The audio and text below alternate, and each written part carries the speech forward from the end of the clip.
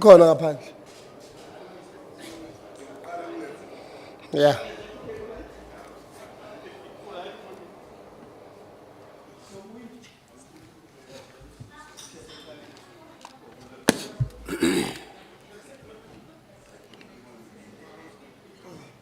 Ngubani is attending another committee PC on ICT. Okay. Minister is attending a class at Joburg Business School. Where? Joburg Business School. Okay. Attending a class. UJ. Joburg Business School. No, leave it. And then the deputy minister is obviously. Well skills. Yeah. Those are the colleges that I see.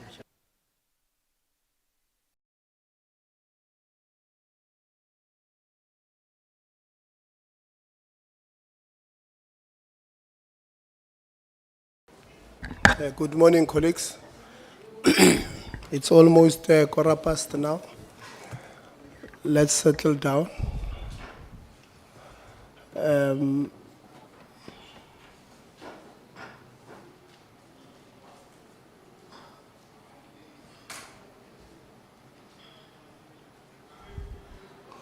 We'll start. Okay, today we're meeting with the administration team at LG SETA.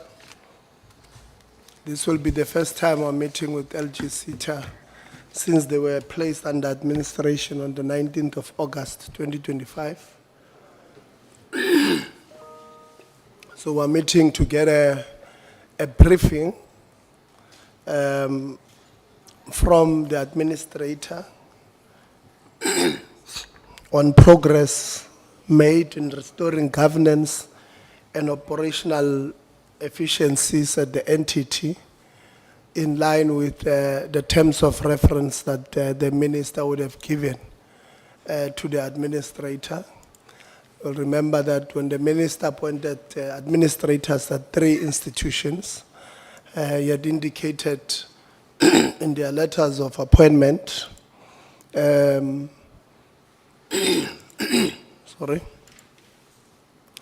specific terms of reference.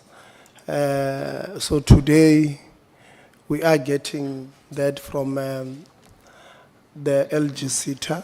One of them would have been restoring governance,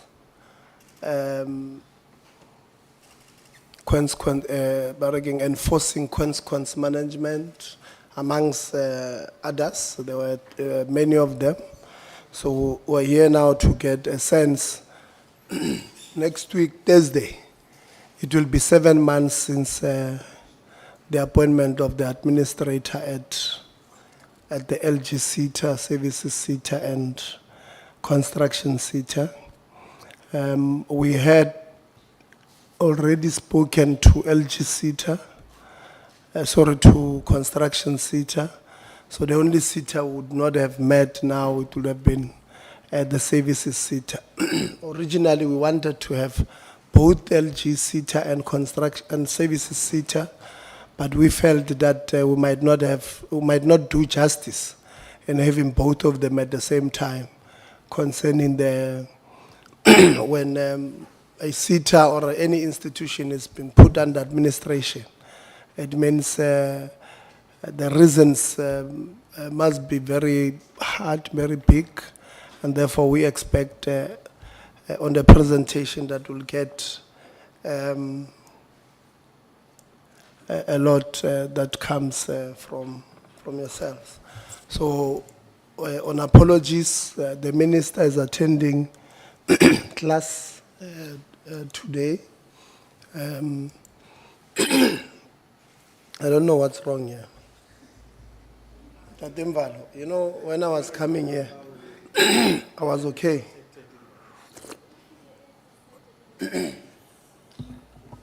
I was okay coming here, talking on the phone. I did not have, but when we arrived, Tatemvalo came to greet us. And ever since he touched our hands, my throat is not working well, Tatemvalo. So whatever that you infrared or Bluetooth, Please, let's reverse. That was on a lighter note. So, the minister is attending class, and we have the Deputy Minister Kondo here with us leading the team. Thank you very much, DM. Before the meeting started, Honorable Khakha, I was praising her that she's wearing blue, your favorite color. Maybe it has to do with you not asking her question. So because even me, when somebody's wearing my favorite color, I don't want to ask them questions. On a point of order on yourself, Chair. Ona le morusu seng re so qala. Okay, point of order, not sustained, but I withdraw. So thank you very much, DM. And then DM Tuben Ngube is deployed to the Well Skills, the one that is in Durban. We attended it. About 5 members attended, myself, Honorable Khakha, Honorable Msezane, Honorable Zondo, and Honorable Ngubane. We attended from first day DG. And the department was kind enough to allow the portfolio committee to make reflections and give a 5-minute slot. Obviously, the portfolio committee could not take 5 minutes because of the number of issues that the portfolio committee wanted to raise with the participant, wish them well, and all of that. So we're now going to introduce ourselves.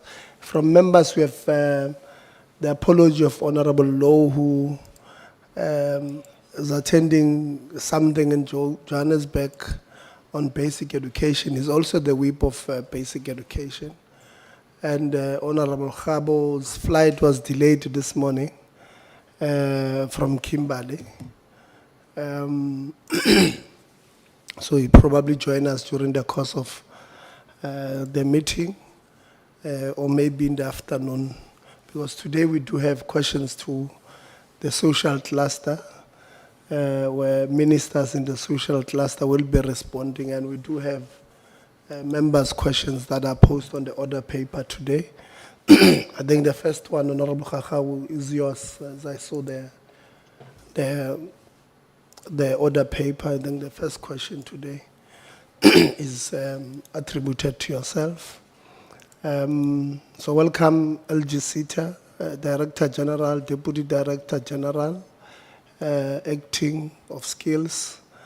So we're going to introduce ourselves.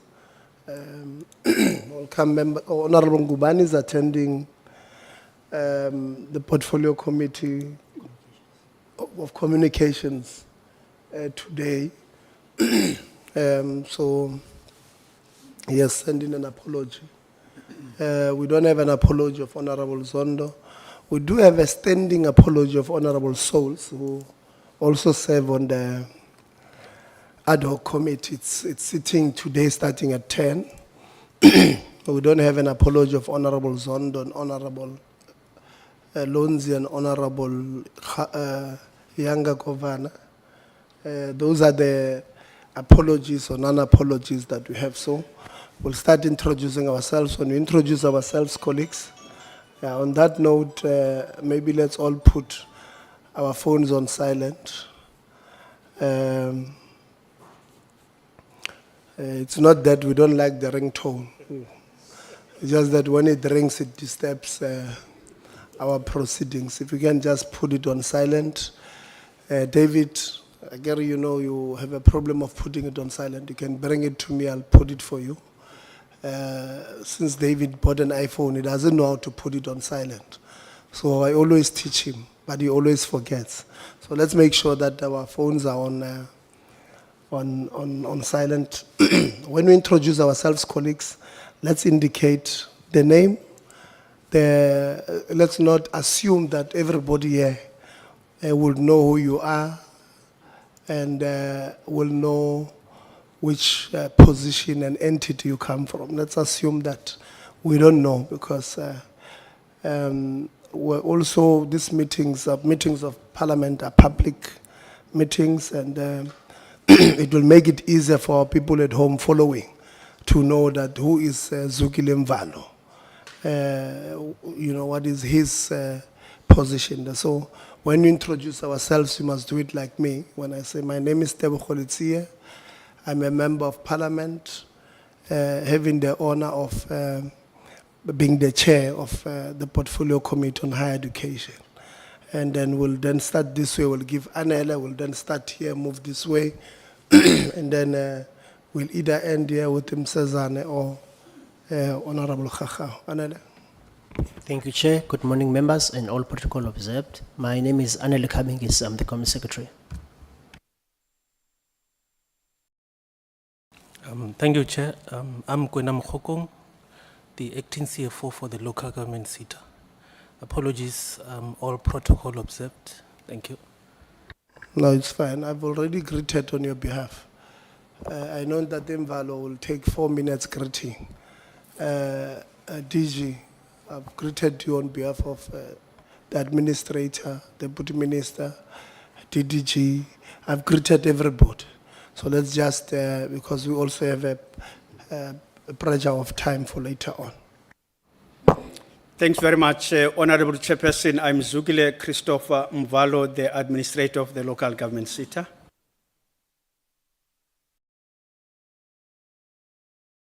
Good morning, honourable members and all protocols observed. My name is Josie Singham, Executive Strategy, Planning and Reporting. Thank you. And did we manage to put the phone on silent? Thank you. Good morning, Honorable Chairperson, members of the Portfolio Committee. My name is Murufa Madibana, the Acting Chief Audit Executive of LG SETA. Thank you.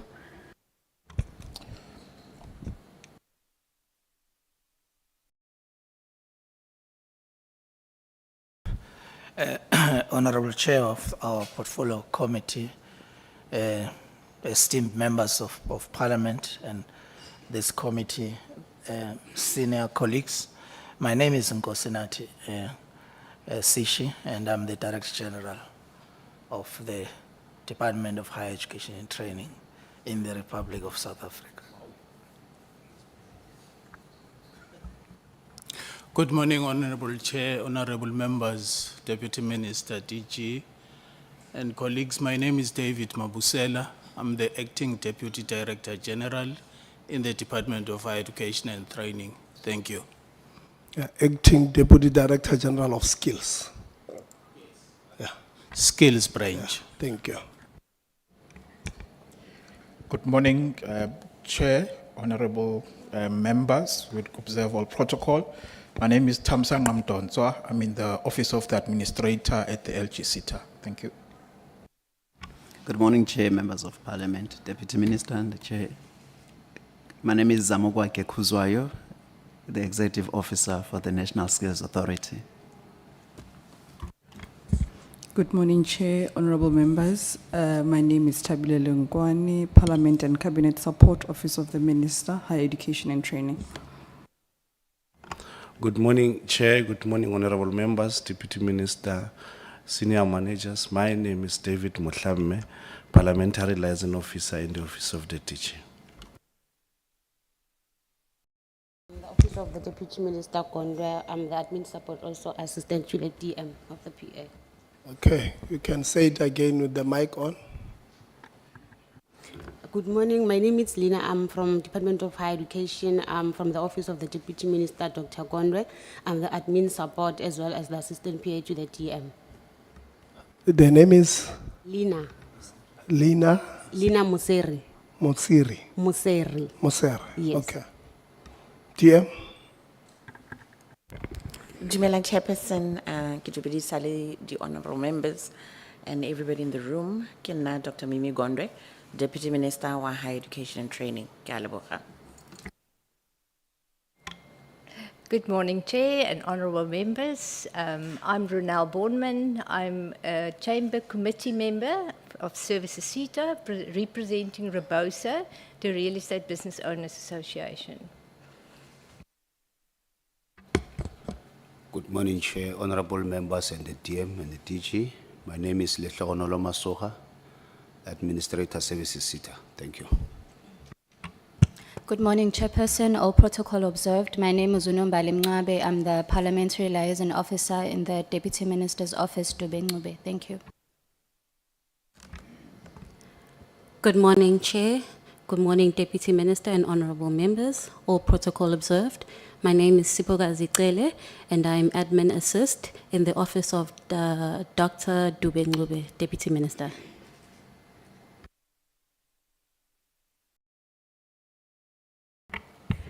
Good morning, Chairperson, honourable members. My name is Dr. Leslie Corey. I'm a social worker.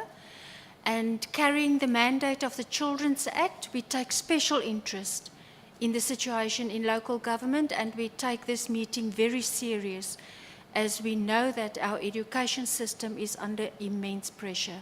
Thank you very much. Good morning, Chairperson, Yeah. honorable members. Yes. Before, I like that you took, you saw a gap and then you put the points across quickly. I like that. Chairperson Tebogo Litsie, honorable members, colleagues, my name is Tulani Shabalala. I am Cabinet and Parliamentary Support for Deputy Minister Gondwe. Thank you. Morning, Chair. Morning, everyone. I am Tando Xolo Potoman. I'm a committee assistant. Morning, Chairperson, members, DM, everybody present. I'm Tanya Kleinans, Executive Secretary to Chairperson. Good morning. I'm Mampaho Modiba, Committee Content Advisor. Good morning, Chair, Deputy Minister, all members. Good morning, everyone. My name is Sanele Zondo, Member of Parliament and member of this Portfolio Committee. Thank you.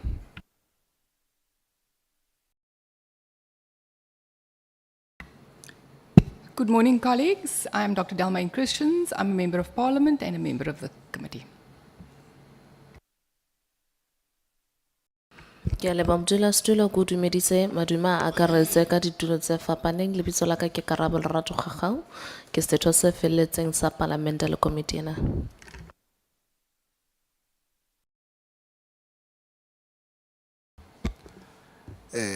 Thobela. How? I can't say Thobela. I would say Likai, but Skati Skasihlalo. Igama lami ngumnqobo kaMsezane, ngiyilunga lale portfolio committee, ngithunywe umkhonto wesizwe party. Ngibuye ngibe usekela sihlalo wale portfolio committee. Ngiyabonga kakhulu. No, thank you very much. Sometimes. Okay. Well, thank you very much. Honorable Zondo says only in his absence.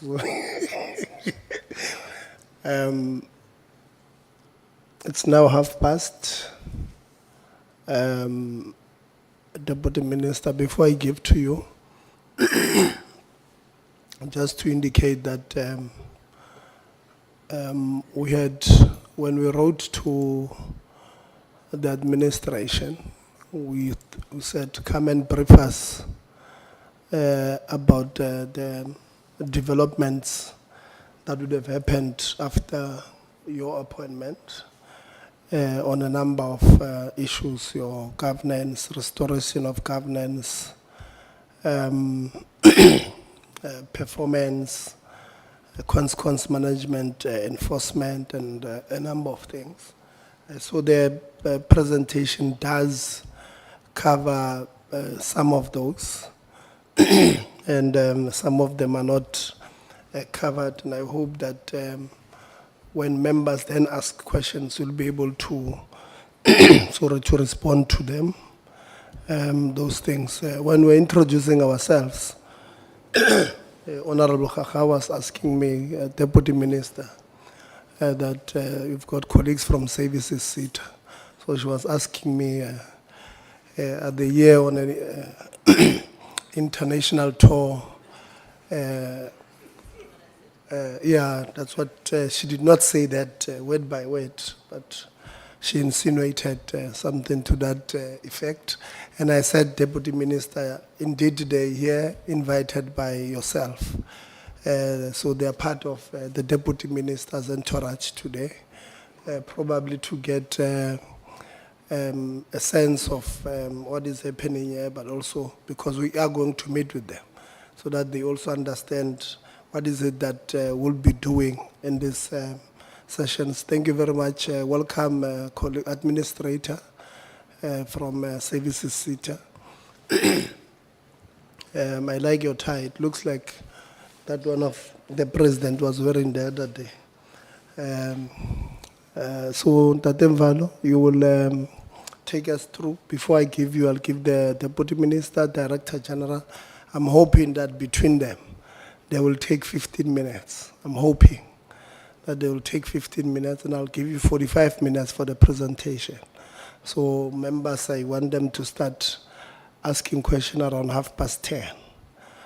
Want to give them as much time as possible to engage.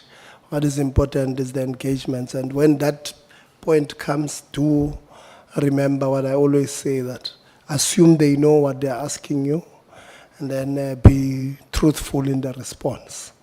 Because the point of us having these sessions is not to catch you out, is to working together to make sure that our entities become the best they can be, and making serious efforts in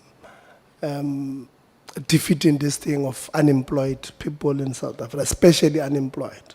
But the purpose is to skill, reskill, and upskill.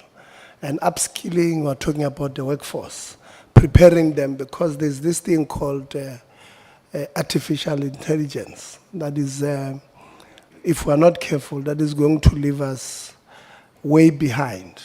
When the first industrial revolution happened, Africa was left behind badly. By the time I did my matric, we were starting with the fourth industrial revolution. But when I got to university, I had not even opened a computer. I started opening one at university. I struggled. Sometimes they'll give an instruction at university. And then when you look at the laptop of the one next to you, hey, they are too far to where you are. You are asking yourself, how am I getting there? So we caught up very late. And we don't think this, I don't think we're even closer to catching up on this thing of fourth industrial revolution. There are countries that are already planning for the sixth industrial revolution. And this thing of artificial intelligence is going to leave us the job market very fragmented. And that is where these SETAs come in, upskilling the workforce that is there, make sure that they are able to compete in the market. So we must reskill them, make sure that they are able to contest in the mainstream economy, but also take along the unemployed, skill them. That is a job. So that we are going to concentrate a bit on, because that is the core business of what the local governments. I always say, Deputy Minister, when you have local government SETA with more than 800 or maybe 900 million budget, that is supposed to work with municipalities. And almost every time every town you go to, there's potholes. What is it that we are not doing? Because we should be training these people on how to patch a pothole that will be able to resist the rain. And then we take them there. We say to a municipality, we are going to train them for you, and then you are going to deploy them. Then we are going to pay their stipends. Because then it makes it easy for the people of South Africa, communities living at those municipalities. We had a situation about 2 years ago in Hammanskraal of diarrhea, or was it, no, cholera, where water was seriously contaminated. My view would have services SETA should have trained enough water reticulation agents. It was your job to train. And then put them in these municipalities like that municipality of Tshwane. We can't have our water being contaminated when we can avoid it. We're not training them now. We'll wait for another outbreak and then claim or pretend to be surprised. So we must, our job is to make sure. We had forgotten to put that one on silent. We must make sure that we do what we ought to do. Skill, reskill, and upskill both the employed and unemployed people of South Africa. You do have, when I looked at your APP last night, you do also have targets of bursaries and all of that. We want to hear, how do you administer these bursaries? Because we have had a problem where we have those who fall within the missing million and those who are not funded by NSFAS because of the N+, but they are only left with 4 courses, 5 courses. Myself, I would have thought the SETA then closes that gap, or those gaps, the gap of those who are outside because of the N+ rule or progression rule, and the deal with the historic debt. Pay a university a certain amount for a number of students to get their degree so that they're able to participate, at least have a chance of participating in the mainstream. So we'd want also to hear how you administer it, because we are getting a sense throughout the sector that how universities administer these things, Honorable Khachau, these bursaries, is that they take money, they say, this year I've got 30 million for bursaries. I give it to UCT. UCT must decide on who they are funding.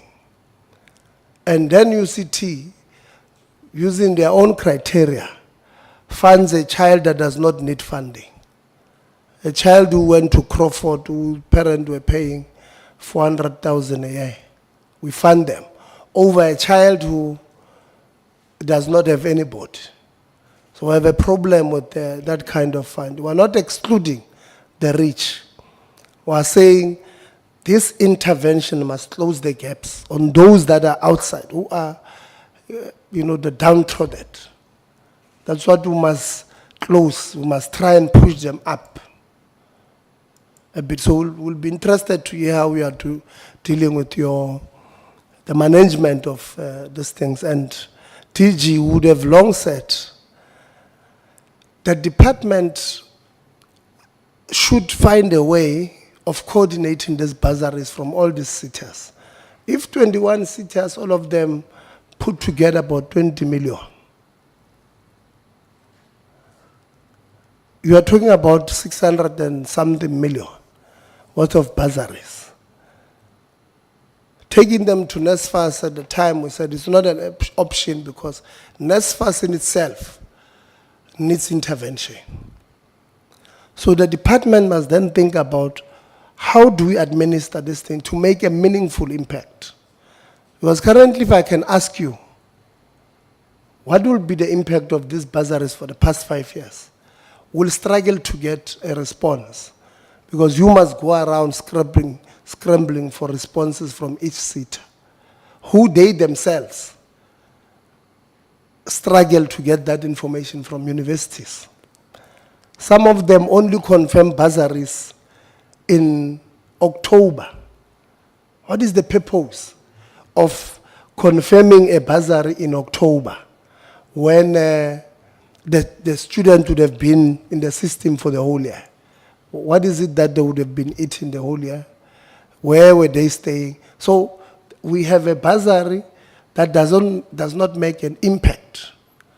In fact, we are just taking money because we have confirmed to the university, paying these universities this money. But the students, there's no meaningful impact to them because they would have failed by that time if they have not dropped out. They will fail because you can't expect them to not to eat the whole year and to pass. So this thing of the management of these bursaries, we must have, I mean, the conversation, Honorable Kakao, that Honorable Lonzi introduced last year for us to do an inquiry on spaces. I think that we can have a more meaningful, as this committee, interactions, including these things, with yourselves. But the problem with yourselves, DG, in the department, is that one, you take too long to respond if you respond. Sometimes you don't respond to what we're asking for. And that is frustrating because we ask you a question, because based on the response we'll get, it's going to help us to put together a program in a certain way, so that we're able to, you know, even if it's one child, but if we're able to meaningfully make an impact on that life of one child during that particular meeting, it means a lot to us. But when you don't respond, your responses, you know, are going, you don't know whether they want to fly or, you know, it makes it very difficult for us. So I thought I must just say that in opening. Deputy Minister, if you can lead your department, and then from there I'll give the Director General. I know sometimes, Deputy Minister, you will say, no, I'm giving to the DG, it's us, you'll bring it back to us, we'll take it to him. Even when it's done, we'll take it back and give it to the administrator. Kanjalo njalo. Deputy Minister. Ka leboga, Chairperson, and Chairperson, I do take your points around the administrator having to speak to the issue of how they administer the bursaries. You'll be happy to know that I think SETAs have contributed billions, not even millions, in terms of the bursaries that they're offering to students, and I hope DDG Mvalo will be able to touch that, as well as some of the programs that they're rolling out to support municipalities in resolving the challenges that they're facing. And I also take your point around the coordination of SETA-sponsored bursaries. I think it's very important. As I said, it amounts to billions, not even just millions. So we really need to ensure that they're coordinated in an effective way and an impactful way.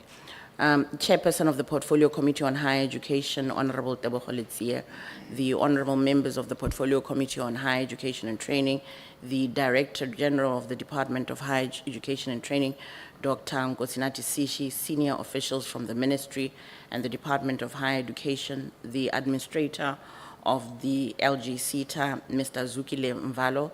I would also like to acknowledge the Administrator of the Services SETA, Mr. Lethogonono Masoga. Indeed, he's here to get an idea of and a feel of how the committee process will unfold when the Services SETA appears before the Portfolio Committee. Senior officials from the LG SETA, ladies and gentlemen, good morning. Chairperson, we really welcome this opportunity to brief the Portfolio Committee on Higher Education and Training on the progress made in restoring governance, oversight, and operational stability at the Local Government Sector Education and Training Authority, the LG SETA. The Chairperson and honorable members of the committee will definitely recall that on the 19th of August 2025, the Minister of Higher Education and Training, Minister Butimana Mela, announced that he had taken the decision to place LG SETA under administration for a period of 12 months. We are now midway through that administration process, Chairperson, and today we are here to present an update on the steps taken to restore governance, oversight, and operational stability at the SETA. The Chairperson and honorable members will also recall that the decision to place the SETA under administration was not taken lightly, but was rather taken following serious governance concerns identified in a forensic investigation conducted by National Treasury. The forensic investigation by National Treasury revealed serious governance failures, including irregularities in the appointment of the CEO of the SETA and the dissolution of the Audit and Risk Committee. Given what I've just outlined around some of the findings of the forensic investigation by National Treasury, placing the SETA under administration was therefore necessary for restoring governance, strengthening oversight, and rebuilding its institutional credibility. Chairperson, since the appointment of the administrator, progress has been made in stabilizing the institution and implementing the recommendations arising from the forensic investigation by National Treasury. Allow me, Chairperson, to highlight a few key developments in this regard. The first being that the administrator has taken steps to ensure that the relevant law enforcement agencies, such as the South African Police Services, the Public Protector, and our courts, have been brought on board to deal with a number of cases. The administrator in his presentation will highlight in detail the remedial action taken in relation to these cases. When the SETA was put under administration, Chairperson, the CEO's contract was terminated by the fluxion of time. The CEO challenged the termination of the employment contract by lodging a dispute with the Labour Court. The matter was subsequently struck off the court roll, and the case has now been concluded. During the 2025 audit cycle, the Auditor General issued a qualified audit finding against the SETA. The SETA then proceeded to dispute this finding and formally instituted judicial review proceedings against the Auditor General's determination. In November 2025, the administrator withdrew the review proceedings against the Office of the Auditor General in order to focus on working collaboratively with the Office of the Auditor General in restoring governance, improving internal control measures, and instilling a culture of accountability at the SETA. Honorable members should also note that the former CEO has lodged an appeal against the Labour Court judgment relating to the termination of his employment contract. Honorable members should further note that some members of the Accounting Authority are challenging the findings of the forensic investigation by National Treasury. The other pending matter which remains unresolved relates to the 3 executive managers who were suspended in 2021, way before the current administration process began. We are concerned about the value for money given the lengthy duration of these suspensions, which to date remain unresolved. The Ministry is therefore working closely with the administrator to ensure that the suspension of these 3 executive managers is resolved as soon as possible. The administrator has also made progress in addressing the material irregularities that were identified in relation to certain projects of the SETA. According to the latest report from the administrator, Chairperson, approximately 91% of the transactions that were previously flagged as irregular have now been reviewed and cleared. The administrator in his presentation will also take the committee into his confidence about the state of the SETA's audit function and the progress made in implementing the SETA's audit action plan. Honorable members, the work of the LG SETA is of paramount importance. Local government is the sphere of government most closest to our communities, and therefore strengthening the skills capacity of municipalities is essential for improving service delivery and supporting sustainable local government.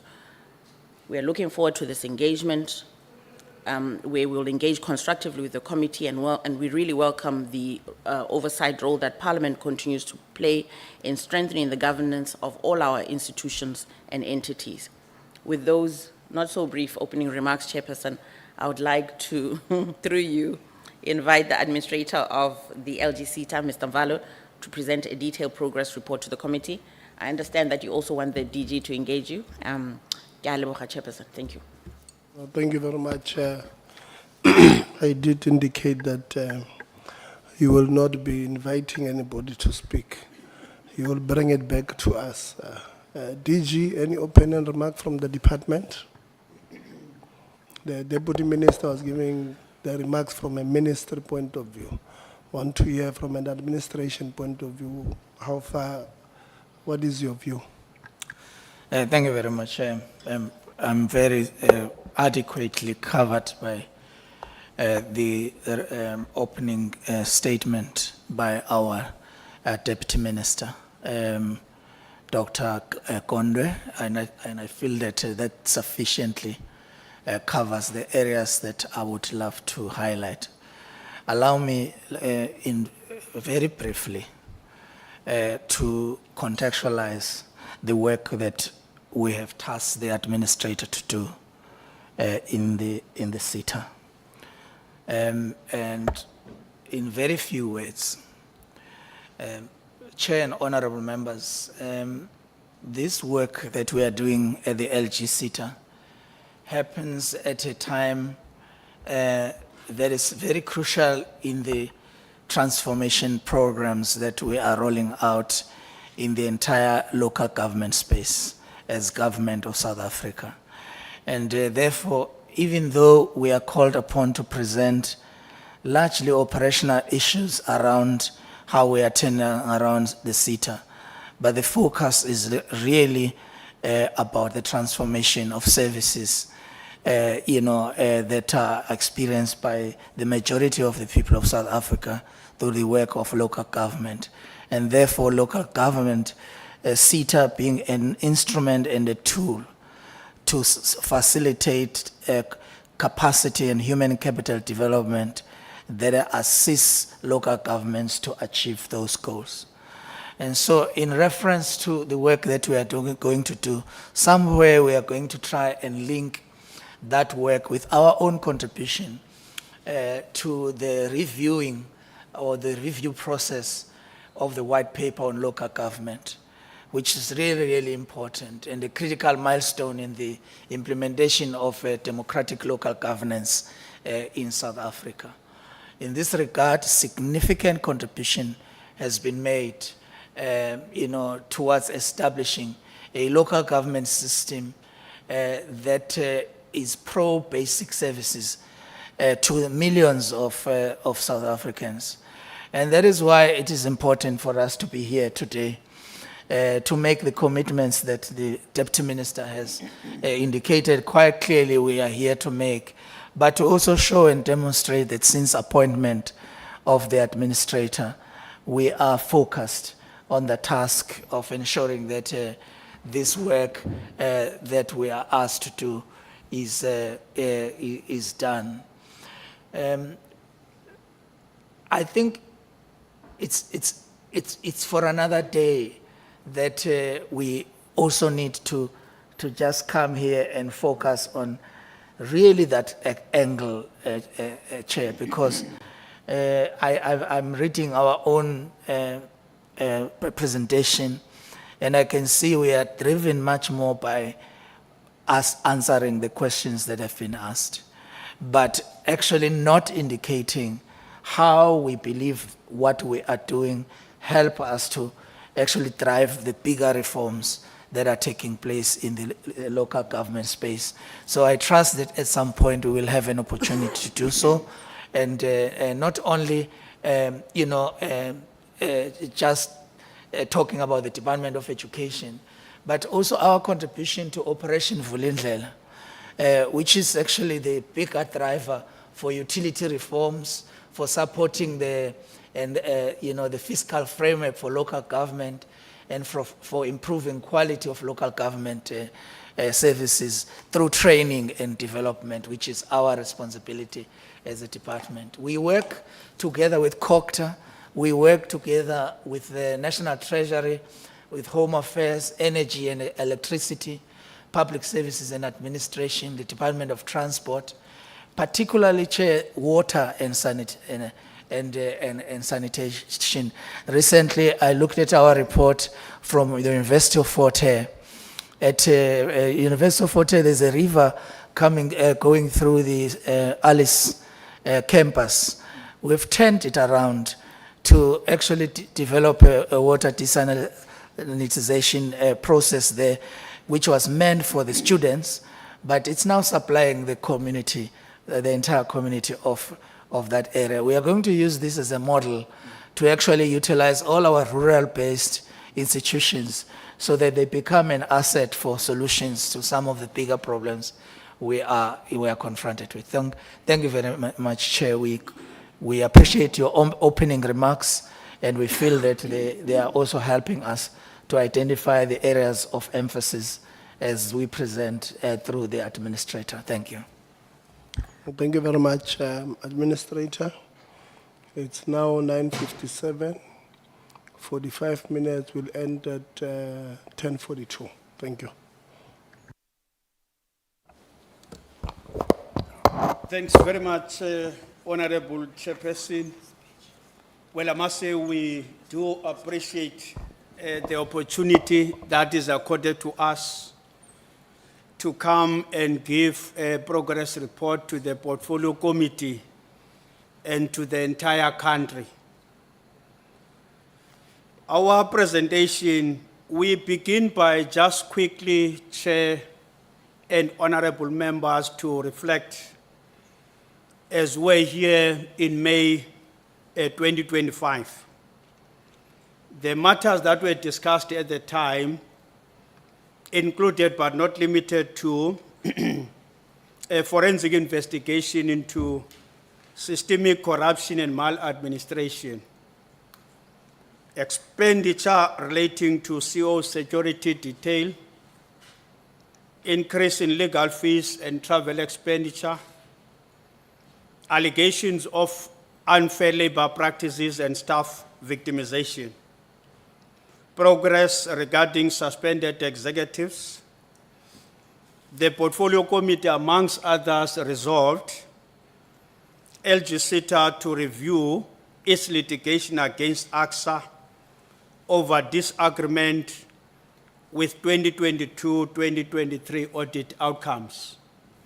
Well, I must say I'm quite very happy DMS already reported to an extent around this area. LG SETA to embark on marketing and outreach program to showcase opportunities available to people, especially in rural areas.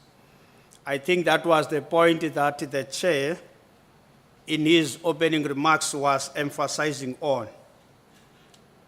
LG SETA to closely monitor recruitment progress of learners to its programs to ensure fairness.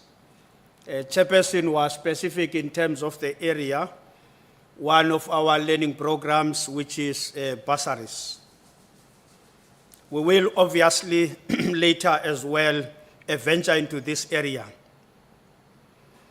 LG SETA to work closely with SETA, WNR SETA, and FPNM SETA. Well, I know in 2024, all the SETAs together, they convened a skills summit and came up with high impact programs, of which we as the local government SETA were party to that occasion. We then look into those key developments since 28 May when we appeared before the Portfolio Committee. We know now, as reported by the DM, that the SETA was placed under administration on 19 August 2025 for a period of 12 months ending 19 August 2026.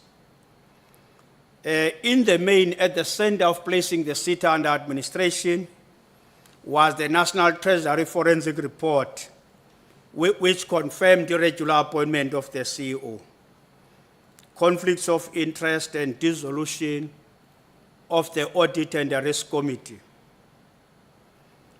Recommendations, obviously, of the National Treasury Forensic Report, as already alluded by the Deputy Minister, have since been implemented. Well, I can say almost 100% implemented. Criminal case was opened with the South African Police Service. That matter is now before the Hawks. It was transferred by the SAPS Bedford View Police Station to the Hawks. CO contract ended, DMS already indicated by a fruition of time, because we know all the contracts of the COs ended 25 March 2025, by extension 30 September 2025. I'll also later speak into the challenge DM was referring to. We've also, very importantly, since established the Audit and the Risk Committee, which is key to the governance of the LG SETA. DM has already made mention that some board members are challenging the National Treasury report, of which we do not know as of now when that case will be enrolled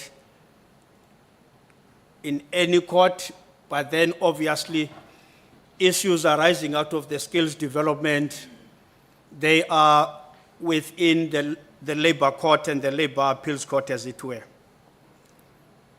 DM has already indicated that we have since as well withdrawn the challenge that was initiated by the SETA against the Auditor General South Africa, implying then therefore that the audit outcomes of that financial year 2022-2023 were fully accepted, those audit outcomes. Honorable Kakao. A marketing outreach program implemented with over 90 engagements held across the country. Work is being done as well through SETA Integrated High Impact Program to collaborate with other SETAs. Perhaps one example I can mention is that currently we're busy with the CATA, which is Career Development Services, which is within the remit of Association of the SETA CEOs, which we strongly believe is one of those high-impact programs. We are also, honorable members, planning to hold a local government skills summit. As we know that the local government sector is about to go to local government elections. Now, for this time around, we want to prepare in advance in terms of getting ready for the next cohort of councillors who will be starting immediately after the elections. We have enlisted some of the areas that we think are important as well. For us, the strategic intent and focus areas, legislative context, powers and functions of the administration, National Treasury Forensic Report, organizational design and culture.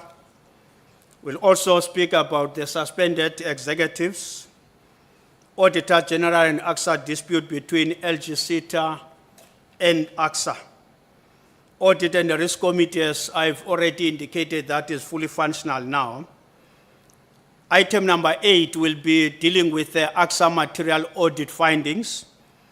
DM has eloquently already addressed that, but we'll just make some few remarks when we get there. Internal audit function, which is quite very critical if you look into governance within any organization. Strategic risk register, a financial performance for a quarter that is ending 31st December 2025, operational performance year to date, head office accommodation.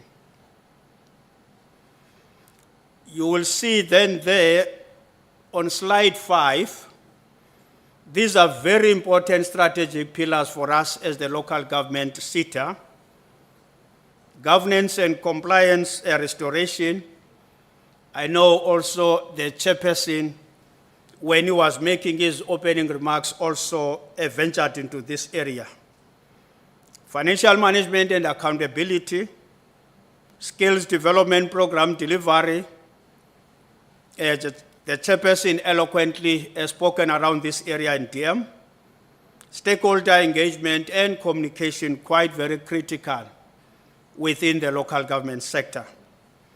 Institutional capacity and culture, because we know without institutional capacity and culture, we won't be able to deliver what is expected of us. I'm not going really to get into this slide because the DM spoken on this slide, I think as well, the chairperson. Perhaps let's get to slide number 7. You'll see there on your far right is key outputs, a forensic report implementation, diagnostic and turnaround plan, which we produced and submitted to the department, audit action plans, progress report, as you will know in terms of the service level agreement, we must report on a monthly basis to the Director General and the department. And lastly, we'll also speak about the closeout and then over report. As you know, that we are left with few months towards the end period. We all know now, as we have mentioned already, that the central item in the report, forensic report of the National Treasury, was irregular appointment of the CEO. Then there were recommendations that were made in the report that we must implement in the administration. Those recommendations, amongst others, include disciplinary inquiry against the CEO. Disciplinary inquiry against the CEO is only around CEO participating in the board meetings, where those board meetings dissolved the Audit and the Risk Committee. So there was no disclosure, or shall I say there was conflict of interest. That's the only area there. The board members, in the main, they continued with the appointment of a CEO, whilst they were notified by the Human Resources Division. Both the shortlisting panel as well, finally, the board itself, including the dissolution of the Audit and the Risk Committee. And then we'll see there the financial misconduct, failure to prevent irregular expenditure and comply with PFMA sections 51B and 51, which constitute then, therefore, a serious financial misconduct. On the next slide, we're just trying to reflect as well to those recommendations. There was a non-compliance with regard to appointment of the CEO. CEO did not meet experience requirements of the position. Those were the findings of the report. Irregular shortlisting by the board. Conflict of interest by some board members not declared in CEO recruitment process. And the dissolution of the Audit and the Risk Committee. As I've already mentioned some of the recommendations, obviously, disciplinary actions, including the members of the board, and unfortunately by that time, there was no board, because the board lifespan terminated on 31st March 2025, Chairperson, as you would know. So you could not undertake disciplinary actions, as it were, against board members.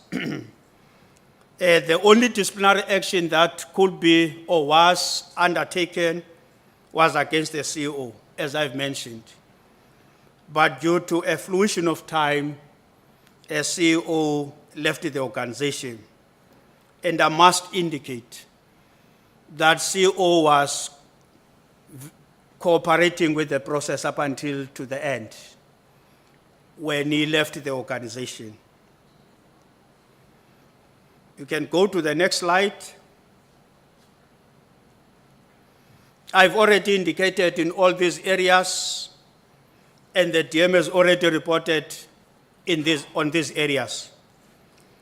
The issue of the CEO contract, the DM has already alluded to, that the CEO contract ended, but then obviously the CEO had the letter from the chairperson of the board, which the letter stated that his contract of employment shall end 31st December 2025. Well, we know now that was an irregular transaction by the chairperson, because the chairperson of the board had all the letters, regulations, legislation, By the letter, I mean the letter from Minister of Higher Education, which stated quite very clear that the term of the CEO shall end on 31st March 2025, but then the chairperson's communication to the CEO was that his term will end 31st December 2025. Then the court agreed with us when we said the term of the CEO ended 31st March 2025, and it was extended like all other CEOs up to 30 September 2025. I know the DM has already indicated there are some pending matters. The former CEO is seeking leave to appeal Labour Court judgment. Former Accounting Authority members challenging the forensic report, which is not yet enrolled. Perhaps the other matter to add is that the issue related to the administration, whereupon also the CEO challenged, that matter was removed from the roll. So we do not know when it will get back to the roll, or it will be enrolled, Chairperson. The other important item that we've been dealing with and we're dealing with, honorable members, is organizational design. The SETA has already embarked in this process, with the board having approved organizational design in 2023. Well, when we came in as an administration, we found some challenges, and we know the OD project itself was initiated to align the organization's mandates, strategy, and structural design through a comprehensive analysis and participatory approach. And obviously this was undertaken by the service provider, external service provider. You'll see those very important variables there: a strategic alignment, aligning mandate, corporate strategy and structure, which was step one of the process. Step two, comprehensive review of structures, subsystems and processes. Participation by everybody within the organization, management, staff, including the organized labor. As I said, the organized labor is having an alternative view in terms of their own participation in the process. They feel that the process was not transparent enough, there was no adequate consultation, there were disputes over staff relocations as a result of the new organogram, suspensions and dismissal issues. So currently we're busy embarking on an efficient study, which I must say everybody has bought into, the management, the personnel, as well as the organized labor. We're impressing upon to conclude this process before the end of the term of administration. Another important matter or item that is quite very central to the work of the administration is the organizational culture. We know if you get into any organization, there are always issues, including those relating to organizational culture. Shared values, behaviors, leadership practices, workplace climate. So that organizational culture study we're busy with, we intend to look into, amongst others, these areas. And we have an overwhelming support from the organized labor, from the management, and from the staff to move on with the organizational culture. Shall move to slide number 13.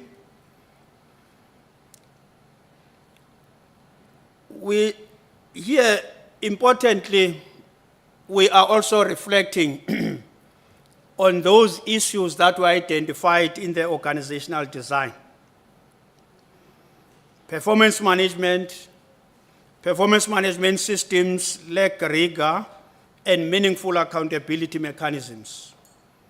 Overlapping roles and unclear accountabilities create inefficiency within the organization, institutional culture not fully aligned to the mandate.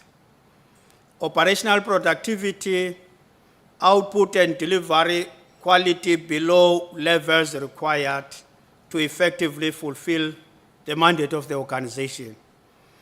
And then you'll see on the far right, those are the areas that we'll be focusing on in our study that we are to embark on.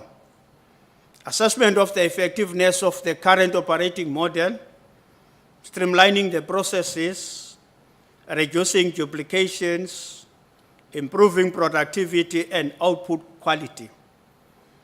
Governance effectiveness, you see there, evaluation of governance structures, internal controls, institutional performance frameworks for alignment with legislative requirements and best practices. Institutional performance, which is quite very key and critical to any organization, identifying improvements in service delivery, mandate achievement, and stakeholder value to better serve the local government sector. I think the chairperson alluded to this area. Well, the point we want to make, however, here is that this process does not reopen or repeat a prior OD restructuring process. Basically, it's focused on operational efficiency and governance effectiveness assessments. This report, Chair, I know when the SETA appeared in May 2025 was also reflected upon, which is HDP Consulting Forensic Investigation. This in the main was dealing with erstwhile executive or suspended executives.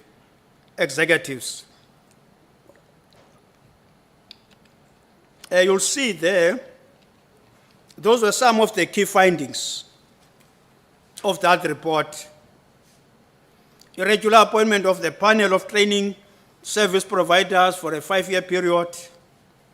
Irregular program allocation to training service providers not on the panel. Discretional grant funding awarded without formal board approval required by the granting framework. Irregular appointment of property service providers for our head office, the current head office. Irregular appointment of service provider panels, legal, forensic, internal audit, furniture, officials appointed to BSc, BC, and BAC. Irregular reversal of AXA audit opinion without proper justification, as findings were not amended generally, resulting in reputational harm to the organization. Irregular recommendation to award the cloud migration IT tender due to improperly constituted bid adjudication, as we have made reference to BSc, BC, BAC. Disciplinary proceedings arising from these findings are addressed in the following slides. I know there was a report that was tabled, Honorable Chairperson, in May. We're just giving a progress report now. We know, as it was reported as well, Chair and honorable members, in May, that there were 4 executives at the time. Unfortunately, one of the executives has since passed on. May his soul rest in peace. So it means then, therefore, we are now having 3 executives who are still on suspension.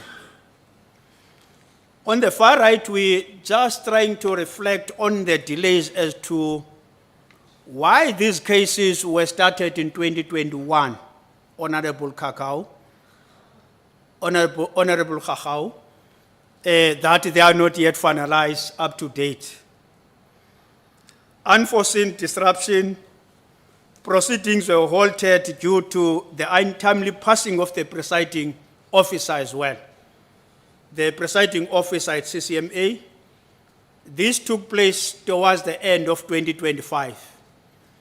We can all agree that if these processes were started in 2021, by 2025, this should have been coming close to the end.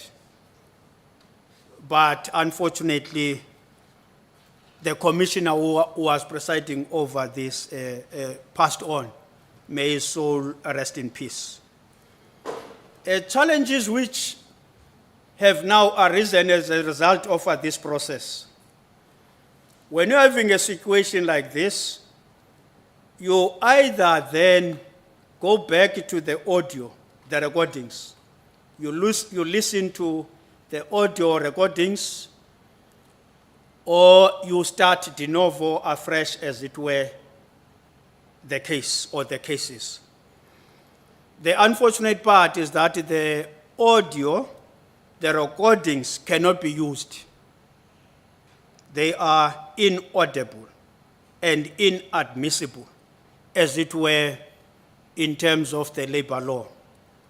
Implying then, therefore, that the process has to start afresh. I'm saying this towards the end of 2025. This is hard for years. These officials being on suspension. We are now looking into this matter quite very closely as to how can we close the matter. And we hope that quite very soon we'll be able to pronounce ourselves. We are quite at an advanced stage with regard to concluding these matters, and we hope that they are not going to take even 6 months or 12 months for their conclusion. DM has already alluded to AXA audit dispute, cyber attack, crisis, black bite, malware attack. This attack took place between 2 and 10 June 2022. Financial information was, as a result of this malware, corrupted for the period 2 April to 10 June 2022, causing obviously a data loss. Critical IT failures, ICT security rated catastrophic deficiencies, IT general and application controls rated significant improvement needed. Then you'll see the variation there, a massive discrepancy in records.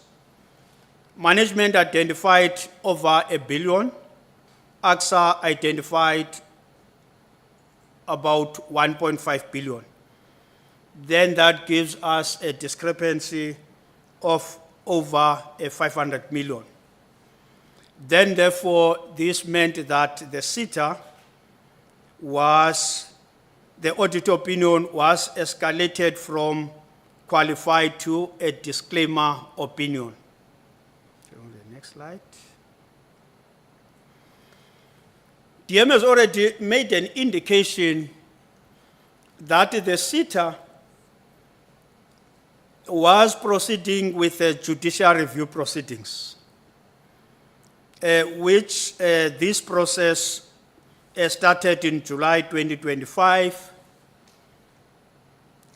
And we've already mentioned that we have then made a decision that we withdraw in any litigation process. So it means then, therefore, the matter is now resolved between LG SETA and the AXA. So we are no longer having a litigation between the two government institutions or entities. So we've accepted the AXA findings to ensure institutional stability and shift our focus to strengthening internal controls. So that's our focus area, and I must report that we're working quite very well with the Auditor General on a number of areas as of now. Can move the next slide. Okay. We also mentioned, amongst others, the areas that we focused upon was the establishment of the Audit and Risk Committee, which we have done that. We appointed the Audit and Risk Committee towards the end of last year, that was December. And fortunately, early this year, we've held also a workshop with the Audit and Risk Committee. And the Risk and Audit Committee has held about 2 meetings so far. One in January, one in February. There is also one coming in March. The next slide. Here, DM also reflected on material irregularity. This was also the big item, Honorable Chairperson, material irregularity. It meant then, therefore, that there were 367 flagged projects that we have to attend to.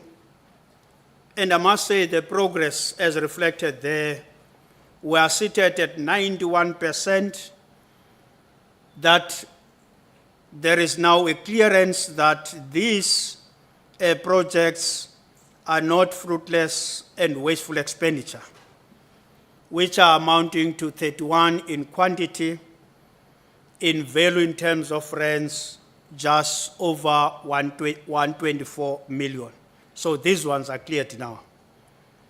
And I know the Portfolio Committee will be very happy and appreciating of this progress, Honorable Chairperson.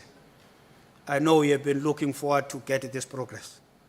Honorable Zondo is laughing, so I don't know. When you say the Portfolio Committee is happy, he's laughing.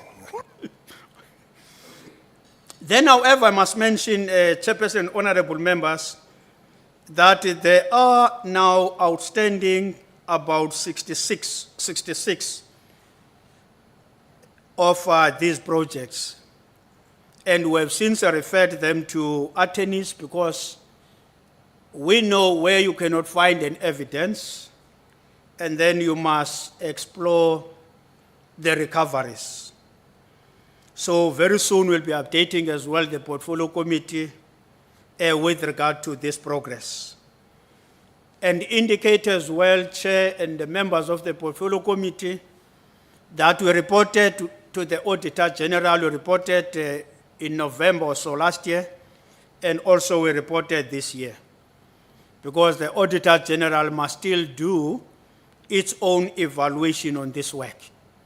So once we have received as well the report from the Auditor General, then we'll be able to share such a report. But indeed, honorable members, this is the progress that requires a celebration by everyone. Yeah, you have Especially, 11, you have 11 you want us slides. to go back? No, you have 11 slides and 11 minutes. Oh, okay. I'm just preparing you now to time yourself to 11 minutes. Okay.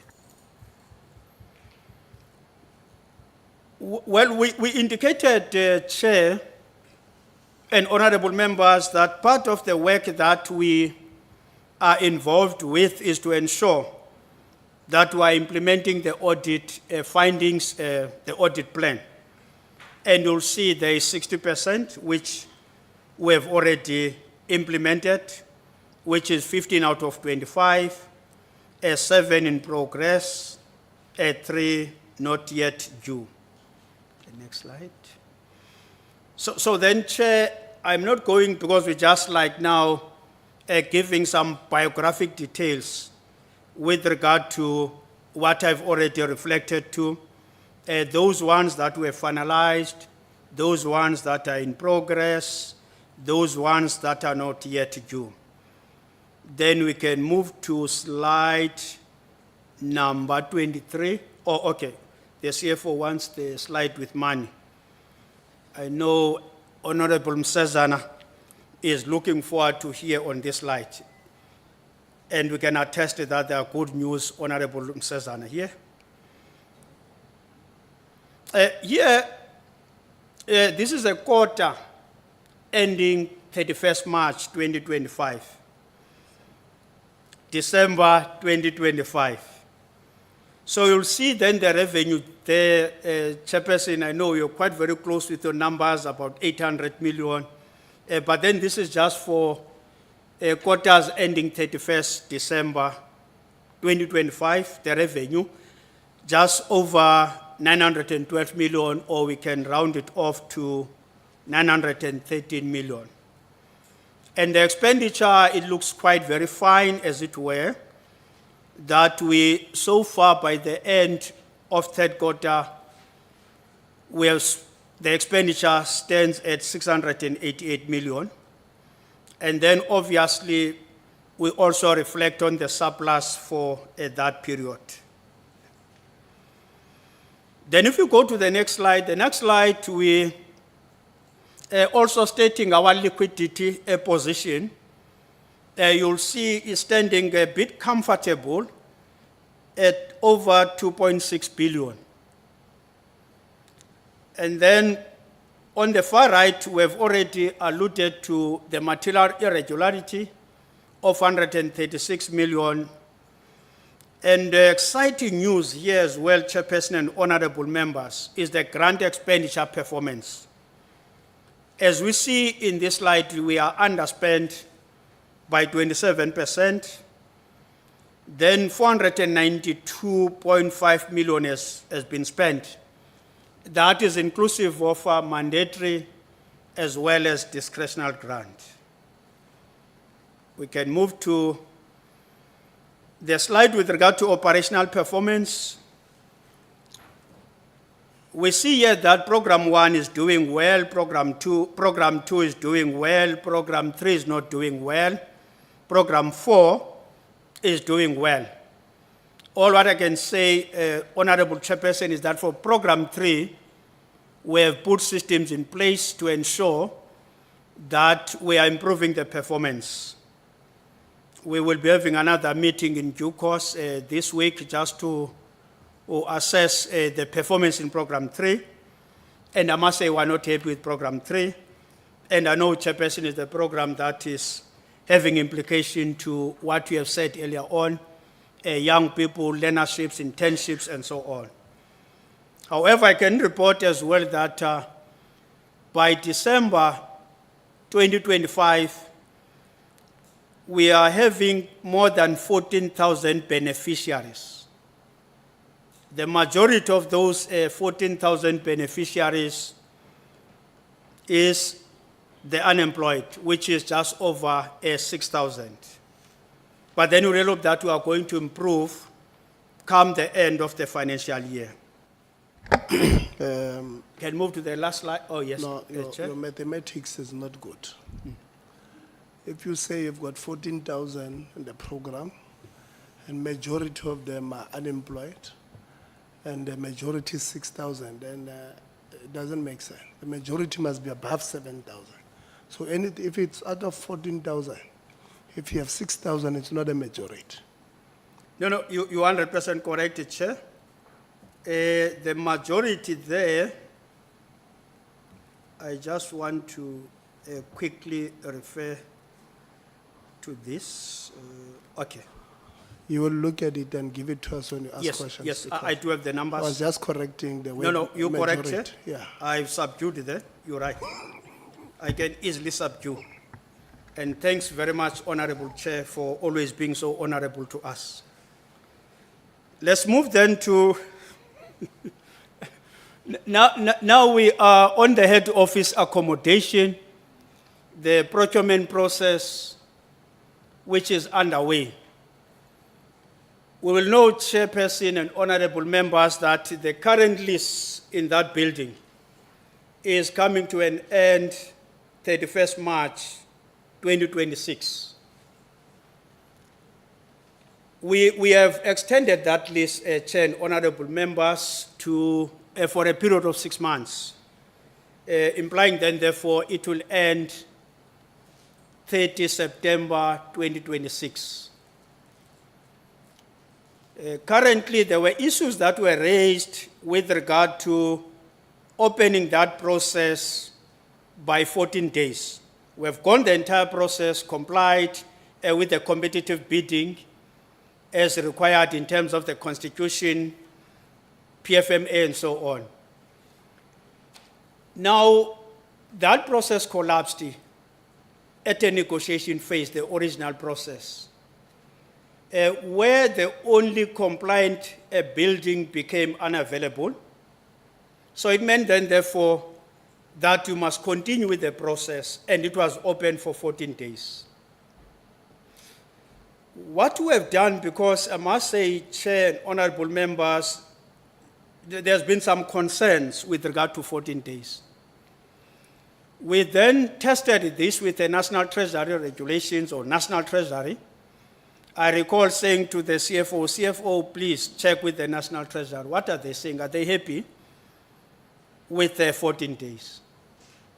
Then obviously we're referred to Regulation 16A 63C by the National Treasury, whereby you can transact in terms of that regulation. And noting at the time, we were chasing for 31st March 2026. Further to that, we subjected that process to the internal audit. Started with the internal legal opinion. Then it came and said, no, the process of 14 days is fine, so there are no issues. Then thereafter, subjected the process to the internal audit. The internal audit, please look into this. You could see how cautious we would wish to be, Honorable Khahau, with regard to this process. 3 activities, as it were undertaken just to test the 14 days. Now, what we have done is we are involving the services of internal audit to do probit testing, a probit audit on the entire process now. The process, as we started, the very first one where there was a competitive bidding, the process, we know the internal audit was part of the 14 days, and up until to the end of the process or award. And we can say to the portfolio committee, there is no cent that has been spent with regard to this area. There is no building that we have already identified or lease a signing with whoever. Then we are awaiting the outcomes of the internal audit, which the internal audit is saying a possible 90% we should be getting by the 15 March 2026.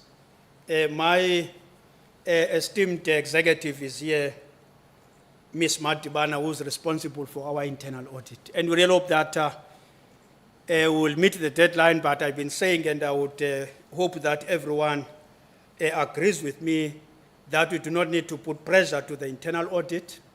They must undertake this process without fear, without prejudice, without favor, and they must take Honorable Chairperson at their own time. I know the esteemed Ms. Matibana said we are working towards that date. We can move to the next slide, which is the last slide, Chairperson. And once again, I appreciate this hospitality. It's a rare hospitality whereby you are given more time so that you conclude your presentation. This is now, and I must say, Chairperson, members of the Portfolio Committee, we are already planning for the exit now. This is the exit strategy for the administration. Honorable Msezana, we are now exiting as the administration. The very first big items there. The first item is the appointment of the CEO, which is part of the brief I received from the department, from the DG, as well as from the minister, that before the 19th August, you must have appointed the CEO. Another big item brief there is the appointment of the board, to say by or before 19 August, you must have appointed the board. So According to all the deadlines, we are on track with regard to this, Honorable Chair. Appointment of the CEO, as well as appointment of the Accounting Authority. We would not wish to overstay ourselves. We are also busy there. Obviously, there will be a comprehensive exit report, which will be shared with the department, with the minister. The same report will be shared, especially with the incoming Accounting Authority. Some of the items just mentioned there, as I'm closing, signing off, Honorable Chairperson, is the governance framework that we are working on. We are also a bit in advance with regard to that governance framework. Once again, the LG SETA administration is committed to a responsible governance-focused exit that protects the public interest and positions the local government SETA for a sustainable institutional excellence within the post-school system. And we really hope then, therefore, Honorable Chairperson and this Honorable Committee, that will be having your overwhelming support with the progress and our roadmap. Once again, thanks very much with this lifetime honor, Honorable Chairperson. Thank you very much,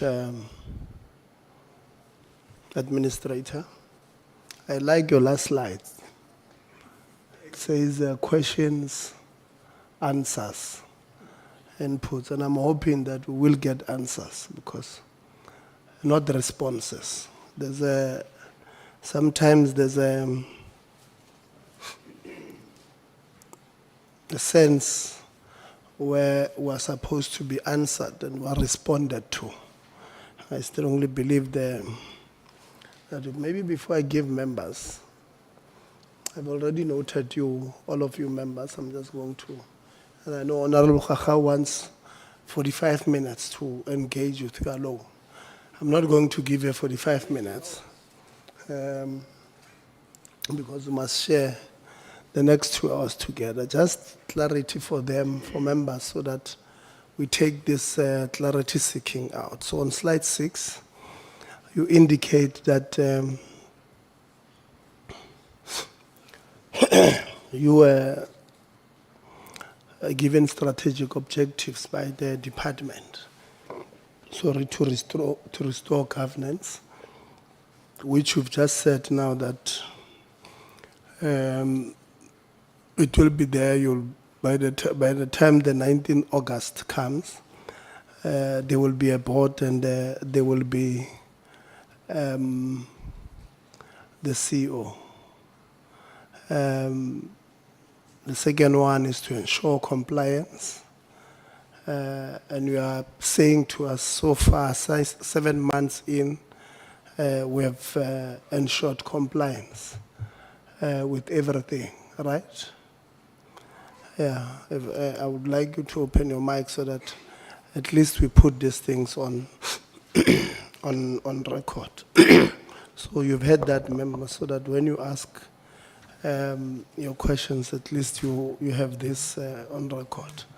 And on slide 7, your key outputs or deliverables is to make sure that the National Treasury Forensic Report and other forensic reports are implemented, and they're implemented fully.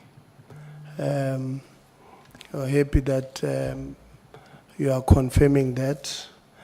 You'll have your what do you call it? You'll have your the report on the handover report of the administrator. Would definitely wants to reach that. I want to go to, I think it was slide 29, just to test what you've just confirmed to us here. So on slide 28, you say to us, okay, before maybe I get to this one, let me just say that the 4 executives, some of them were charged following a forensic report that told you that the previous lease agreement of the building where you are was irregular. Do you know why they said it was irregular? Do you have an idea of what that forensic report said? You can take us through what it said. Well, Chair, there it did not comply with the board decision. We're dealing with a period 2020-2025. We're dealing with a period here 2020-2025. Where this forensic report was issued on 19 September 2022. This forensic report, then basically that was the base, that this was in non-compliance with the decision of the board at the time. Yeah. So just for time's sake, let me tell you, the decision of the board was that management can go and procure a building. But the maximum amount of money they can use is 20 million. And then the building was then secured for about 50 million. So that is what we're dealing with. So I thought I must just, because I see you are trying to go through the report now, it's not going to help us. And I just want clarity so that when members ask this question, they've got this context.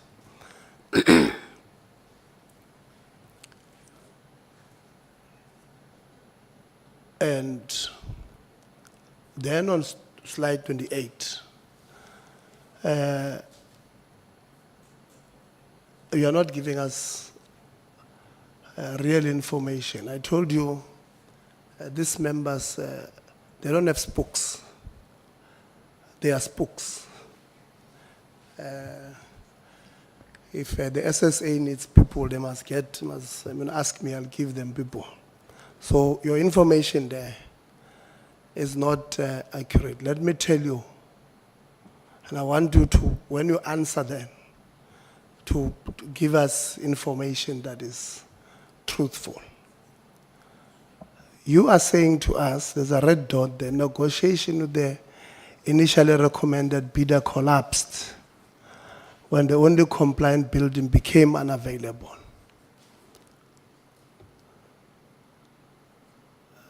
Take us through there. What do you mean and what happened? And this time, when you take us through, just know that we know what would have happened there. Take us through. Honorable Chair, I'll invite the CFO. Thank you, Chair. So in terms of the approach that we took, we advertised for a full turnkey solution. So that meant we appointed a company that is then also supposed to secure a lease for us on our behalf, rather. So it's a two-pronged process. The first stage is to appoint a bidder based on technical competence. So that was done where a bidder was then appointed, and the bidder obviously as part of their submissions would have a list of buildings that we are supposed to also inspect to check which one meets our requirements. So out of the buildings that they submitted, there was one that fully met our requirements. And from there, that's when the negotiations process would then unfold. The negotiations process include us, negotiating on whether, the designs that we want, how much are those going to cost us? How much is the lease going to cost us? So there's two things that we are negotiating for.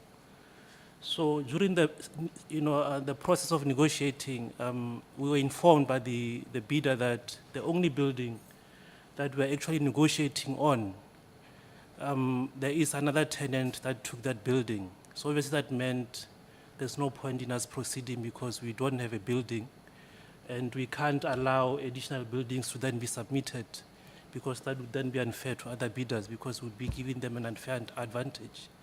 So because of that, the entire process then collapsed and we're then required to go to market. That's what the administrator is referring to, that we went back to market for another period of 14 days. Obviously, that was also approved by the accounting officer then. I think we also mentioned the compliance process that we also undertook to confirm that indeed the 14 days is fully compliant with the regulations. Thanks, Chair. Okay, so what you are saying is that you advertised with specific issues that you want in the 10 key thing.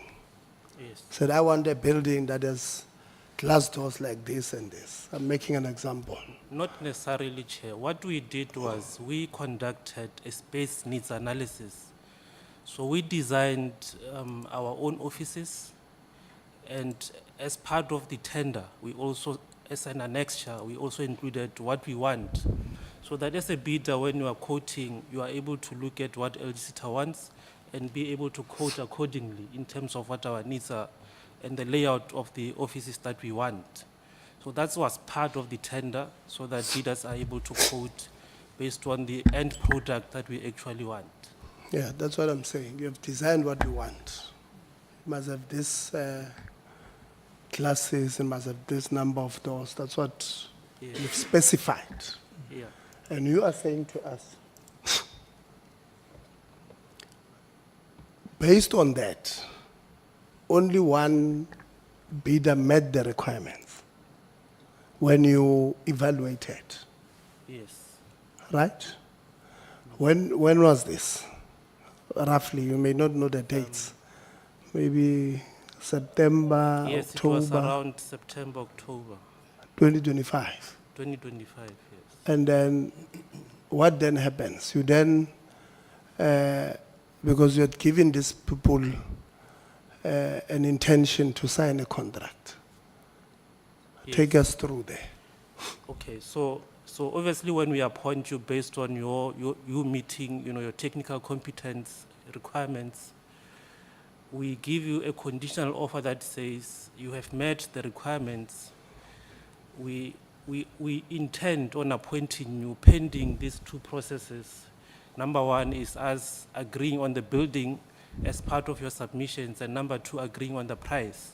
The price is for the fit out and also the price of the lease payments that we are going to make every month. So when we negotiate, obviously we have designed a report, but when you get a building, the layout of that building might be different, to other buildings. So we need to then negotiate, on whether what we want and looking at the layout of the building that you are submitting would cost this much. We involved our architects. I think we also procured professional services in that regard to assist us in the negotiations process. But as I've said, during that process, the only building that was compliant, because when you are a bidder, you submit multiple buildings. And as part of the evaluation, we visit all those buildings to confirm that they meet all our mandatory requirements and functional requirements. If there's a building that does not meet those, and that's why in the end we only had one bidder that fully met all those requirements. There were other bidders, that submitted, their bids, but based on them not meeting mandatory requirements, their buildings that they've submitted not meeting functional requirements, those were then discarded. So that's why we remained with only one bidder, and that bidder had only one building that also met our requirements. So we're negotiating based on that one building. If that building then becomes unavailable, it means that they are actually not also compliant. So they became non-compliant at that stage. That's when everything collapsed. When was this? When did... That was in October, somewhere in October or September. That's when we actually went out for an additional period of 14 days, because we're looking at the fact that by end of March, we must be out of the current building. And based on our estimates, we estimated that it's going to take us at least 6 months for us to White box, the current building, leave it at a stage where we found it. When we move to the new building, we need to make sure that we partition it according to our requirements as per the space needs report. And that also includes issues of moving furniture. So that takes a bit of time. That's why we then had to advertise for a shorter period. Yeah, I'm asking for dates specifically because the offer that you guys wrote was written in December. So if the building became unavailable in October, then why did we write these people an offer in December? No, that's the second offer, Chair. So Sorry? there is the first offer. The first offer, I think, was made around before September. Yeah, we're So that- talking about this one, the second offer. The second one. So that's why are you giving us half information? So I think that's what I'm trying to explain, Chair, to say the second offer came after we advertised for 14 days. Oh. And the conditional offer was then awarded in December. Oh. That was on the second bid. On that one, this is where we are now. That's what the administrator is referring to say there's processes in place following that conditional offer. That includes the processes that are currently unfolding from internal audit side, in terms of the probity audit. From there, once everything has been confirmed to be compliant, then the appointment processes and the negotiations processes can then commence. Thanks, Chair. So you are saying you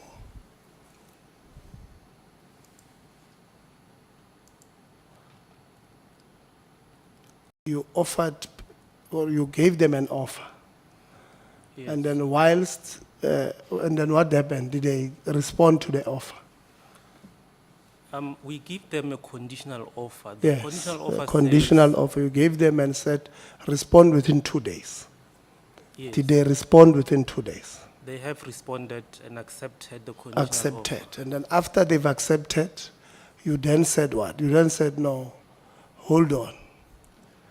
We're doing an internal audit. Is that what you are saying?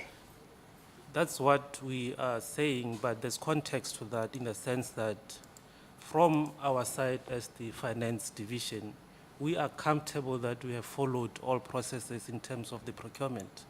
However, once information starts becoming available, from the perspective of the administrator, it means that he will then need comfort to confirm our assertions that everything went according to plan. I'm assuming this is what he's doing now to ascertain and to be comfortable that what we are saying to him in terms of the compliance process, he wants to make sure that that is indeed correct. That's why he then initiated this process of probity, which we don't have a problem with because, as I've said, and I've said to the administrator, we are comfortable that we have done everything according to book. We have involved experts. We've involved, space designs, professionals that assist us in the process. So the process now is to actually confirm those assertions that we have made. Yeah. I just allowed you to speak on that one. That's not what I've asked. I'm saying to you, you guys advertised for 14 days. And then after that, you evaluated. And after that, you came to a conclusion that Tebo Kholitsie deserves to be given an offer. And he must accept in 2 days. And Tebo Kholitsie accepted in 2 days. And after accepting, you are then saying, wait, Tebo, we want to first do what we're supposed to do before we gave you an offer. Here, internally. What we are doing now has got absolutely nothing to do with the provider, right? It's up to you, it's you guys, internal. So where he is or she is, the provider, they will not be wrong to then say, maybe in the administration they want to cancel it. Now they want to, and they don't want to cancel it based on what we have done.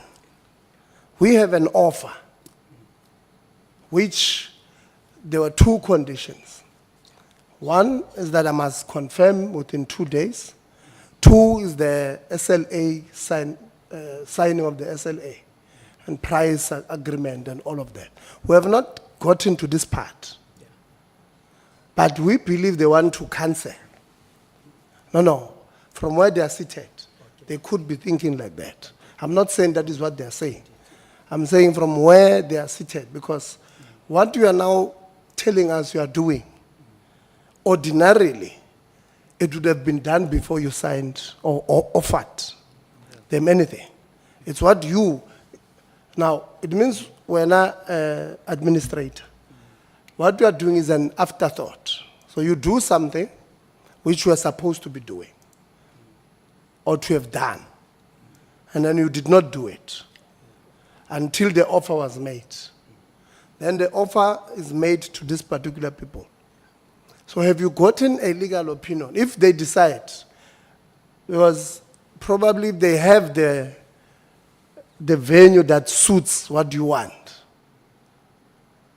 and you have taken what you gave it to them on the 2nd or the 3rd, I can't remember, but yeah. No, 2 or 3. Don't worry, 2 or 3. 17. It was signed on the 17th December, Chair. By them? No, I'm saying from our side. It's signed on the 17th December. Okay. Okay. What I have says 3 December. It's okay. The dates are not, I'm just context. It says 3 December. So, I told you, Gary, about my SSA, so I already spoke. When I can tell you when the hairstyle guys can share so, you know. So, these people, have you gotten a legal opinion that will then put you at ease? If they decide to take you to court for possible loss of income, I'm making an example, you've given them an offer. They probably rejected other people who wanted to lease on the basis that you have given them an offer, and they have a possible loss of income.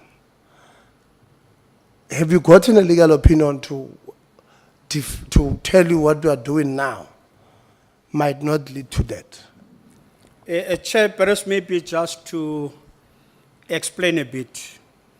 The probate audit you can do as well at any time. And then I can tell you we have already procured services for probate audit for other transactions. We're busy with that as well. Those transactions were made. In this instance, Chair, we have not yet procured any legal opinion with regard to where we are. Because we don't want to be hypothetical, Chair, to say the outcomes of the internal audit will be to the negative or to the positive. Rather, let's wait.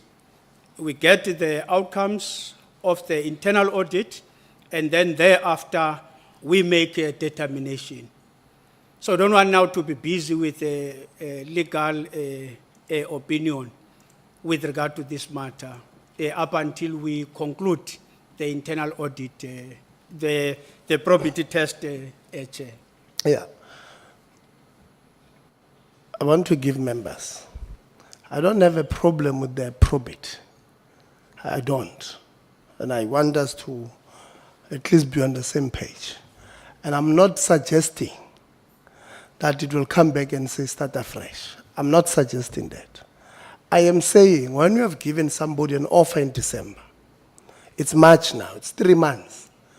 Is there a chance, a legal chance that they can take you to task for loss of income for these 3 months? Because from where I'm sitting, and I'm not a lawyer, from where I'm seated, they may have a big chance of succeeding, of proving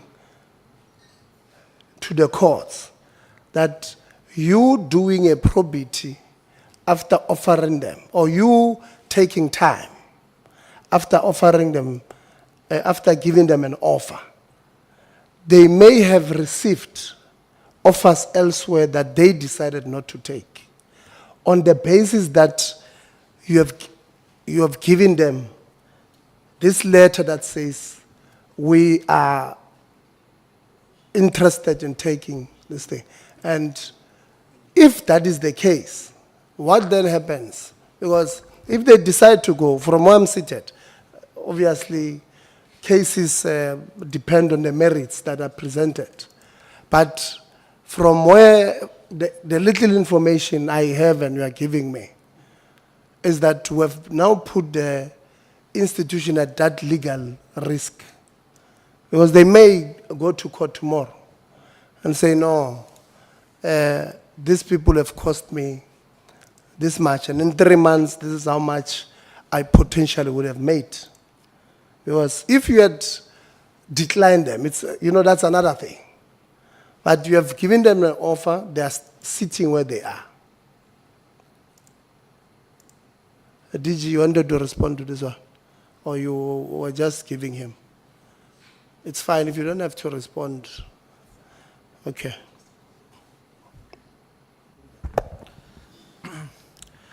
Honorable Chair, I think you are quite correct that in responding, sometimes there are certain angles that needs to be.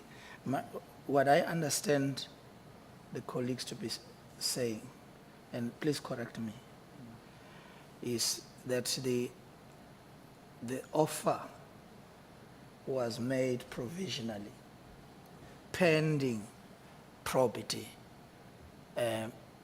If that's not what you are saying, say so. Because No, that's not what they're saying. that's not okay. So if I can come in, DG, so the offer was made provisionally pending the negotiations process and us agreeing on the building that we want. But in this case, it's just one building.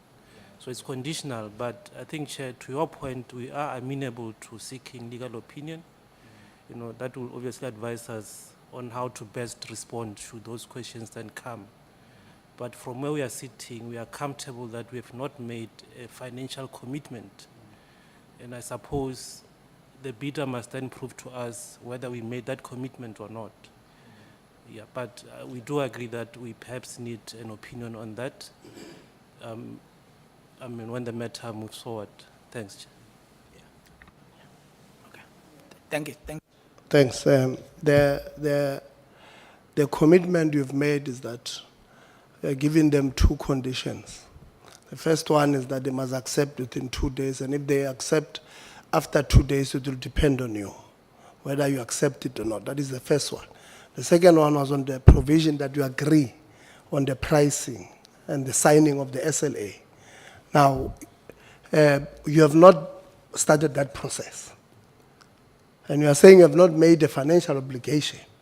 But because they've accepted your letter, they might very well come and claim that because they gave us 2 days, these people are in a hurry. They gave us 2 days, then they vanish. Right? Not because of what we have done, or not because of our building, not because of on these things. It's on the basis that they now themselves are now doing something that even us believe that they should have done before. So they have prejudiced us here on the basis that I might have had a tenant on the 1st of January and I'm losing revenue on the promise of this letter. It's an engagement ring. So you gave them an engagement ring. Yes, you have not signed in court, but you bought an engagement. You are giving them hope that we are serious here. And then you vanish for 3 months. So this person that is wearing your engagement ring is seated, he doesn't know. They may have refused Msazana's engagement ring on the basis that they have yours. Deputy Minister, you had your hand up. Thank you very much, Chair. Chair, I just want to agree with what you're saying. When the reports from the administrators were presented to us, I flagged the issue of the building to say, we really need to make sure that we're not found wanting when it comes to this issue. So I was going to suggest through you, Chair, because the nature of a conditional offer is that an offer is made subject to certain conditions being met.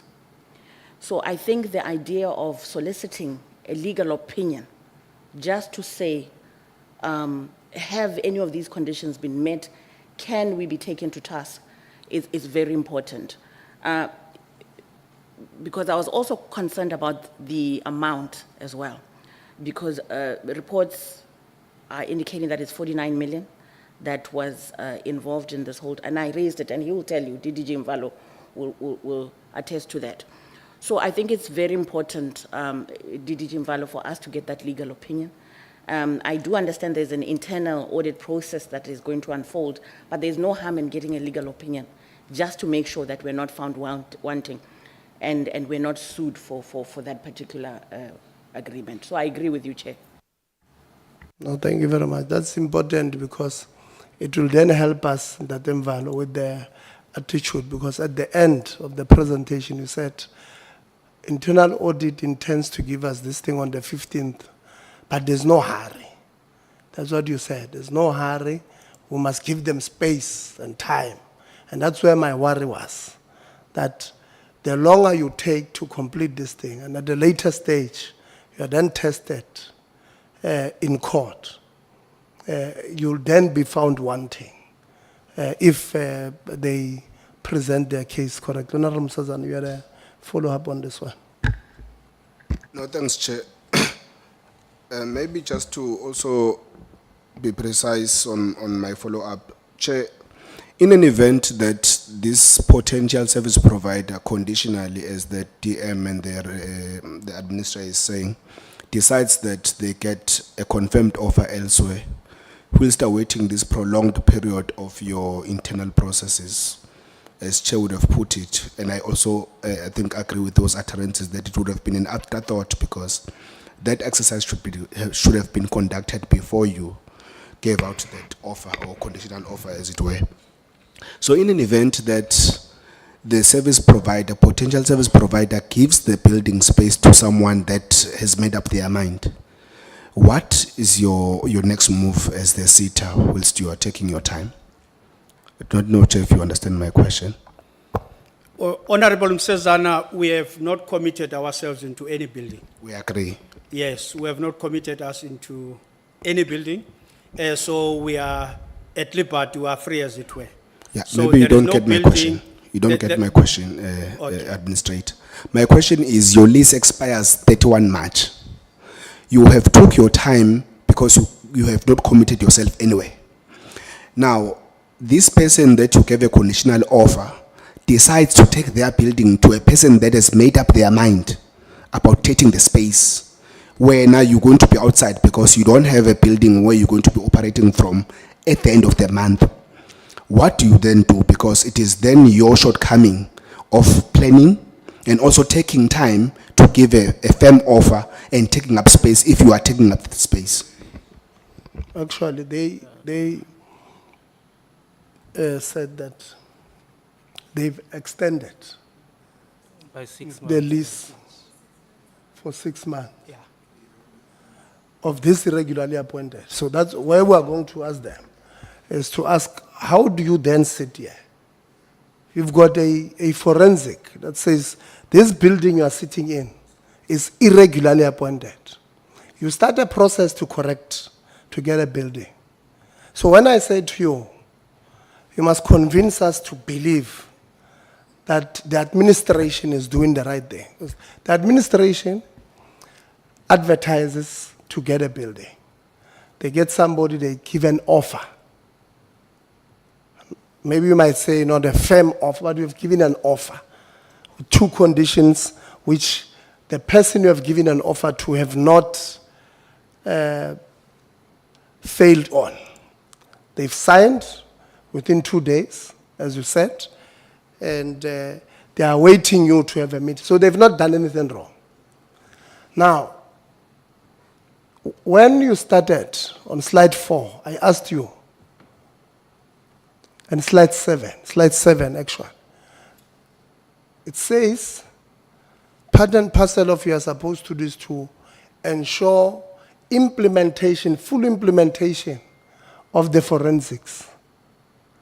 And one of the forensic is that this building is irregularly appointed. And I asked you earlier on, you're telling me no, but what, and I decided, let me tell you what the forensic said, or what really happened. The board said up to 20 million, I'm giving you to sign up to 20 million. You went to sign for 50 million. That building. You are saying to us, you have extended for 6 months, so it's 1 year. So if they were paying 10 million, you are saying under the administration, which was meant to go and fix these wrong things, you are adding 5 million. If they were paying 10 million, 6 months is half. So you are adding 5 million to this irregularly appointed person, because you are extending, you have not been open a competitive bid for them. You probably did, they probably applied. I don't know who applied. They probably applied, you don't know. You can't say no, maybe they applied. Maybe they applied to be there, but your own processes did not choose them. Because you've made an offer to somebody. Then you go to them, Madala side, and say, no, I'm giving you 6 months. It doesn't look, you know, the King 4 and King 5 reports on good governance. This doesn't smell good governance. It does not at all, administrate. And administration is supposed to go and fix things. We can't come and tell you under administration, we are identifying things that should have been should have been fixed during administration. I'm going to give members. I'm hoping to, when we leave here, to understand why do we have this 6 months of an irregular appointed building extended. Go to this one, I want to understand. Because it's not like you woke up and it's late. You knew. Appointed in August, you knew that in March this thing is finishing. In fact, your appointment, the terms of reference of your appointment says, you've put it there, implementation of a National Treasury Forensic Report and other investigations. And you can't say you don't know about these other investigations because they led to the suspension of executives, which you have reported here that you are dealing with. So you know about this one. You can't say you don't know. You know about them. 1, 2, 3, 4, 5, 6. 25 minutes. I was counting. I wanted to check if it's visible. I know that you are the deputy chair that is quiet. And then we've got 2 males who are fighting for your spot, but at least so I'm going to give you, in this queue, I will start with you, Karabo Msazane, Dr. Christians, if she's back, Honorable Govan and Honorable Zondo. So I'm going to give you your 25 minutes. Honorable Kaka. Thank you, Chairperson. I think on the point you left on, let me start with it. It was number 3 on my order, but let me start with that. Ndademval, what informed your decision to extend the contract beyond the end of this month? Well, obviously, we have given this background, the advert which was open and the 14 days. And now we have all these pressures that we do not have as yet the building. So it means then, therefore, we had to extend. So you had no choice? We had no choice. As an administrator, Ndademvalo, not only did you assume the role of administrator in August last year, For the past 8 years, you've been responsible for skills in the Department of Higher Education. So essentially, before becoming administrator, you already knew what's wrong, I would assume, if you were doing your job properly. You already knew what was going on. So you entered knowing very well that part of the problems within local government SETA is the contract of the building that they occupy. Logic also assumes that your knowledge would also include the expiry of the contract, which is the end of this month. Did you knock at the doors of Public Works, the Department of Public Works and Infrastructure, to say, do you guys have buildings that are unoccupied that we could use perhaps in the meantime? Well, I know the CFO, you had a meeting with the Public Works at some point as well. Yeah. What did the meeting say? So we did meet with the Department of Public Works, and in terms of their processes, they said that it's going to take them at least 18 months, and they need that time in advance for them to be able to procure a building on our behalf. When did you ask, when did you reach We out met to with Public them, Works? I think it was sometime in November last year. So, you know, you can imagine we were actually ahead in terms of what their requirements were, because they needed 18 months in advance and we did not have 18 months. So, you know, that's when we decided that perhaps, you know, Public Works is not going to assist us, because what they said was they don't actually have buildings in the vicinity that we want to be. The only way they can get a building for us is Hold if on, they they procure. don't have buildings in the vicinity of where you want to be, Yes. but they have buildings elsewhere. That was not confirmed in the meeting. We were focusing Where did you on- want to be? We have done a staff survey that said there's 3 preferred areas: Bedfordview, Midrand, and Centurion. So those are the 3 preferred locations based on the surveys So that we've done. while Public Works said give us 18 months from November, which again, November is also late in my view, because I mean, your speed is questionable, because it's not like it only occurred in August, and this is specifically to Ntatemvalo. It's not like it would have occurred to him as the administrator who was responsible for skills development for 8 years prior his administrator contract. November is late, but then from November till 18 months later is a year and 6 months, yes? So that's, my maths is correct? So that means that Public Works would have been ready for you in May 2027. Your staff survey had 3 locations that are conducive for your staff. What do you need your staff to physically do in the office that they couldn't do digitally? Well, I think when Mr. Mvalo presented the performance of the organization, there was an issue, especially with regards to performance of Program 3.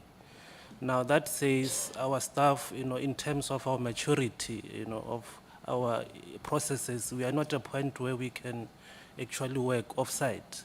There needs to be a lot of monitoring, you know, on a day-to-day basis. That's why the previous board also took a decision, or the previous CEO took a decision that in the time being, you know, where we are sitting at 46% or 47% of performance, no staff member can actually work from home. Okay, thank you. That's another revelation which adds to the problem that has been an existential problem generally, that you oversaw in Ntatemvolo, that you've been presiding over 21 seaters, including the one you are an administrator of people who do not know how to work on their own without Indugu supervising them, which is a whole waste of energy altogether, which reinforces the submission I've made years back, that you need an overhaul of the system.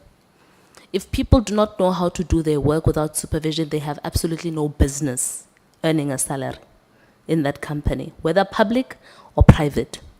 If you do not have motivation in your salary to do your job, sit at home. There are people who do need jobs in South Africa. And for me to sit here and listen to an administrator tell me and the Republic of South Africa that they extended an irregular contract of occupation because he's scared if his staff works from home, they won't do their job, is ludicrous. Me Gondwe, DM Gondwe. On the issue of Public Works, we have for years communicated as Parliament across political parties that we must have interdepartmental agreements that make the work of government easy. I need you to please follow up from the executive what the conversation with the Department of Public Works was. I myself, as a member of Parliament, will also take it up with the Minister of Public Works to find out, because there are buildings that are vacant in South Africa that departments are supposed to use, including NSFAS, that should be available. My suspicion is that you've already told us that you have a spec of an office that you want. My suspicion is that Public Works does not have that spec, because it's not glamorous and new, but it gets the job done. And that's where the deadlock came in. Let's go back to the 14 days notice. How many times did you try to advertise that envelope before deciding to extend this contract? Well, as we have explained, Honorable Kakao. Let's start from scratch. Let's yes. do this in Dadimval. Yes. Because I'm losing my patience with you generally in how you pronounce my surname. So I don't want us to do this ever again. When we sing the national anthem, the part that says Gebertes, you sing it loudly. Gebertes. That part. There's nothing difficult about Chachau. In the same way you're able to say Gebertes. Chachau Dadimval. Thank you, Dadimval. Yes, how many times did you advertise? So there are 2 times, as it were, for this, as we explained. So there is a normal process that you follow. You open competitive building, it should have been 21 days, as it were, in terms of the requirements, PFMA and the supply chain management processes. And then now it was already late now when that process is collapsing, the original one. So it meant then, therefore, you must invoke another process. And this process is 14 days. And then I've tried to explain earlier on, also we wanted to test the compliance of these 14 days. And internal audit, the legal opinion, almost everybody said that's in order with regard to the 14 days. When So you it's 2 reached times. when you reached a deadlock with 21 and pushed for 14, did you adjust the spec of the building that you want before deciding? Yes, we did, Honorable Member. What we did was, because we could not find suitable buildings in the vicinities that we wanted, we actually extended the radius so that we can accommodate a larger part of the market. So we went from 15 kilometers radius to now 30 in terms of the specifications. And then did you go back to Public Works to extend the radius to them as well? So Yes or no? if you look at the timelines, Honorable Member. No, that I just, there's no need. I agree, the first time there was a radius confinement, and then you went to the private sector, there was a radius confinement, you extended to the private sector. Did you go back to Public Works and Public extend the Works radius? engagements were on the updated specification. Or they were on the because those updated and not the initial? Not the initial. Okay, then that makes sense, that's fine. I'm gonna rest on this point, Chairperson. Yeah? Hold on, and Honorable Susan had a follow-up here. I'll Thank just allow you, to thank you, finish. Chair, and apologies, Honorable Kakao, for having a follow-up on your question. Chair, I think my interest, if the SETA has legal, I think they had said that they have legal. What are the legal implications of extending what you call this particular irregular contract of the accommodation? What are the legal implications?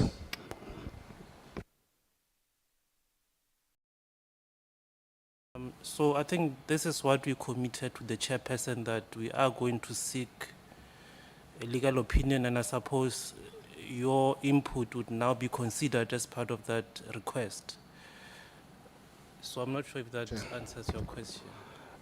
No, Chair, I'm really worried, maybe as I sit down on Honorable Kakao's time.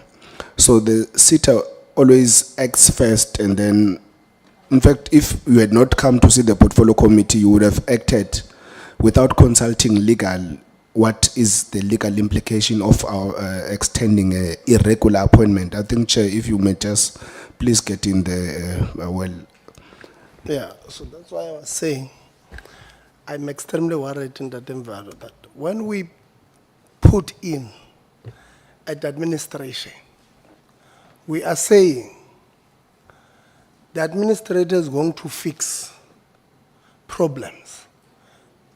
Yeah, but for now, when you are seated here, under your administration, you are creating problems. Because, like I said, the King 4 and King 5 will not agree with you. That unless if you are saying you don't agree with the forensic report that says this procurement of a building was irregular. And if you don't agree with it, there are ways to challenge it. But you have not challenged them. And they are there. Then you then say, no, actually, that forensic was crying about 50 million. I'm going to put 6 more, 5 more. Let them cry about 55 million. Because from what was it, that is what it could from a layman's point of view. That's how it looks like. You are told that you've got executives that are on suspension for this thing. Now, since 2020? 2021. On suspension. And we'll still get to that part of those people. I think that's where you're going now. But you then say, no, there's nothing wrong in, I have serious problems with that. And I am worried because last week the minister had a press conference to give feedback, 6 months feedback on administrations. And your report said to the minister, everything is fine. I doubt even you went into details to explain to the department and the minister that, by the way, the building we're extending for 6 months is the building of that was irregularly appointed.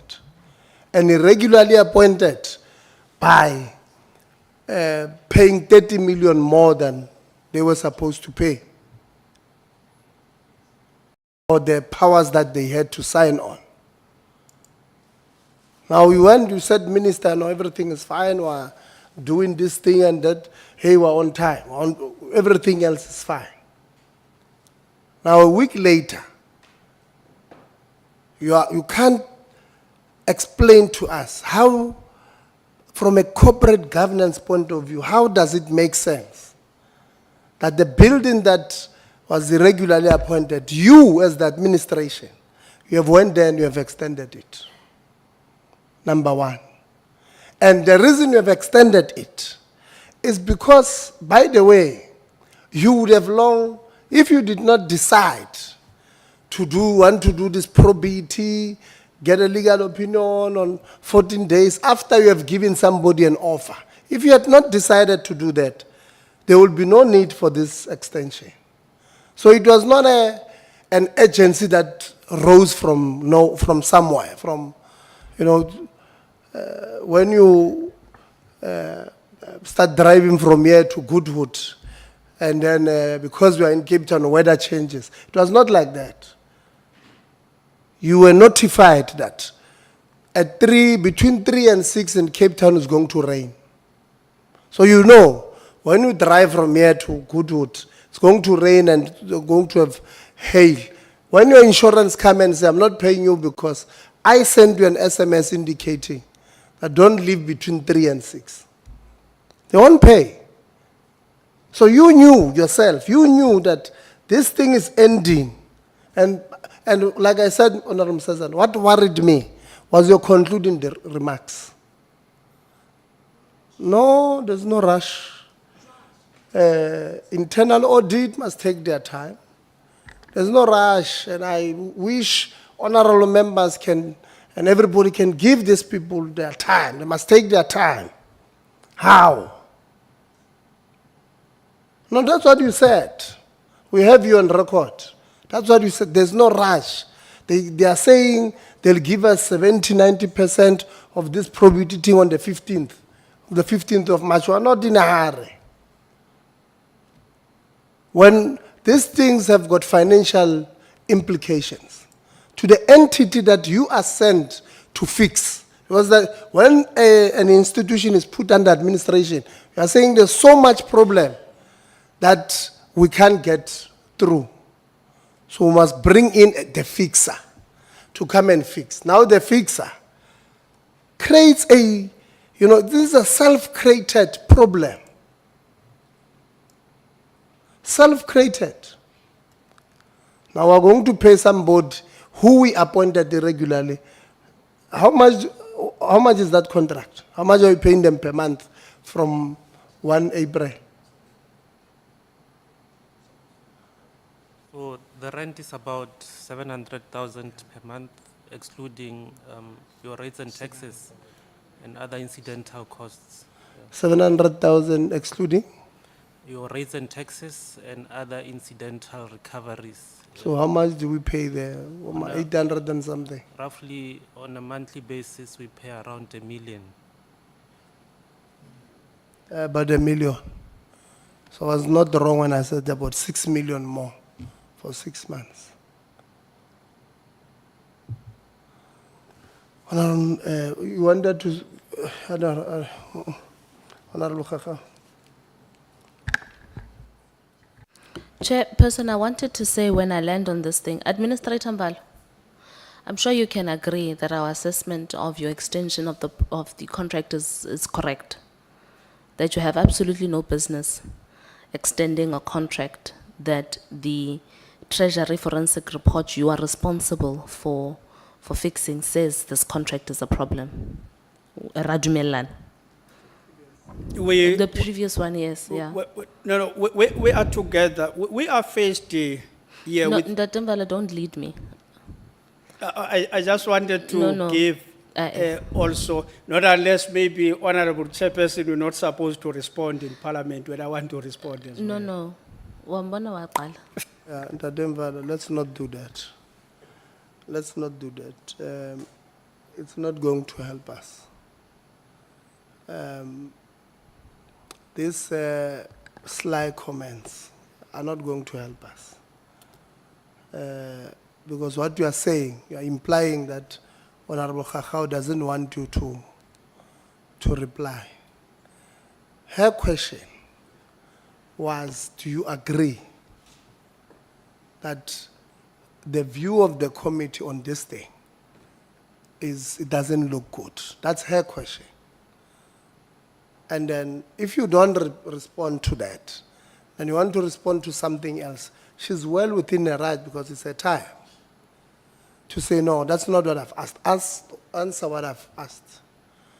So once you have answered her and you wanted, I was asking, do you want to say something? But I then decided not to grant you that thing because, when I ask you, you must respond. So the problem with you guys is, when we ask you what is the temperature outside, you want to tell us that about the weather that will be there next week. That's not what we are asking. You may be talking about the weather, but that's not what you are telling us about the next week weather. So answer her question, and then after that I'm going to give you to say whatever what you wanted to say. Answer her question. He did not hear the question. That's why you know Arabantu is silent that day, because you did not hear my question. You were not responding to my question. You were responding to something else. I did not ask Ntatembalo. I'm asking, do you agree that the committee's assessment on the extension of this lease is correct? That you have absolutely no business extending a lease of a contract that has already been identified to have been awarded irregularly as an administrator? You either agree or don't agree. There is a process, Honorable Khakao, with regard to this matter. Chairperson is making reference to the forensic report that we are implementing fully the forensic report. I'm asking because I've also spent 3 years with you to know your tactics in this committee, Ntatembalo. I only have 15 minutes left. Do you agree or do you not agree? Full stop. That's all I need from you. And I did say that you must answer the question. Then I'm going to give you to respond because you want to respond to what I said. But you can't use what I said to respond to her because it's her time. So answer her and then you can come and respond to my remarks. The extension of the office space is of necessity. Okay, There so you is no don't way, agree. So you don't come agree, 31st Ntatembalo. March 2026, we do not have Ntate the space, we Christopher do have Mbalo. no offices. So you do not agree with the committee's assessment? It's No. okay to say it with your chest. You don't agree with our assessment. No, I'm not sure whether it's a disagreement or agreement, but what I'm saying is that from where we are seated, come 31st March 2026, we have no building. I'm an administrator of the local government SETA. It means then, therefore, everybody will be out of office by 1st of April. So for me, the extension was unfortunately the only option available. So it's okay, Chairperson. Essentially, Ntatembalo does not agree. And that is fine. But then by you saying on record to not only this House but the Republic that it is a necessity and you have no way out, you must commit that as an administrator, you will bear any and all responsibility of an act or a conduct that is consistent with maladministration that you are responsible for fixing. I correctly asked you earlier, Ntatembalo, that why are you unable to tell your people to work from home while you get an office space? You responded to say the capacity you have is not of the nature that affords people the freedom to work from home without supervision. That you don't have faith in the staff that you have to open their laptops at home, whether they're in pajamas or have showered at the time, but to do what they need to do. And so that is okay. I'm gonna leave you on that one. Let's move to the second one, the point that I want to raise. Have you concluded a skills audit on all the employees that you have within the LG SETA? No. Why have you not? Well, Honorable Kakao, I do have a work plan, which I've submitted to the department. And I'm working according to that work plan as of now. Okay, so Not the audit saying does that- not include, does your work plan exclude the audit of the workforce? Yes, in affirmative as of now, Honorable Kakao. Okay, so how do you then anticipate at the end of your administration, how do you anticipate to give a report to the ministry and by effect the Republic that does not consist of a workforce audit? Well, it's for the first time to hear that is part of the requirements, that before you conclude the process of administration, you must have an audit of the workforce. Except that we do have a process of organizational efficiency study, as well as the culture climate survey. So we do not know as of now what these studies will tell us. Ntatembalo, part of your assignment as an administrator is fixing governance issues. And is essentially to a 5-year-old who does not know what SETAs are. What is Ntatembalo there to do to look if LG SETA works and to fix what's wrong and institute what's right? There's no way any administrator with the heart of fixing what's wrong and introducing what is right, that the assessment of the quality of skills of the workforce is not part of your agenda. That makes absolutely no sense in that environment. Well, I agree, Honorable Khachau, but then there are two important interventions here. So I cannot preempt as to what will be the outcomes of the two interventions. The organizational efficiency study as well as the climate culture study. Okay, let's start. Because What these is the- studies, what is the two one? Before the culture, what did you say is the name of the other one? is the organizational efficiency study. What does that seek to achieve? That study, we got into the organization. There is complaints or concerns being raised by others as stakeholders within the organization. Now with this study, we have made mention when I was doing presentation that we're dealing with issues of performance, issues of duplication, and so on.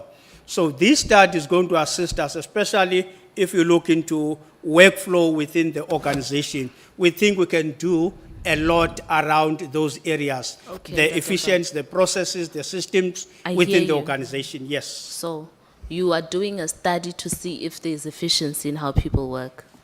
Why are you allergic to a skills audit?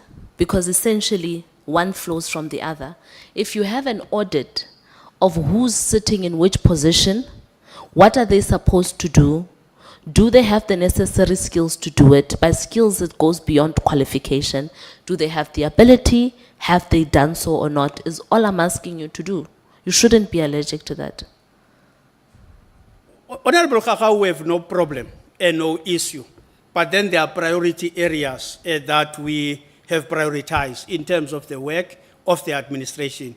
But we have no issues also when we went over the report to the CEO as well as the new accounting authority to say these are some of the areas which might have been identified in the process of efficient study as well as the climate survey study. So by the end of your contract as administrator, you would not have concluded a full assessment of the staff component of LG SETA? The staff complement. Well, it's obvious we are left with more or less 7 months. Okay, that's So I can't commit to say we would have done by the 19th August the audit, the skills audit of the personnel. Okay. You're left with 5 months, not 7 months, 5 months. Or you have given yourself 2 months extension. It's 5 months.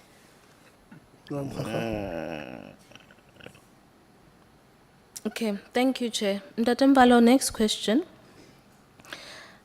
So let's deal with the disciplinary actions that were in effect since 2021. This was when you were DDG responsible for skills development. So you entered the space knowing about them in Al-Khafal, right? You're saying that, okay, let's first start here. You could not undertake disciplinary action against board members now when you came as administrator. That's correct. Before then, what did you try to do? Well, I've explained when did we receive the report. Yes, when. Because you that's a cannot key. implement the report before getting the report. Yes, when Yes. did you receive the report? The report we received July, August or so this year. The report, it was coming from the National Treasury, where the department, the minister wrote to the National Treasury, the minister, to say, please favor us with the report. And then we received then the report. Okay, so you received the report in August 2025. That's July 2025, and then August minister decided to place the SETA under administration. Before the forensic report, you were the DDG responsible for skills development. Did you know absolutely nothing of what was wrong in LG SETA with the boards? So the information that you received from the forensic report was news to you. You were shocked. Well, I can be in affirmative. No No one brought, as far as my knowledge is concerned, the issue regarding the irregular appointment of the CEO up until we received the report. Ndatem, you're saying this with your chest. Yes. If there were an oath in front of you, and if Jesus was standing in front of you himself right now, you would tell him the same thing. Honorable Kakao, I'm saying we received the report in 2025. I would have not known prior 2025 the matters in the report. I would have not known that. Chairperson, Yeah, Honorable Sazana has a follow-up here. Maybe let me take it first. I'll come back to you. Or you want, no, I'll come back to that. I've paused your time. I know what was your frustration on this one. Honorable Sazana. Angixolise futhi member Gagau. Mhlambe because I had noted this follow up on the very same matter. The Department of Higher Education and Training gets a report from another department on the affairs of this particular entity. The department chair does not do its own investigation or due diligence to align whatever report comes from elsewhere for this department. They just up and act. Is that how you operate as a department? If another department has done its investigation, gives you a report, you act on that particular report? If you could just maybe align or maybe just clarify that. Maybe this one must be responded to by the DG. Unless if you wanted to respond as the DDG, we have got the acting DDG. The question is the department. You are the administrator. Acting DDG or DG, who's responding?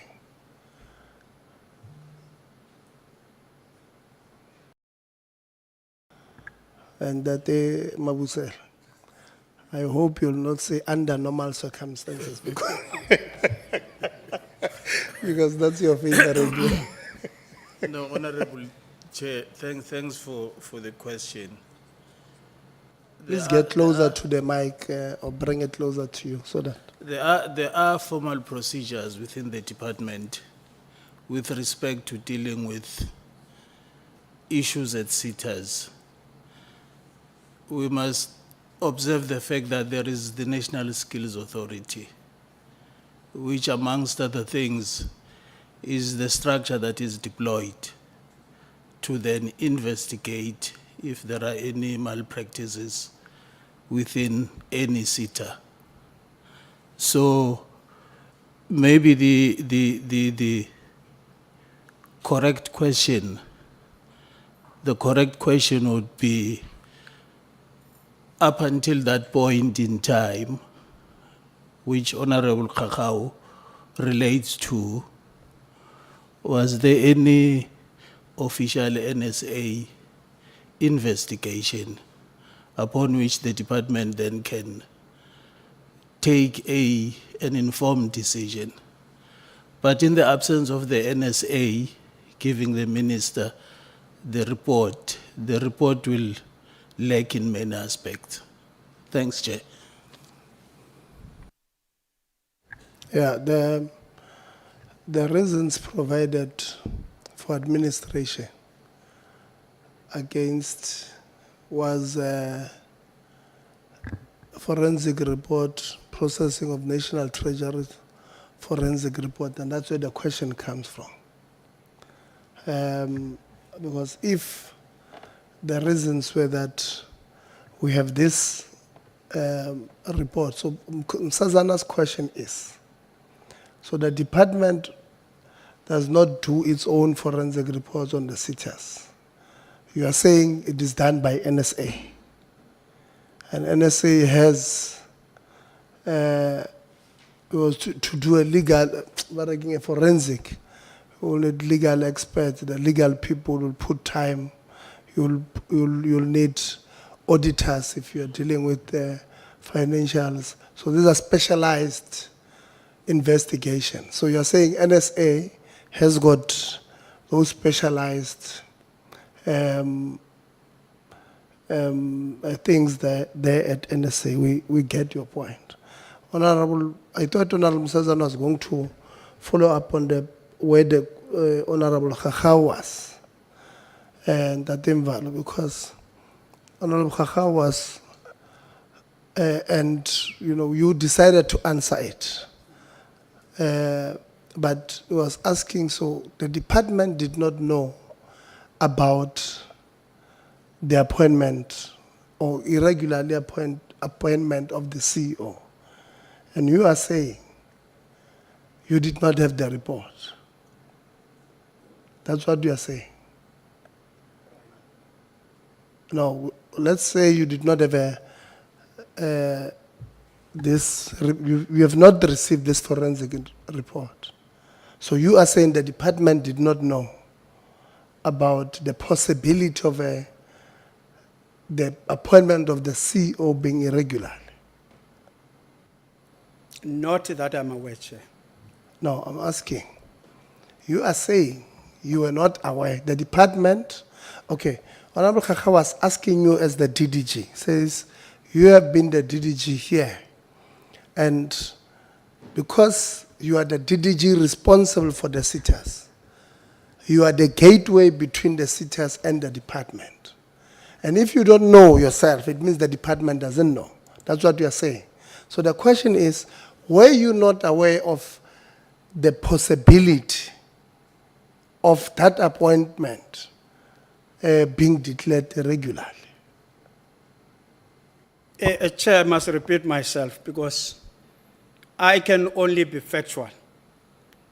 I am not aware of the CEO, former CEO of the local government SETA, having appointed irregular prior receiving the report. Okay. So that's where I stand on the matter. Okay.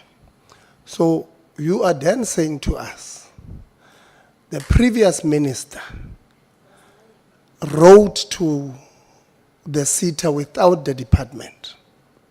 Because you presented here and said the previous minister wrote to the board and said you can't do X, Y, and Z on this appointment. Honorable Chairperson, that's normal. The minister writes to all the sitters. In this instance, Minister Nzimande, upon receiving the report from the accounting authority, then wrote back to the accounting authority in saying the period must be aligned to 5 years. So there was nothing in the report that we received which suggested that there was an issue with regard to irregularity. Okay, so the only issue that you are aware of was the period and not what you have put on the report of not reaching the experience issues and all of that. So it was not part of those. Well, that's the report. The National Treasury report is the report that's... No, I'm saying... No, I was not aware No, of before not the meeting. national, let's put aside the National Treasury one.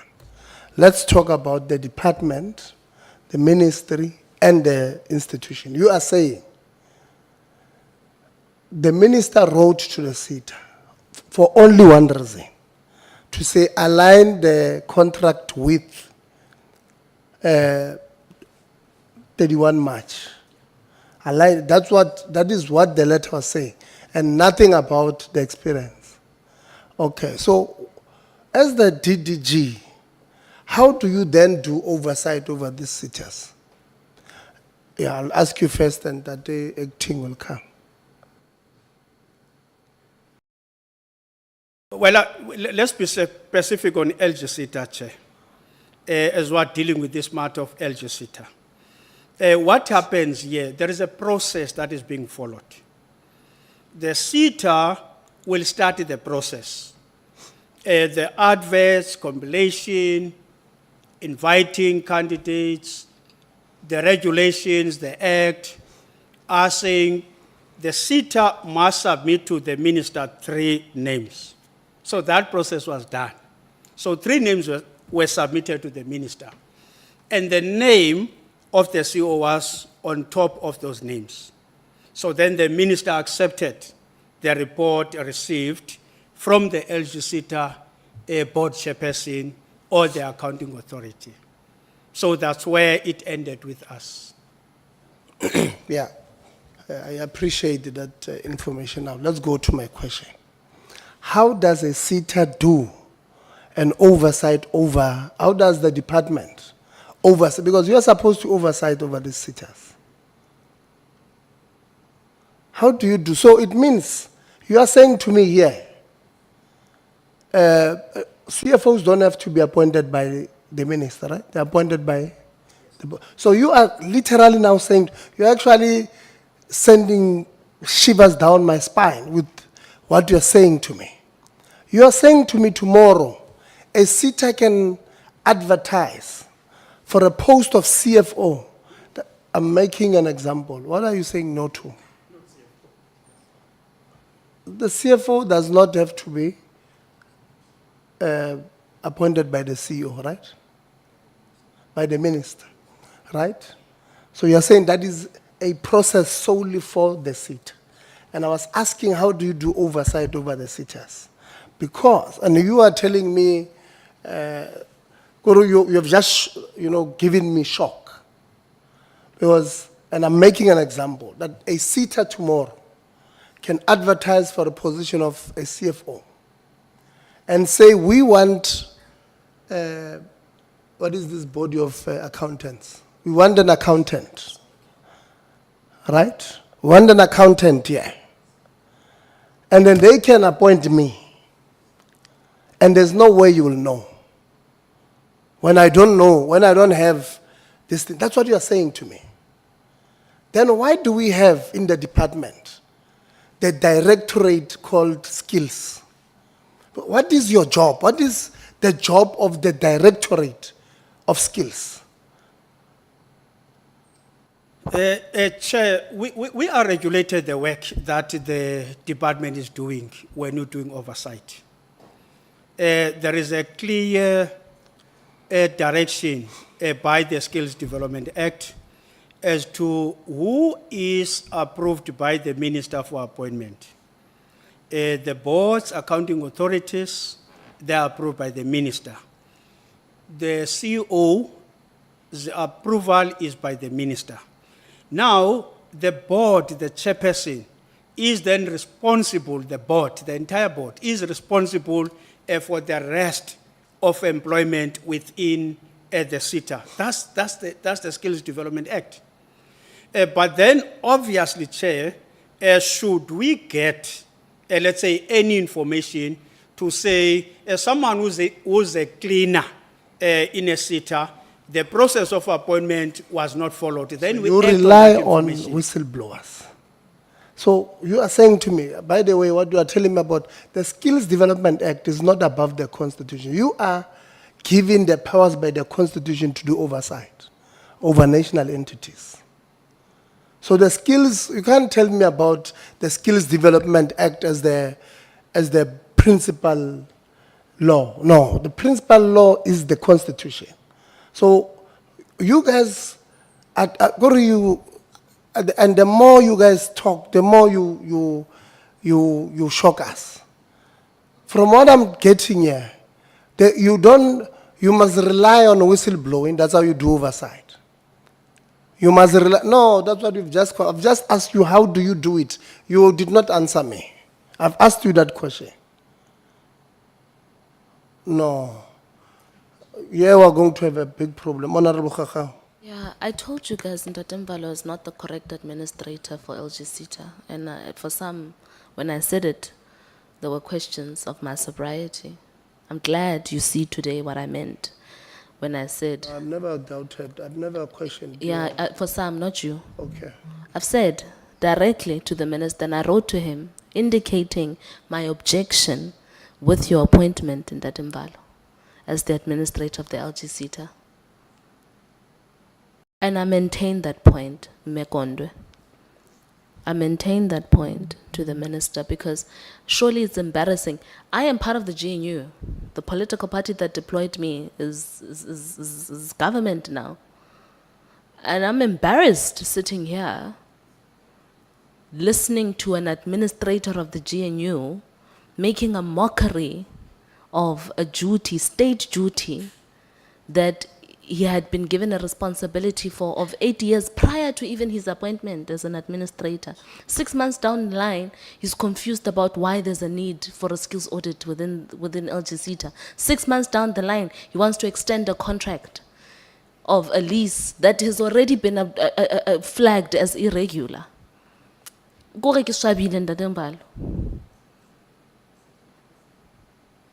Datemval, I am telling you, on that.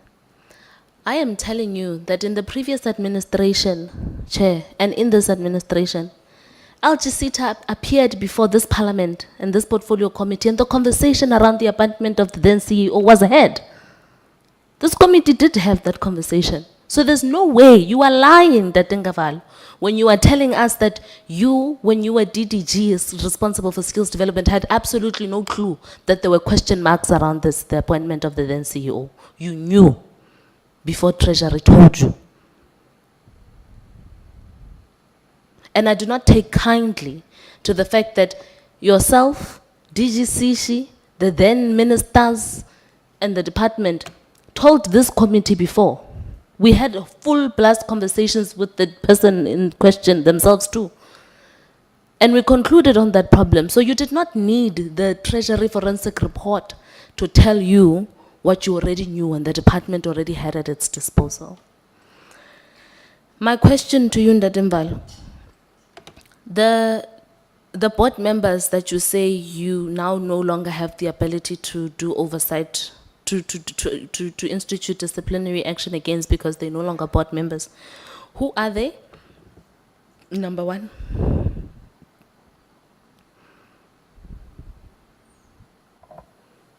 Well, I would not wish to mention the names. Why not? Of the board members, erstwhile board members.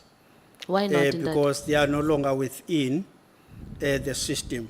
Okay. To that extent, what we have done, as I reported, Honorable Khachau, we have opened a case with the SAPS. So surely if you've opened a case, which is a matter of public record, you have zero problem telling me now who you opened a case against. They are not officially, as it were, charged. We opened the case. Ndade, I went to go open a case against Nobuhle Nkabane. It's currently investigated by the Hawks. I did not tell the Republic that, because this person is not within the docket yet, or the person is not behind bars yet, you can't know who I laid a criminal charge against. There's no law that says you can't. Is there a reason why you refuse to tell me the names of those members you're referring to? Well, perhaps, Honorable Khachau, if I were to get a legal opinion on the matter of mentioning the names of board members whom I've opened a case against them publicly, as it were. Dada, what is the case docket, the case number of the criminal charges that you list? Well, I do have the case number, but I won't. Can you give me yes. the case number? No, I'll get the case number, yes. Can you give it to me now? No, I'll get it. You'll get it. How will I get it? We are here, you're going to get the case number. It's not a secret something. Dada, ke re ke a ikopa, hona je. Mphe. No, I'm going to give it here. Okay. So you're saying you first need to check on your records and give it to me before I leave in this house? I'm not checking on records. I do have the case, then you'll get the case number. Okay, I'll pause my time with your permission, Chairperson. Ndatemvalo hora a shebe case. I'm giving you time to check for the number. Yeah, Ndadimvalo says they've opened a case against all board members. Yes, yeah. Okay. So board members are on the annual report of the SETA on page 55 of the SETA.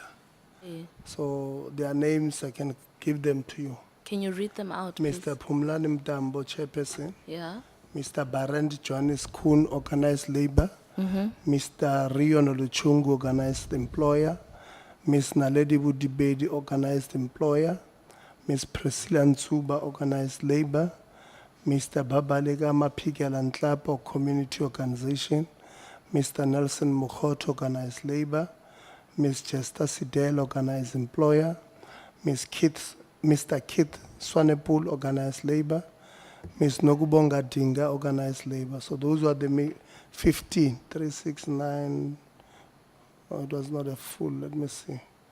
Yeah, this was what, 10 members that were there. So these are the people that that Ndadimvalo is saying they've opened a case against them. Thank you, Chairperson. Do you have the case number now, Ndadembalo? Less than Honorable Kakao read it on record. Case number CAS 235/10/2025. Okay. C, case number? It's CAS, that's how normally. Yes, Ndade, it's fine. CAS CAS 235/10/2025.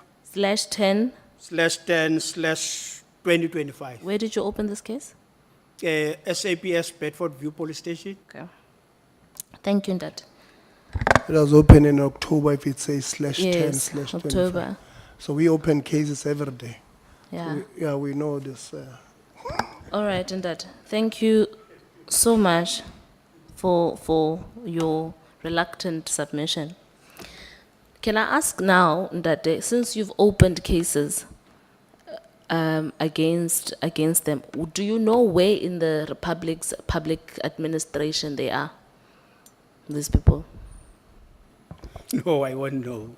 Did you at any point flag them with anyone to say, I, as administrator of LG SETA, have opened a case against these people because of 1, 2, 3, 4, 5 grounds that I have reason to believe that these people have no business sitting on any other board or doing anything in the Republic with public service and administration or anybody? Did you do that? No, that was not done. Why not, Ndade? Well, the first, is with me, where do I flag them? Do I go to newspapers? Do I go to TV? And so on. So that's the issue, the requirement that really requires me to flag them somewhere, especially if they are not as yet formally charged in court and so on. Because once you go to court and then it becomes a public appearance, as it were. So it's a police station. So obviously then the SAPS, the Hawks, then they are still to interview them in any way, Okay. as part of the process, yes. Let me help you in that. The whole reason why you sweep corruption, you clean the administration and you lay criminal charges is to not only eject people out of your immediate system, but is to eject them out of the overall system. So if you do not know where to flag these people, you yourself can be a whistleblower to say, I agree when you open a case, you have reasons of what you think these people are guilty of, ne? Yes, Number indeed. one. Yes, Number yes. two, you also have a forensic report that supports your work. Public service and administration is the first door you knock on to say, the same way I knocked on the doors regarding yourself. To knock to say, hello, I've seen these people in government, I think they're shady. Please, can you just red flag them? That way you also do your job as an activist, I would assume you would have been once in your lifetime. As an activist of corruption-free South Africa and a clean and professionalized public service and administration. So I'm asking you, are you committed to empowering yourself with all doors that are available for you to knock on, to flag the people you've raised, you've opened cases against as an administrator of the local government SETA? Yes, indeed, Honorable Kakao, provided that I've got a legal basis to do that, so I'm fine with that. Okay, do you have a deadline of when you will try to see if the law affords you the right, which I tell you that it does? And two, by when you will actually do it once you discover that it is true that the law gives you the right to do so? Well, I think Honorable Kakao just give me time because firstly I must have a legal basis. How much time do you want me to give you? Well, it's difficult then to off the cuff, but then I can, once I received a legal opinion on the matter, then I can communicate. That a legal opinion on a matter is something that you should get like within hours of the same day. I would be graceful to say in 24 hours you must get a report on a legal opinion. And then after the legal opinion, surely it takes you 20 minutes max to type an email of flagging. So by the end of this month, Ndatimbalo, is the Yes, time I'm giving you. I commit Honorable Kakao to do what you're saying it must be done, provided it complies with the legislative framework. I'm fine with that. It will be done. Chair, my timer says I still had 1 minute that you and Susanna took. Am I wrong? No, yeah, it's wrong. Oh. You may have forgotten to start it at some point. I've actually, myself had forgotten at some point. Apologies. Yeah, we'll come back later on. Let's just give other members. So just to conclude this point, okay. Just to conclude this point, you are saying these board members that I've just read through, you have opened a case against them for what? Well, it's a financial misconduct. If then, Chair, you'll allow me, you read Section 83 of the PFMA deals with the financial misconduct. But then you can go by extension, you look into Section 86. Section 86, you have 86.1 and 86.2. Then if you look into the title there, it's criminal proceedings and penalties with regard to members of the accounting authority as well as the accounting officers. Then your accounting authority members will be under Section 86.2. And then 86.2 will go further to link up, you must read together with Section 50, Section 51, and Section 55 of the PFMA. I hope I've explained in terms of the legal basis, in terms of the PFMA. Financial misconduct for what? Financial misconduct. For what? The financial misconduct, I should think, Chair, we have explained to say the report by the National Treasury is a part of the findings to say these members, because they've irregularly appointed. So it's a financial misconduct for the appointment of the Is CEO. irregularly appointed the CEO, Yeah. as well as the dissolution of the Audit and the Risk Committee. No, we So it's can't- stated in the report, so we're responding to the findings and the So recommendations you've opened a of the case report.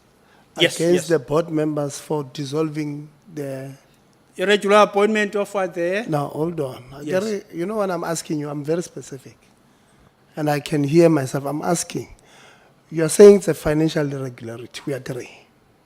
For doing what? It's for appointment of the CEO. And then, that's all. Okay. You know, I'm not a lawyer, ne?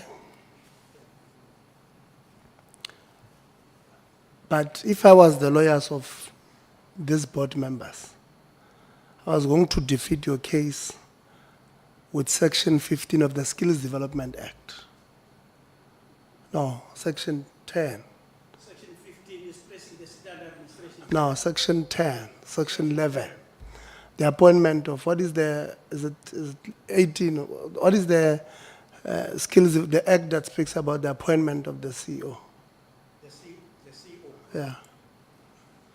Section, the one that's 18, eh? Eh? You, The regulations.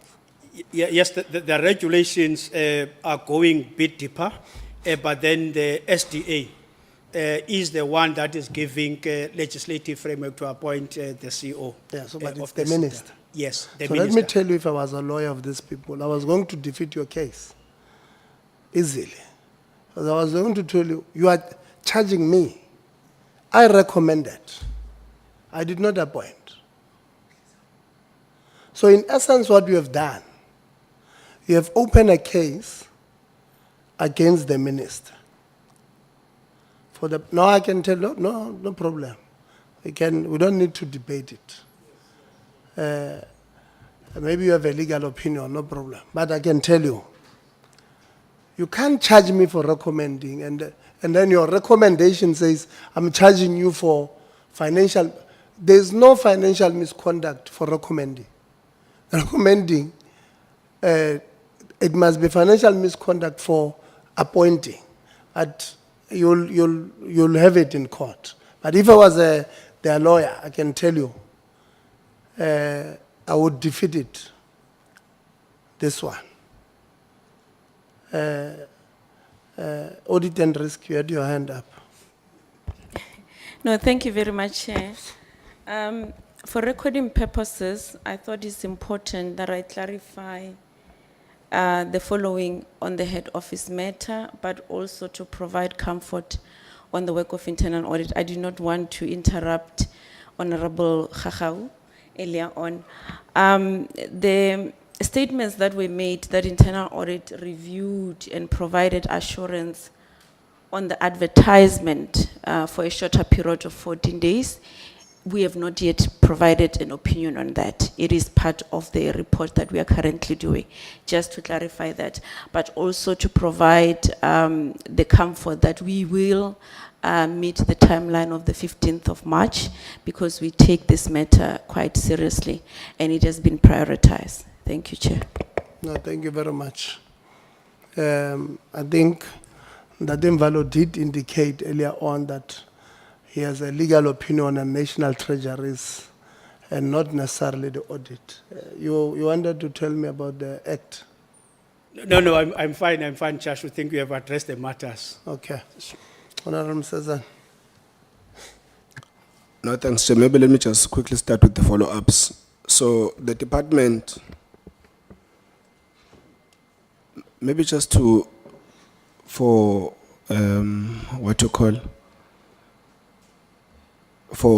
record purposes, the now minister was deputy minister when this appointment was made, DG. The now minister was deputy minister when this appointment was made.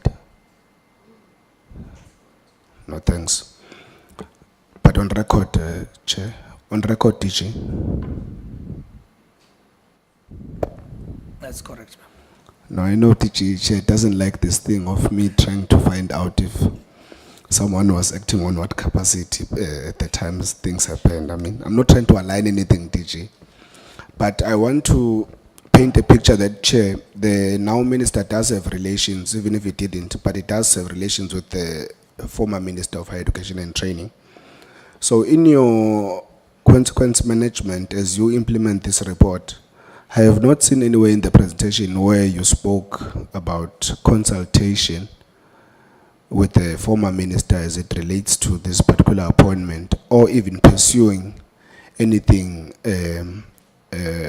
with the former minister that would have done this particular appointment. I see that you are pursuing the former board members, but you're pursuing nothing as it relates to the former minister. If you could just clarify there quickly.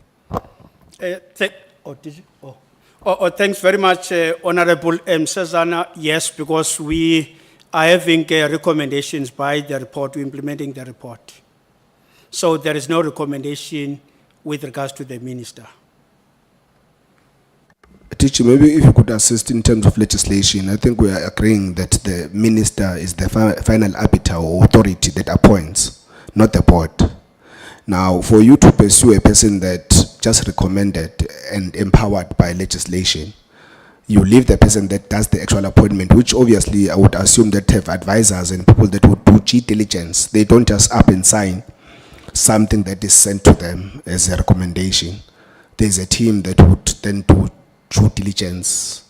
I don't think, well, I don't know if it comes to you as well, DG, but why then do you exclude that particular person that actually did the actual appointment?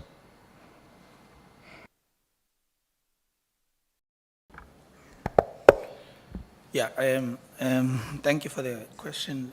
I think that the reason would be that any incumbent to any position assumes the accountability for the decisions taken by their previous, if I'm appointed as a CEO today, I take full responsibility and accountable for the decisions taken by my previous. I think that is the first approach. Of course, when it becomes criminal, then there are certain procedures that would be followed. But my initial view would be that that's No, that's fine. That would be, it's not standard practice. I think, as you are saying, that it's common practice, if you may. It's not legislated. Now, you are pursuing criminal charges against the former board or board members, they did not sign the appointment. The former minister does, and you are pursuing criminal, as you are saying, DG, criminal charges as well. So that it means then that the former minister then must come in somewhere there, because they are the final authority that appoints a minister as per legislation, the Skills Development Act. You are saying the current minister is taking accountability for what the former minister did in irregularly appointing, as the report that you're basing your implementation on says, of the former CEO. So now the former minister must enter nowhere in this engagement. You rather just focus on these ones that did the recommendation. Is that what you are saying, as empowered by the legislation and constitution?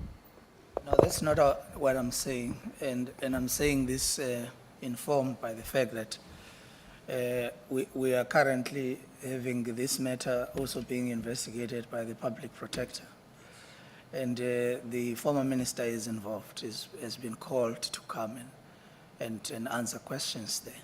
So, notwithstanding the fact that that was my first statement, but it doesn't mean that further investigations digging in what really happened, the minister himself would have to answer those questions.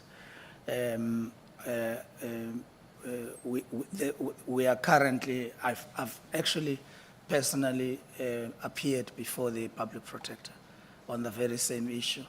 The former minister has, there are other people who are being called. So the matter is ongoing, and we await the decision of the public protector. No, thanks, Teach. Hold on. What is the investigation called? That one of the public protector. What is she investigating? On the appointment of the chairpersons of The CEO. SETA, yes. The appointment of the CEO. The boards, board chairs. Okay, okay. So we're mixing issues. So the public protector is investigating the appointment of chairs. Yes. But the question on this one is on the appointment of the CEO of LG SETA. So the public protector is investigating what? Honorable Chairperson, the public protector is investigating allegations of irregular appointment of the CEO of the LG SETA. So I was required at some point to make a submission.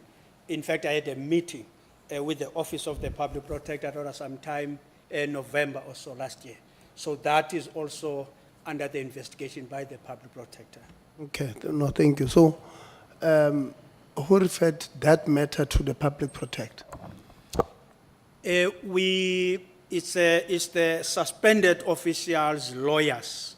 Okay. So they also informed the public protector on the matter. No, thank you very much. I think it makes sense.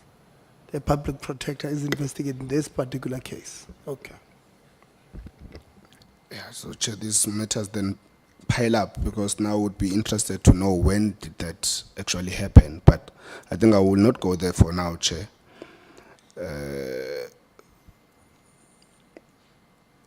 Maybe let me speak to this matter, Chair. Maybe I'll come back to this if I still have time. I asked about legal implications of yourself, administrator, and the SETA extending a contract of an irregular lease agreement between the SETA and the service provider. I did not get a response. Can we, Honorable Msezana, say, so we did not test the legal implication, or we did not seek the legal implication, but then we can do that. Yeah. So the report tells you. So where do you derive this thing of an illegal lease agreement? How do you know that the SETA has a legal agreement with the service provider? There is a report, you're referring to 2020, 2025, Honorable Msezana, because that's part Lease, the current lease, yes, that one. of the The current. expiring lease that is said to be irregular. Oh, yes. Where do you derive that from? There is a report, a forensic report. Yeah. I think Chairperson well articulated some of the findings of that report. Okay. Which led to the suspension of the 4 executives. Okay. I think in particular the corporate services as well as the CFO at the time. Yes, and one of the reasons is the fact that there's this irregular appointment, this irregular lease agreement, Yes, right? part of the Yes, the findings, findings. in terms of that Yes. report, yes. So you then further extend this particular illegal finding of a lease agreement without consulting legal. Why do you do that? How to justify that? I understand that you are saying you're going to then visit as an afterthought if your decision was right, but how do you do that before actually seeking legal opinion? How to justify it? Well, Honorable Msezana, I explained earlier on the situation we are faced with at the SETA. That we have had these 2 processes.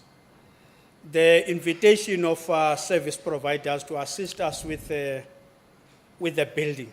Yeah, so Administrator, that is your justification that you are under pressure, therefore you can act illegally because you are under pressure. Is that your explanation?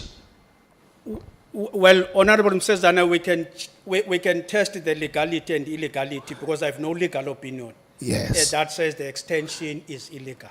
Yes. So the extension is not illegal. I'm saying there is no legal opinion. Okay. Which says the extension is legal or illegal. Okay, so do you believe in the principle of good governance? Yes, indeed, Chair. And when you look at it, do you think extending a lease that has been declared to be irregular, extending it, confirms the good governance of it? I know you don't have a good a legal opinion. And now we're talking about good governance. The reason will come to that, in Riasha, no problem. But do you see this as a good governance act from yourselves to extend a contract that your entity paid expert to investigate, and they come with a report? You have paid them, they come with a report. They say, charge these people because they've done wrong. And this list is irregularly appointed. Now, from a good governance point of view, you see that as a right thing. Well, Chair, I explained myself. Facing with the situation. No, don't explain. I said we understand the explanation. In Riasha, no problem. That we understand. Let's leave it. We're now solely concentrating on good governance. Do you see this as a good governance? Well, Chair, you really putting me into a difficult situation, because we said earlier on here, there is no test as of now with regard to the legality or otherwise of the leasing. We're not asking about the legal opinion. And I said, let's pack it. Let's talk about the King 4 and the King 5 codes. Let's speak about good governance. And I'm asking, it explains what should be a good governance and what should be regarded as not. It will not be good governance if the board hires somebody to be a teacher of a person who's in court for raping children, to go there and become a teacher in an all-female school. He has not been found guilty, we agree. But good governance says, you look at this person, he's in court, he's being tested for raping children, he's been accused. You say to me, because there's no criminal case, I must hire this person. That's what you are saying to me. Because that's not what good governance is about.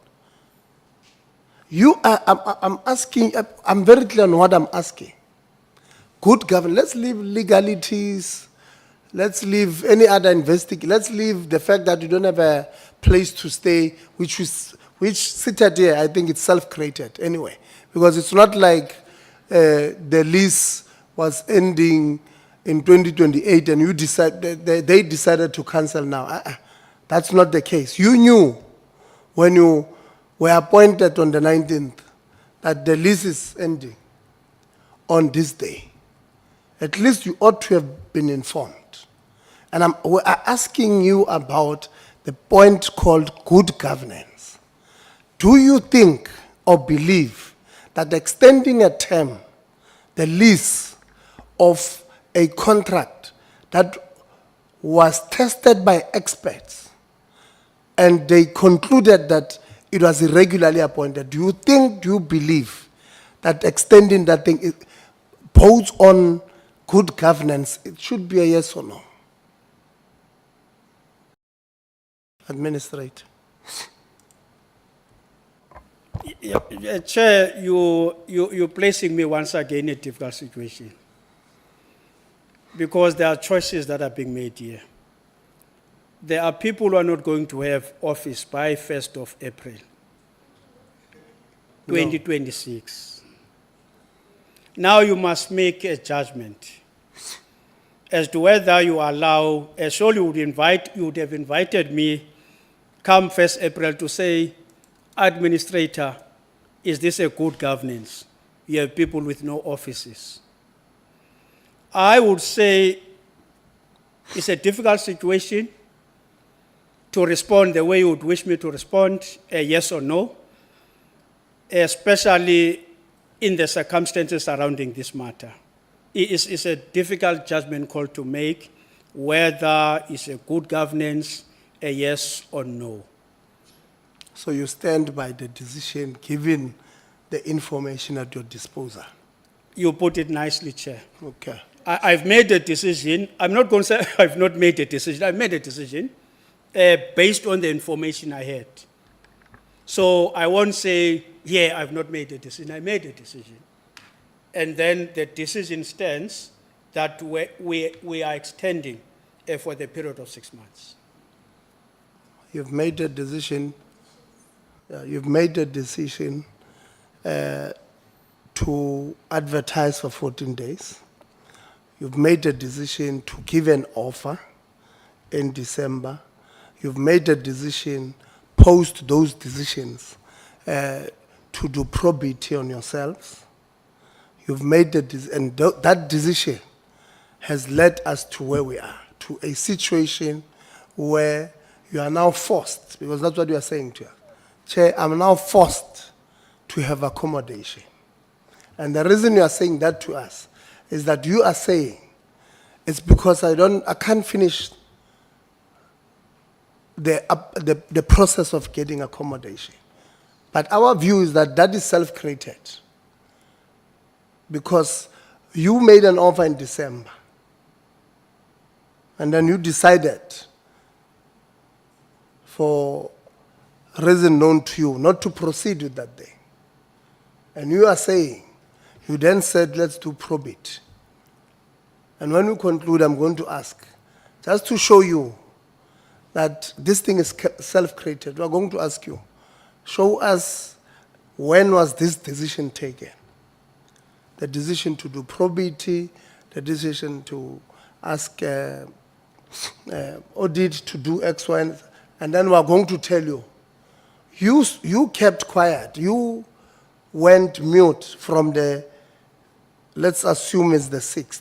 Of the 17th of, the letter says 3 December when you made an offer, signed 3. So let's assume they've responded 35, that's December. And then I'm going to say to you, when you send me, I want you, if you have IT skills, Uzamo change the date. Say to me, I gave an instruction to probity or to SCM or to whoever to hold this process because I want to do this on this day. And then I gave them till this time. Because when people say this thing is self-created, it's not that they are bored. We had an opportunity here to close the lease. But because of the decisions or non-decisions we've taken, we now are forced. And I believe that we are forced to continue, but it doesn't make it right. And that's where I was coming from. It's not right for you to continue with those people. It's not right. You may be forced by the circumstances, which we believe that those circumstances, you have created them yourselves. So that's where we were coming from, Honorable Mseza. No, thanks, Chair. I really differ with the exercise of. So maybe assist me here, Administrator. Is there a review of the report that had deemed this lease irregular? Because I think you're coming at an approach that says maybe later this report might change, this forensic report might change and be regular instead of irregular. Might be. Because if you are saying to us an irregular deemed lease can be extended in its nature as irregular, then we have a problem. So is there a review of the report? There is no review of the report. So it remains as irregular. of now, it stands, yes. Yeah. So you are saying that for you as the administrator in the SETA to extend an irregular lease is right, given conditions that you are referring to? Yes, I think Honorable Msezana, I've really responded You think it's sufficiently right? on the matter. Okay. Yes, When can we get a legal opinion on this matter? How soon can we get it? You said you had internal yes. audit, I mean, legal. What I requested, Honorable Msezana, is that let's let this process, which is independent, to be concluded. Which process? The process with regard to the building. Yeah, no, our interest now is that you have decided to extend an irregular lease. So that's of our immediate interest because you did not get a legal opinion on the matter. That other process is yours, in as much as we disagree with it. I think Honorable Khakha would have mentioned that as a person that was responsible for skills, immediately by the time you get in, because you conduct oversight on these sitters, you would have known that these particular sitters that are leasing buildings, they have buildings that are lapsing in this period. Immediately when you got into office, you would have had priorities, including these ones that are outlined in the report. So it was not by surprise that you then learned when you were appointed that by this time you should have concluded the process. So it is definitely self-made, in line with, let me say I share the sentiments of the Chair and Honorable Khakha. So let's not venture into that. For now, I want to know when we can get the legal opinion that speaks on this particular extension. Honorable Msezana, as I said, that is a matter that we look at in terms of the legal opinion. But then obviously, as I'm seated here, I cannot say tomorrow, but then that we are going to do that undertaking. We have legal internal. Yes, we do internal. Yeah. Let us propose. I think when the chair comes back, we'll propose time that we can give you. That's 7 days or less. I mean, I think it's not a complicated process because already we have a forensic report that says this is illegal. Then it must now look at your conduct of extending something that is illegal as an administrator, which I don't think is going to take a lot of time. Did you consult Treasury, National Treasury, before you did this particular extension? I get it's flagged in the forensic investigation of National Treasury, or is it not? Did you consult National Treasury? No, Honorable. You did not? Yes. So you didn't consult anyone in this process? You just saw the conditions pressing, then you extended? That's in order. There Okay. is process internally making recommendations to the administrator to consider extending Okay. the list. This is what we have done here. Okay, let's proceed. Babu Nomvalo. That's Imvalo, Honorable Mseza. Babu Mvalo. My Yes. apologies.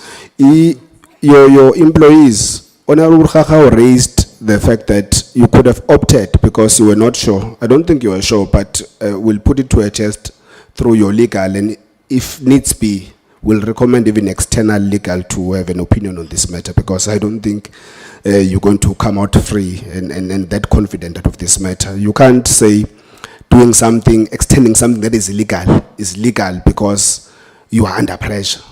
I don't think I don't think anyone from the legal fraternity is going to say you are right. I don't think so.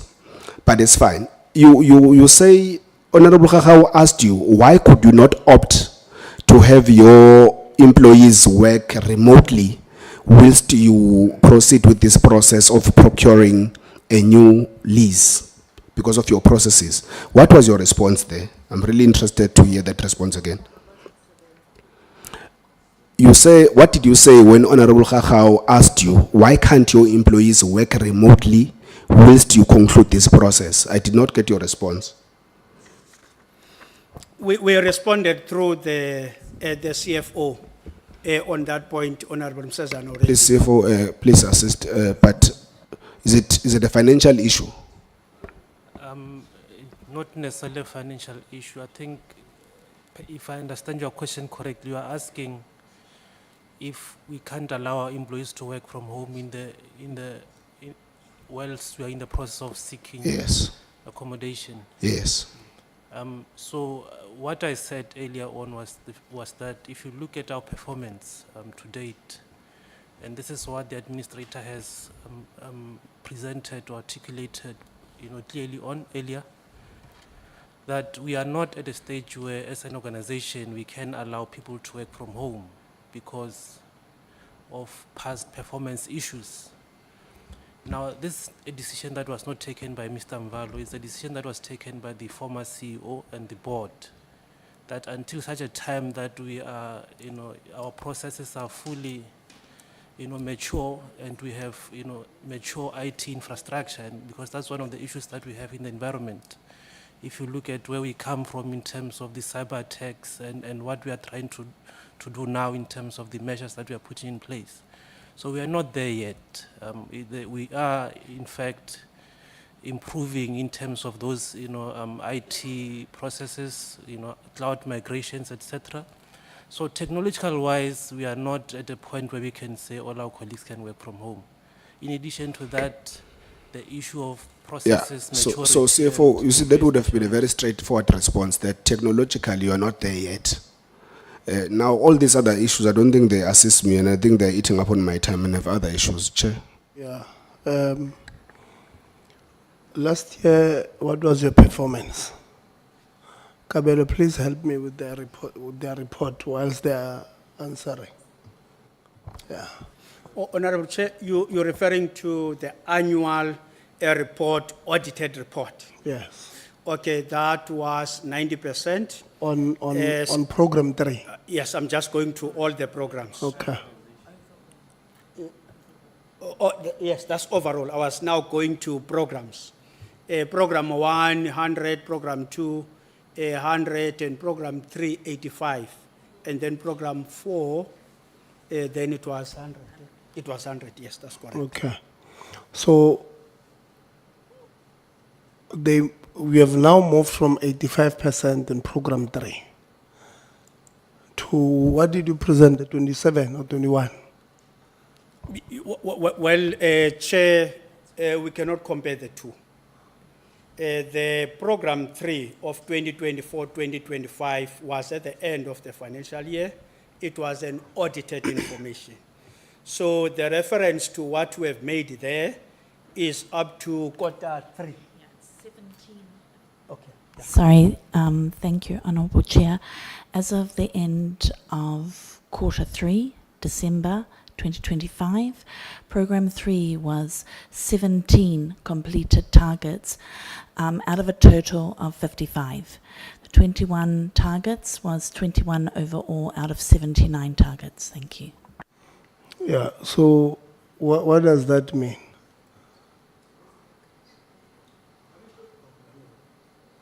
So I think, Chair, it goes back to my earlier submission that as much as if you compare this to previous financial year where we achieved 90%, that 90% was not seamless because for you to get to 90%, your processes and your employees must be at a stage where they can achieve that seamlessly without efforts from managers, from the executive, from the CEO. No. So you look at where we are now. No, CFO. You achieved 85% on program 3, which is the core business of why you exist. I don't want excuses. You could have achieved 150%. So it doesn't have to be seamless. But you have achieved 85%. And you are saying now, the reason I was asking, what are you saying? You're saying 17, then you're saying 21.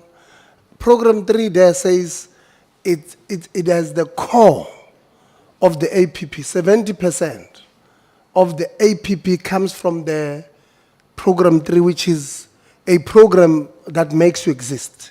This is why we have an LG SETA. So this is where you must skill, reskill, upskill our people. This is your core business. This is why you exist.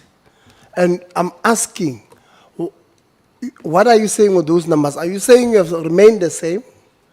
You can compare quarter 3, end of quarter 3 of 2024-25 and quarter 3 of 25-26. If you want to say, but I know you have an idea. Now it's the end of the financial year. You have an idea where you are. So to say we can't compare, it doesn't happen. We use, even AG when they come to audit you, they won't say no because administrator needed 2 days to know where the offices are. I don't audit those 2 days. AG when they come, they audit 1 April and 2025 until 31 March 2026. That's what they're going to start auditing. So it does not matter whether it was raining or not. The circumstances of last year will be different from this year. But the auditing standards are the same. We audit you on performance, target achieved. We don't want to hear that we have 14,000 learners. If that was not part of the plan, APP, we are not auditing. You said you are going to give us 95,000, 195,000. Now I'm making an example. So if you come and say I've achieved 14,000, it's not achieved. Because you said 95,000. So that's what we want to see. And I'm asking you, the 17, 21, whatever you're saying, what are you saying? In simple English, what are you saying to us? Chair, okay, I was saying we cannot compare because we are not yet done with the financial year. There is an improvement plan that we do have. And the improvement plan is having almost all the dates as to what needs to be done by when. The improvement plan was to improve from 85% to the current state in program 3. That's what we presented, Chair. Okay. Yes. So I'm going to have a discussion with AG because there was an audit action plan that was being followed. Then you got 85% from that day. Right? Now you are saying to me, you deviated from that, you don't achieve, and halfway through, you have now put this recovery plan, or whatever you call it. Was this recovery plan if you are saying it's to fix what you are doing now, it's something that would have been done now. You have put together that recovery plan now. Because you had deviated from the standard, you deviated from the plan that we had last year. If you did not deviate from the plan of last year, why would you not have the same. And this is what we normally say. Because if the AG says go and put together an audit action plan, that audit action plan must not respond to you fixing what has passed. It must also help you to prevent having the same mistake. But if you have a plan, and this plan of yours only show me that I went to recover money from people, but it does not help you to prevent from giving people contracts when they don't have capacity.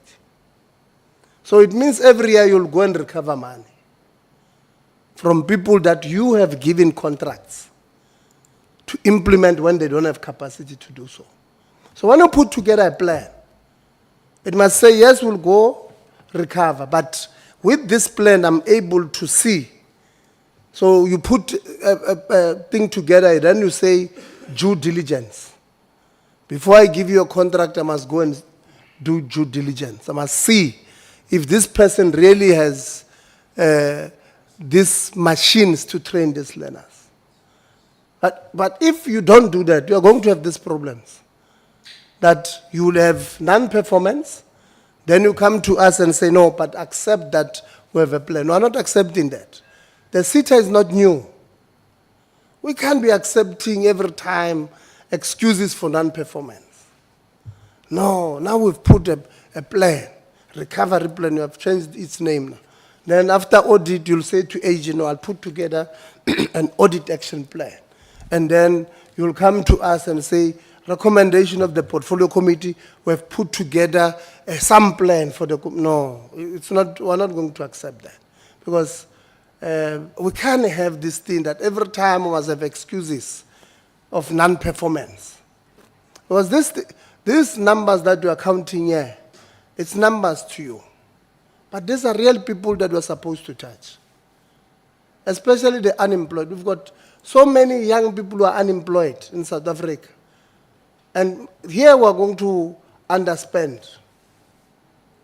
If we don't underspend how, then I'm going to ask for an audit, a forensic, or you underperform but you don't underspend.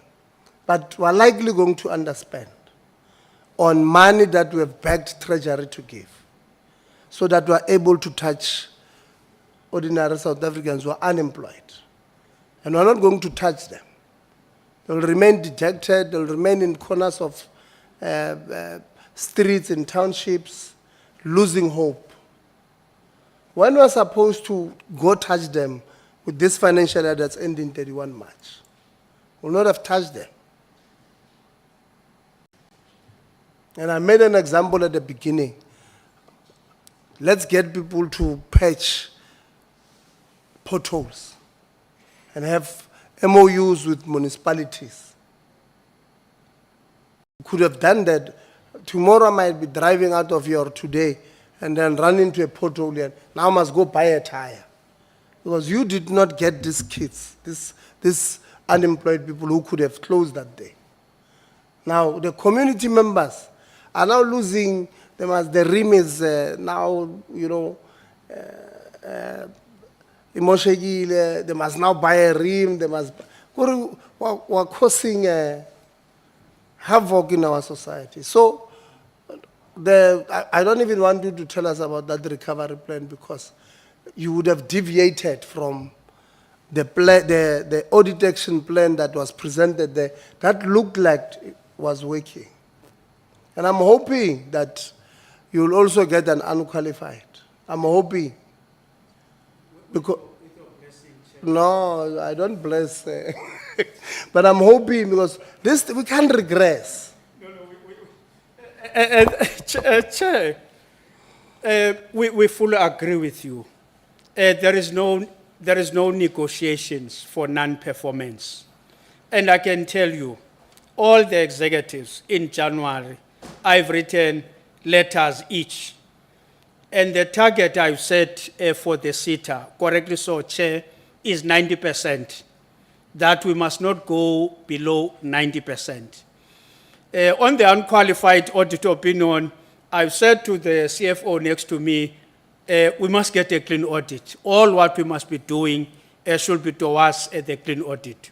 We fully agree, Chair, we need to do more. And we take full responsibility for that. For any non-performance, we take full responsibility. We agree, Chair. Yeah, DG, extending an irregular lease contract does not constitute a financial misconduct. It does, and there can be no question about that. And something Ms. Mvalo said is interesting to me. When he says he's awaiting a legal opinion. No, it did not. The only time he said that was when we said, is there a legal opinion on this particular aspect of extending a irregular contract, a lease contract, unless maybe I did not hear him, because Honorable House says he did. But I think the issue of the legal opinion is something that would have come up when we asked about such conducts involving legal of the department of the entity. But you can proceed, DG. Okay. Yeah, I think the angle I wanted to take, Honorable Cezanne, was that in the Treasury report that informs the whole administration, the issue of this building is there. So the responsibility for Mr. Mvalo is to implement the findings of that report, which is to ensure that whatever irregularities is a finding of the Treasury report is fixed. If, as he does it, he himself commits further irregular practice, it's a matter that we will see it in the same light, not in any other light than what you already have said. Thanks, DG. And I think we'll then expect, Chair, when you were out, we had said we'd discuss with you the timeline in which we're going to give the entity through the administrator for them to give us a legal opinion on them extending an irregular appointment or irregular contract with the service provider. So I think you'll then assist in terms of how many days do we give them. We would propose 7 days or less for them to give us that legal opinion, because they're doing it in-house. So I think maybe DM Gondwe, if you could maybe assist to maybe not give a response, but extend the question to the now minister. If a minister or the former minister would have approved the recommendation for the appointment of the LG SETA CEO without interrogating, as I would have said earlier, the minister would do due diligence before appointing anyone, because they are given a report and then obviously they would then, through their team, then interrogate if everything is in order before appointing anybody. So I would really be interested to know if he did not, so that we are given a report from the former minister who would have done this particular appointment, whilst the what you call public protector conduct their business, will also want to get a report from the former minister. Chair, I think the DM wants to say something on this matter. Yeah, and then after I'll give Honorable Kaka. Just want to get clarity, Honorable Msazane. So you want the current minister to, I'm not entirely sure what you need him to do. So I know it's around the appointment of the CEO and having that appointment having been ratified by the previous minister, right? So I just want to understand what it is that you require the minister to do. Yeah, so TM, the minister would have done the appointment, the former minister. Yes. And I'm interested to know his report on the matter, because he would have not just closed his eyes and signed the recommendation. He would have done due diligence in terms of interrogating the file or the recommendation in line with the advert and everything. So I'd want a report from the previous minister on this particular matter of this appointment, because this thing of crucifying those that might not be able to defend themselves and then letting go the former minister that was the final authority that appointed the alleged underqualified in terms of the presentation CEO I would want to get a report on that. And maybe finally, before I depart, Administrator, you mentioned that you would have engaged Minister of Public Works, and you said that they had told you that their processes are very long, so you can't pursue that. So you then, I think Honorable Khakha would have probed, and you said you would have revisited. I'm not sure if you revisited the scope or the radius. So I'm trying to understand that, because as I would have heard that in the presentation you said there was a pre-approved budget from the former accounting authority and CEO on this matter. So when you said you revisited, was it the scope or radius? And radius in what sense? Where you want the offices to be? But I did hear that you then speak about specifics. So I just want to understand that, so that I also put to the test if it's in line with the budget that was already allocated for the particular exercise. Thanks, Honorable Member. So when DPW takes over the process, and if we had allowed them to take over the process, they are not going to use our tender document. It becomes their own process. What they need from us is just our space needs analysis report that will then assist them in them, procuring those, the accommodation for us. So they don't necessarily need our tender document, but what I said earlier was what we discussed with them was the updated specification, which included an increased radius in terms of where we want to be. I hope that answers the question. Thanks, Chair. Maybe, Chair, if you could just then assist in terms of the timeline for us to get the legal opinion with regards to the extension of this particular irregular contract, lease contract, and or maybe after. Chair, I think we're slightly running in circles. Dadambalo,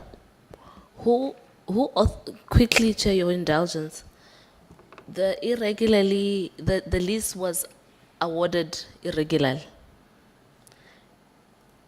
Who authorized it?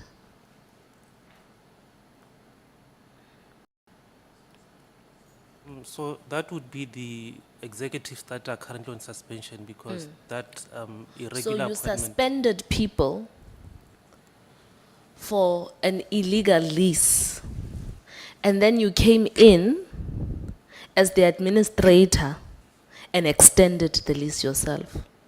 Why must you continue being administrator of the local government seat?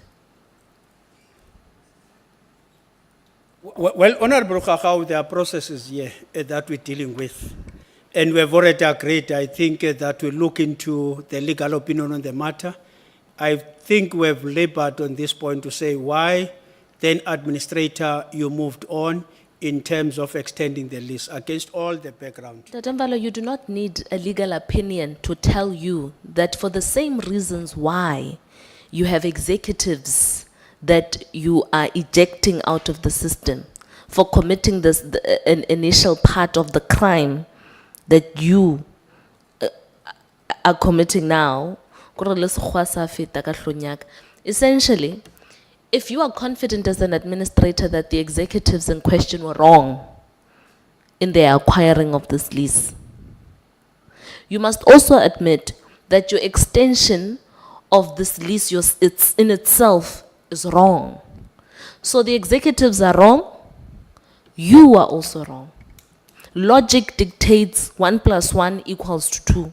You do not need a legal opinion to prove to you that extending a contract that was flagged as irregular is wrong. Basic ABC. Again, I ask, why must you continue being the administrator? In fact, you don't even need Ndadamanamela, the minister, to come and tell you must sit down.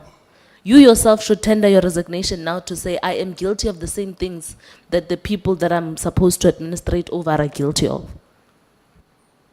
Well, Honorable Khakha, thanks very much with this confidence.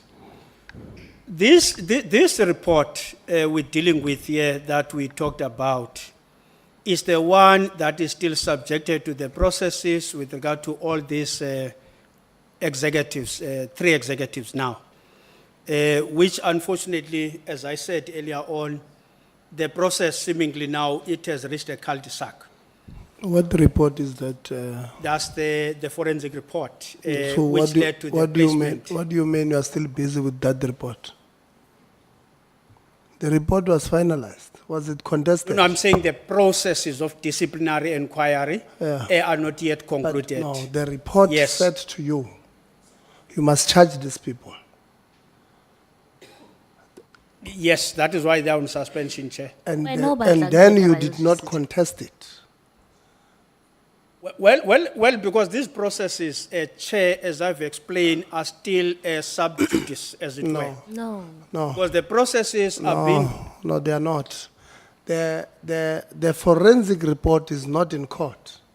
I'm saying the officials involved Yeah, but that's are not still, what. are still involved with other processes. No. They are in court. For what? It's not only the building. It's, I know, but they are in court for what? Let's talk about the it's- building one. It's Chair. No, let's talk about the building one. Chair, They are in, that one is in court for what? Or those ones? it's because of the report, Chair. We explained. No, it can't be because of the report. The suspended officials. Yeah. I thought I've explained with all the slides No, and I've listed I all told the you, findings. the report, the forensic report was done. Yes. And the forensic report came in 2022. When was it? Then when it comes, it says, the board gave DDG Mvalo the powers up to 20 million. DDG Mvalo went and bought and leased the building for 50 million. Charge him. That is not under question. So there's no sub judice I'll give you. And I hope, he introduced himself as in the office of the administrator, the former CEO of SASIT. At least I know during your tenure, you had 5 clean audits. Former CEO of SASIT. I hope now you're also going to come with a clean comment, but I'll give you now. I want to make this point first. That part of the report is not, it was not taken for a review. If it was taken for a review, I would understand that it's sub judice. It's not. Right? What then happens? You then charge people. Well, when I say you, we say the SETA. You then charge them. Right? And then what is that section at CCMA that they applied for? 188, 188A. So they applied for 188A to halt internal processes, and go to CCMA, right? And I'll just verify on my notes again. But one of them was charged with 5. Who's that? Was that the COO? 5 charges. The CCMA then found him guilty on 2. And then not guilty on 2, and there was no opinion on the 5th one. Then the CCMA says, we think you must give him a suspended sentence, but we find him guilty. Must give him a suspended sentence. The SETA says no. Because there was no ambiguity on the powers given to the management, which was 20 million. If it was, I don't know, there are people who write 2, like 5. Maybe if it was written, handwritten, you'll understand. But it was clear that you have the powers to sign up to here. They went beyond. So we don't think that will send the right message. And that's probably one of the decisions I agree with the board. To say, no, we can't agree to this thing because, by the way, it was going to create a culture of wrongness. That thing, I can tell you now, that you suspect, you use 188A, you go to CCMA. CCMA says, yeah, you are guilty here. But we think you must be given a written warning for disrespecting your own employers. I don't think that would have sent the wrong. And I agree, you are right by contesting it in court. That one, I am unambiguous. I agree with it. This culture of impunity, especially in the cities, you've got people who think they probably own these cities. And it's not only LG SETA, there are many. There are many. So when we call them out, they write letters about us. Just a whole lot of,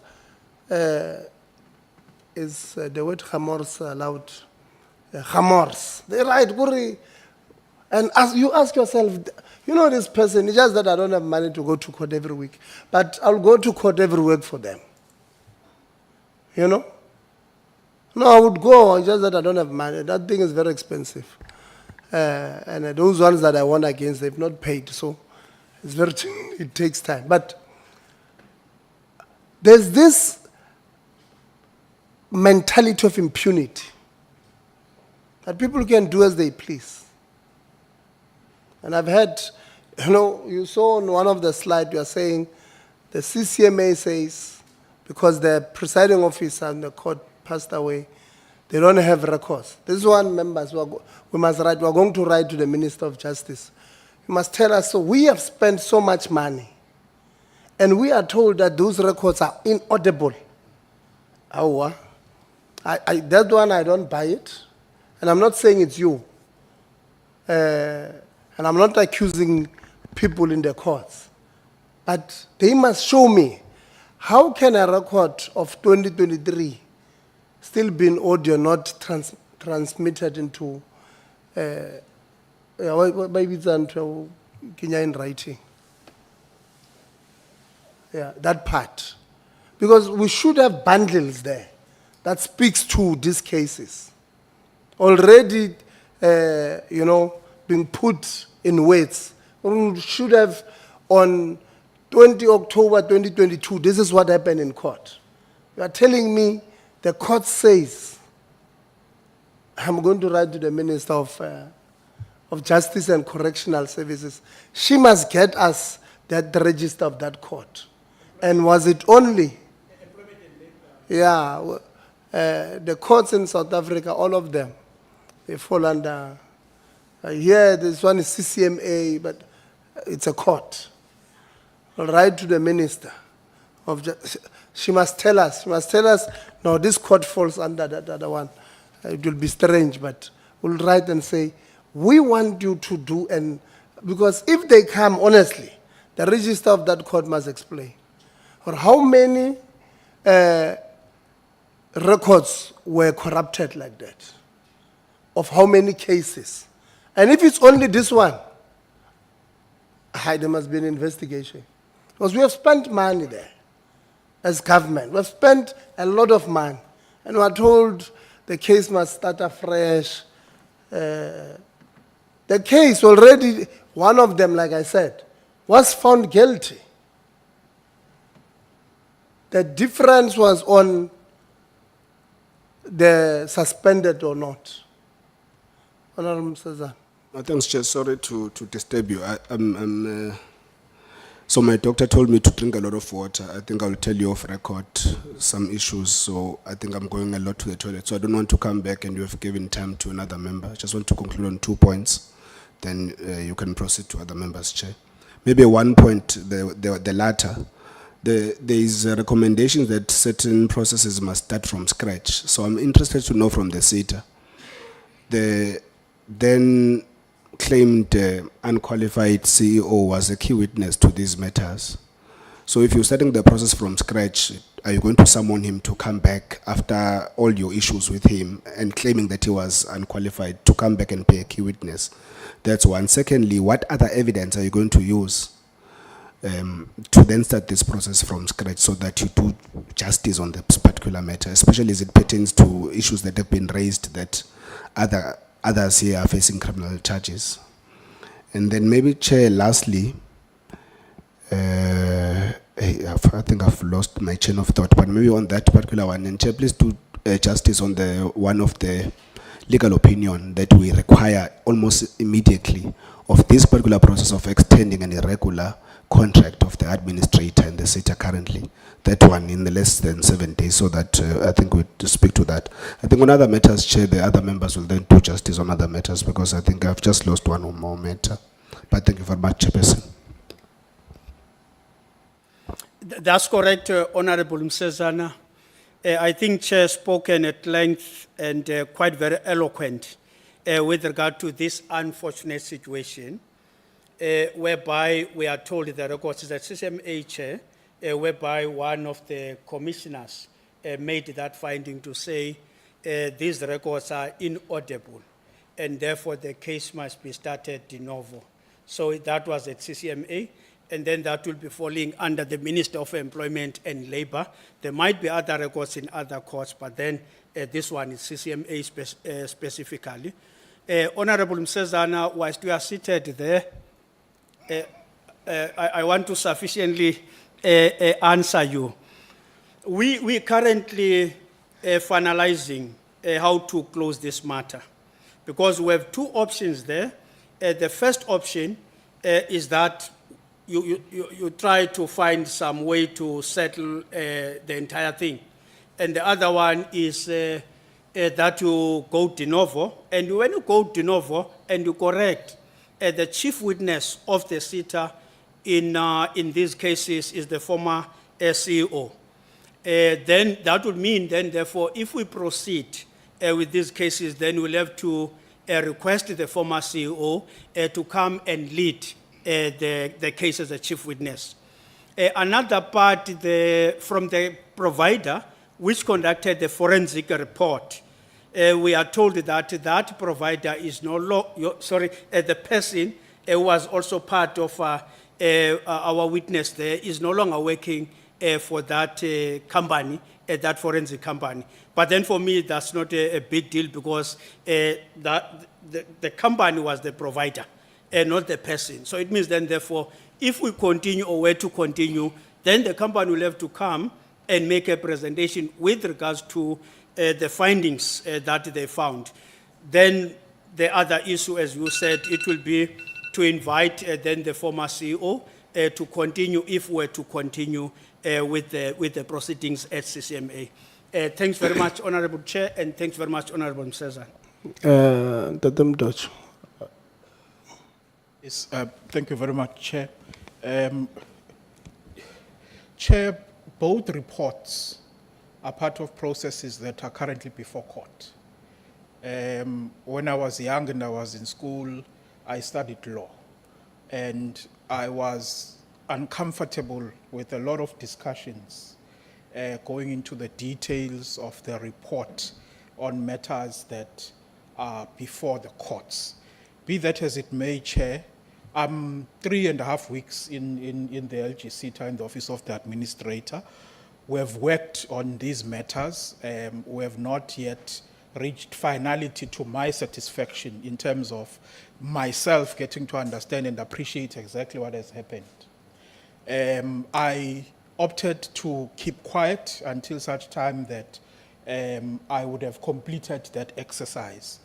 I was triggered when honorable members were stating that the administrator should just resign over a reason that I have an answer to. And I thought, let me offer that answer. The issue of whether the current lease is irregular or not is a subject of the investigation that led to the suspension and disciplinary processes against the suspended executives. One of the suspended executives, his arbitration at the CCMA was concluded. He was charged with exactly what we are discussing, which would have led to the contract being irregular.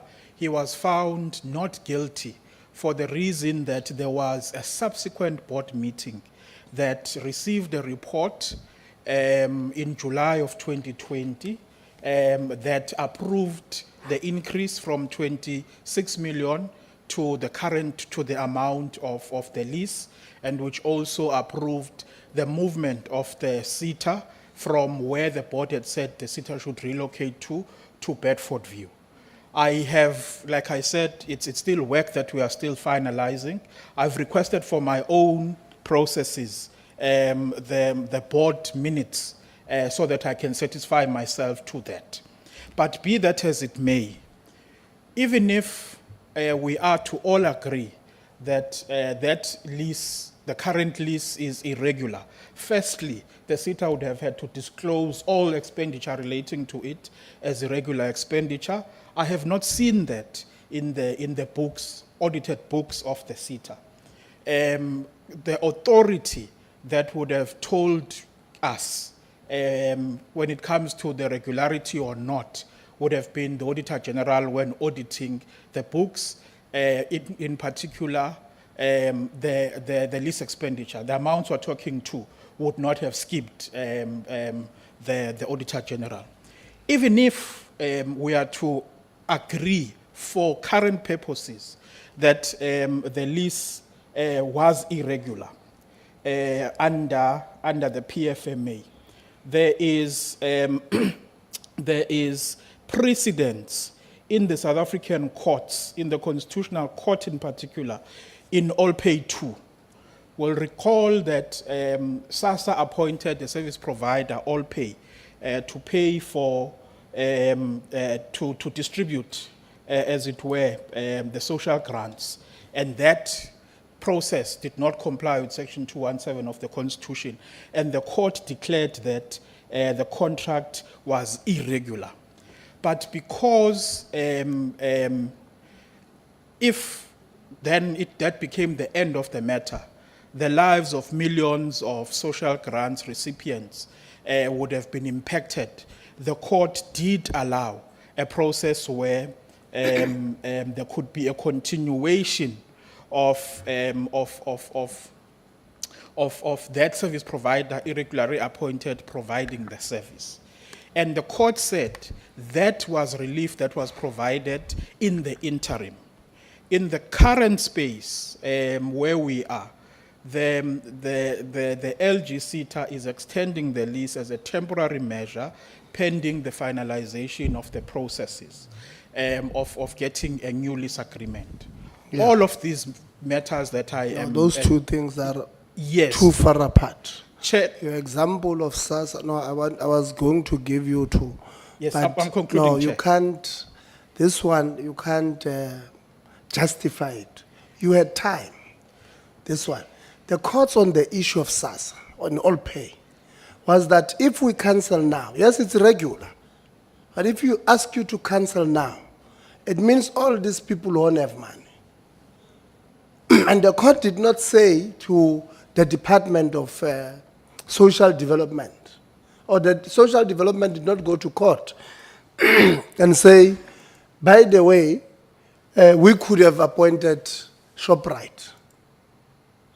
There was not that option. So the issue here, and Tatem Dojo, is that you can't, this one, no, it's a very bad example. Extremely bad, because you had an opportunity to fix this one. In fact, you've had 4 years to fix it. The example you are giving, if you are saying to us, the court said, you had initially irregularly appointed them, then you did not fix it. Now you are coming and saying, let's extend this All Pay. But that's not what the court said. So, and this is what happened there with you. It's an irregular appointment. It's not under question, that one. Yeah, I'll give you. It's not under question, that one. There's a report, it's a forensic report that is not, that report, and again your earlier point, which is wrong, about being a report being a subject of another matter, and therefore it's not true. The report itself, the standing of the report is not sub judice. The standing of the report is a report that has not been contested. So we can talk anything in that report. They have not questioned or they have not contested the contents of that report. So it's not sub judice, nothing, not that one. So those two things that them it doesn't work like that. And members said, yes, we accept you don't have a legal opinion. But you are saying, you are seated here, you are saying it's morally correct. That's why I spoke about the King 4. You are seated here and saying, now you are saying to me, no, you know, there is precedence in courts that you can use this. We're not going to, you see now we're going to have a big problem. I can tell you. We're going to have a big problem and that them don't job because we can't want to use small passages in law to defend wrong things. I'm not going to agree to. Yes, Honorable Msazan.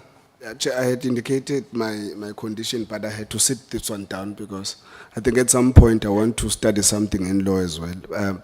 Chair, maybe just two things before I submit my sentiments. What is the former CEO's responsibility in the administrator's office? What do you do there? Are you the advisor? What do you do there? I'm the advisor. So, Chair, that's our challenge, that I think the administrator would have been advised that is correct when he took this decision.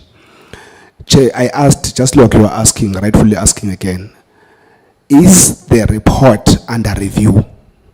It's not.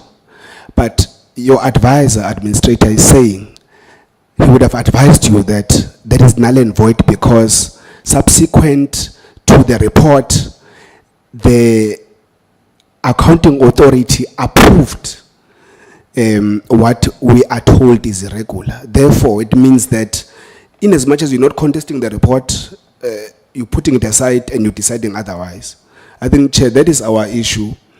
And I think I do not know how we're going to deal with it, but I still stand by saying we require almost immediately a legal opinion on this exercise. And obviously, I'm sure if they're external, because I think the internal one is going to be, clouded, because I think they'll be advised by your advisor. Maybe an external one, Chair, must tell us, if you don't contest a report that says something is irregular, you act outside of it. No, we don't need an advice on that thing. We don't need an advice. If a report has not been contested, it's valid. And this forensic, in fact, I'm waiting for somebody to want to contest it. I am waiting, I want that brave person. Because, and I hope it doesn't come from the SETA because it's the SETA that paid for it. And they've had it for 4 years. Honorable Kaka. I just want clarity from DG Sishi. Data Sishi, Section 83 of the PFMA says that officials who deliberately or negligently allow irregular expenditure may be guilty of financial misconduct. How do you report these people? What usually happens when one is assume I don't know, for the Republic's sake? What do you do to people who are guilty of financial misconduct in line with this Section 83? Press the button, DG. They have got to be charged. They must face the disciplinary process and be given an opportunity to submit their reasons, but it's clear that that's their route. Okay, so how do you charge an administrator?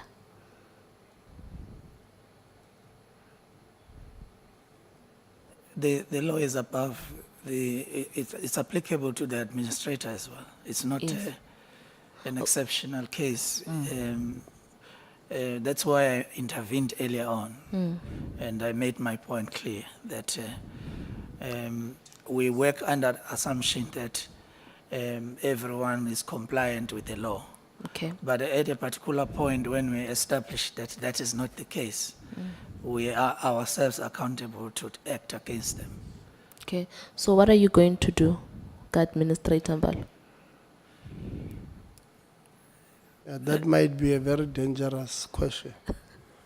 And It's I must, no, I must, I must, I'm asking because as no, I the must defend the DG on this one. I because know- if Ariana he can't do anything. There's a reason why I'm structuring it the way I'm structuring it. It's because I don't want to tomorrow. Let's not assume that the public knows, because this is an education moment. Let me restructure it this way. DG, Can do I- you have the powers as the Director General of the Department of Higher Education and Training to charge an administrator of an entity that falls under your department? The administrator Please is, switch on your mic and that. it's on. Oh, sorry, I can't hear you properly. Yeah. The administrator has an agreement with me directly, Sure. which is the service level agreement. Mm. And that service level agreement has time frames and it's clear deliverables by when what needs to have happened. As I speak to you, he has already submitted a diagnostic assessment for the stabilization of the. Dada Sishi, my question is, do you have the power to charge your administrator that has an SLA with you? Yes or no? I can initiate the process. Okay, of can you- which then the minister will. Can I give you homework to do so immediately? Do you agree before this parliament that you will? Because you correctly earlier pointed out that you agree with the committee that our assessment of the extension of that contract is correct. That you can't have an administrator that, you don't, there's a difference between starting a new contract and extending a currently active contract that has been classified as irregular. Those are two different things. What the administrator has done is to extend 6 more months of irregularity on a contract. That, in my view, constitutes financial misconduct. Consequence management is a responsibility that I take very seriously. And that doesn't exclude Mr. Mfalo. Okay, so will you charge him? Anyone else, any other official, any administrator who do not comply with the law will Dade Sishi. face the consequences. DG, I will have you charge not- him, yes or no? I have not investigated Mr. Mvalo, and I have not found him guilty of Yes, anything. will you proceed But with on the on the process basis- that This finds process him is not a guilty? court process. This is a parliamentary process which requires me, if I were to charge anybody, to apply myself and apply my mind on whatever documentation and evidence that what I'm committing to is, at a point, I arrive at a conclusion that Mr. Mvalo is guilty of misconduct, I will act. Okay, I think that's fair. We will write to you asking you in writing. I would also want that them dojo to get us there. You're saying in court, this person was charged for this on that CCMA thing, on that particular charge. He was found not guilty. Would like you to get us that that document. Would also like you to get us the minutes that would have, because then, if that is the case, then we have wasted money on a forensic, and the forensic was wrong. Because if what you are saying is true, then it means the forensic people lied to us and we paid them. And then it means we must then recover our funds from them. But get us that information. Yeah, get us, no, I'm sure you have it. You should have it. The information is. No, we commit, Chair, will get all the information. Yeah, I'll- So that the portfolio committee can arrive at a conclusive decision Yeah. with sufficient information. Yeah. Thanks very much once again with this opportunity, Chair. Yeah, you gave yourself this opportunity this time. But it's extremely important because the two can't be right. Can't have the court that says, unless the lawyers who were representing the institution were poor to articulate the forensic.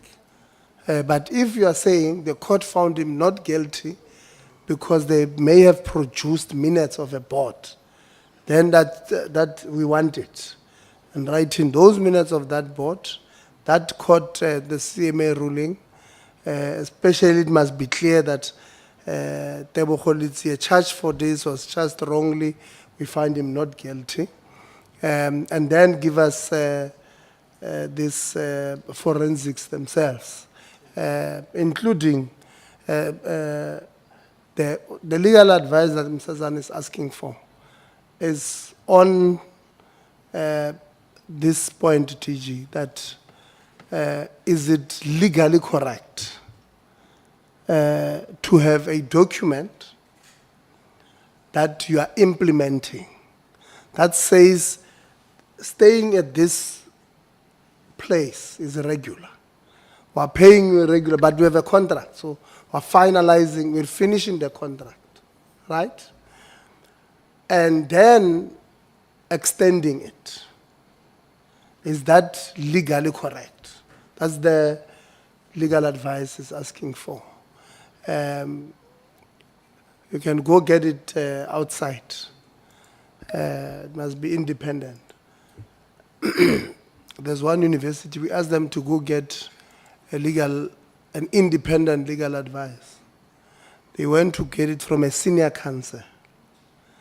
And that senior counsel wrote a legal advice that is not legally sound. Senior counsel. And then because we read this thing and we got suspicious, we then checked the relationship between this senior counsel and the person they are supposed to give. They serve on the same advisory board. So the senior counsel gave an advice that was not independent. So when you go and ask your people to give you advice, it must be, we are going to know, don't worry. I'm going to know, you are going to tell them, listen, I want it to look like this. No, it happens. I want the advice to look like this. And we're going to report them to LPC now. I'm tired of having lawyers who are unethical. I want to report them to LPC because we must not deal with these wrong things. LPC does that, not us. Dr. Christians?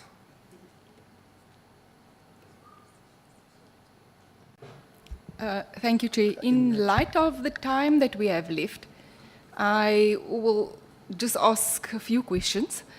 I think to the finance team at LG SETA.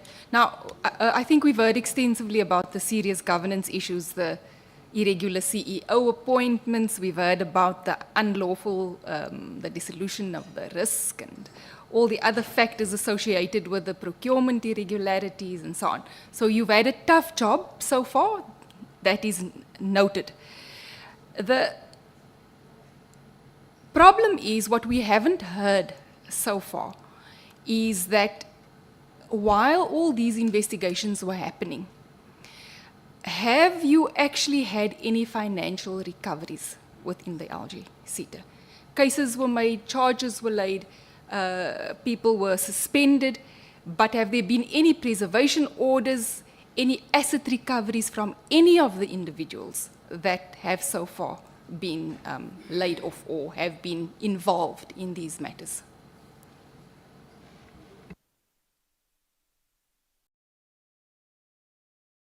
No, if he's asking like this, the answer should be no. Thanks very much, Doc. I were to say, we earlier reported about a material irregularity, which is a matter that we reported, and there is a progress. About 91% of what was flagged then by the Auditor General to be of material irregularity is no longer of material irregularity. And now we are having the report that is from the audit and that is going to the audit and the risk committee. That report I've not yet had sight of, and well, I don't want to put my colleague on spot here because she has to process that report to the audit and the risk committee. But then she advised me that there are some consequence management with regard to some of the areas. And we have identified about 64 of those projects that we cannot find any evidence. Therefore, that one is with the lawyers right now as we speak, Doc. And obviously, we have to do some recoveries with regard to those ones where there is no evidence. But then it's still a work in progress, that one with regard to material regularity. I'm not sure whether CFO already with the legal reports that you might have received. I don't know. It's in process. Okay. Okay, thanks, Doc. I did tell you the answer is no, but you did not believe me. At least now you know. So I think the remaining question then is, Administrator, by the time you exit in August, will we see any action in that regard? How long will it still take for us to see any action in that? Well, Doc, I must confirm that there will be obviously actions. As I said, the executive within in our internal audit executive, she indicated to me that in that report, obviously there are some names, but then we do not want to speak about it now up until it goes to the audit and the risk committee. And then obviously consequence management will be there. It will be done once everything we have received, especially as an administrator, when these processes are concluded. That will be done, Doc. Thank you very much, Honorable Member. We can confirm that the internal audit has concluded the investigations and the report will be sitting because it needs to be adopted by the Audit and Risk Committee on the 20th of March, which is next week, Friday, upon which it has recommendations on consequence management, and it will then be up to the administrator to then effect those recommendations. Thank you. The administrator's appointment letter says enforce consequence management. So it will not be up to him to decide. He must just do it. It's part of the performance. If he does not do that, the DG will charge him. Yeah.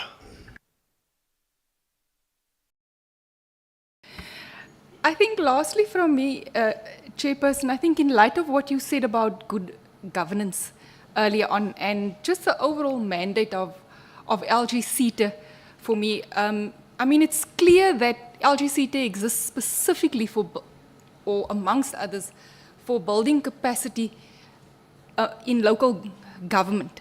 And really in the entire presentation, I really haven't heard anything in that regard coming up to tell us that, you know, you've actually made some improvements in local government. And I haven't heard anything about training, about learnerships, about skills programs.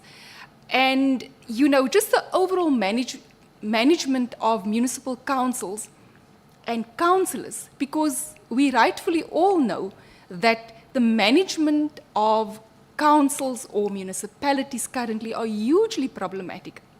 I mean, we've seen, we see daily, I can only mention in the Northern Cape, infrastructure collapse. Municipalities are just struggling with water and sanitation. There's just a lack of capacity. So your duty really is to capacitate municipalities. And I haven't heard anything to that regard. How many have you capacitated? How many people have been trained? And I think more importantly, because you might give me an answer now and say you've trained so many municipalities, but have you done any work with regard to monitoring your performance, evaluating your performance? And could you tell us if any of those municipalities have really improved through your intervention? Thanks very much, Doc. Well, I was saying to the CFO, we have a program adopt a municipality, which is arising out of some dysfunctionality in some of those municipalities, as well as the negative audit outcomes.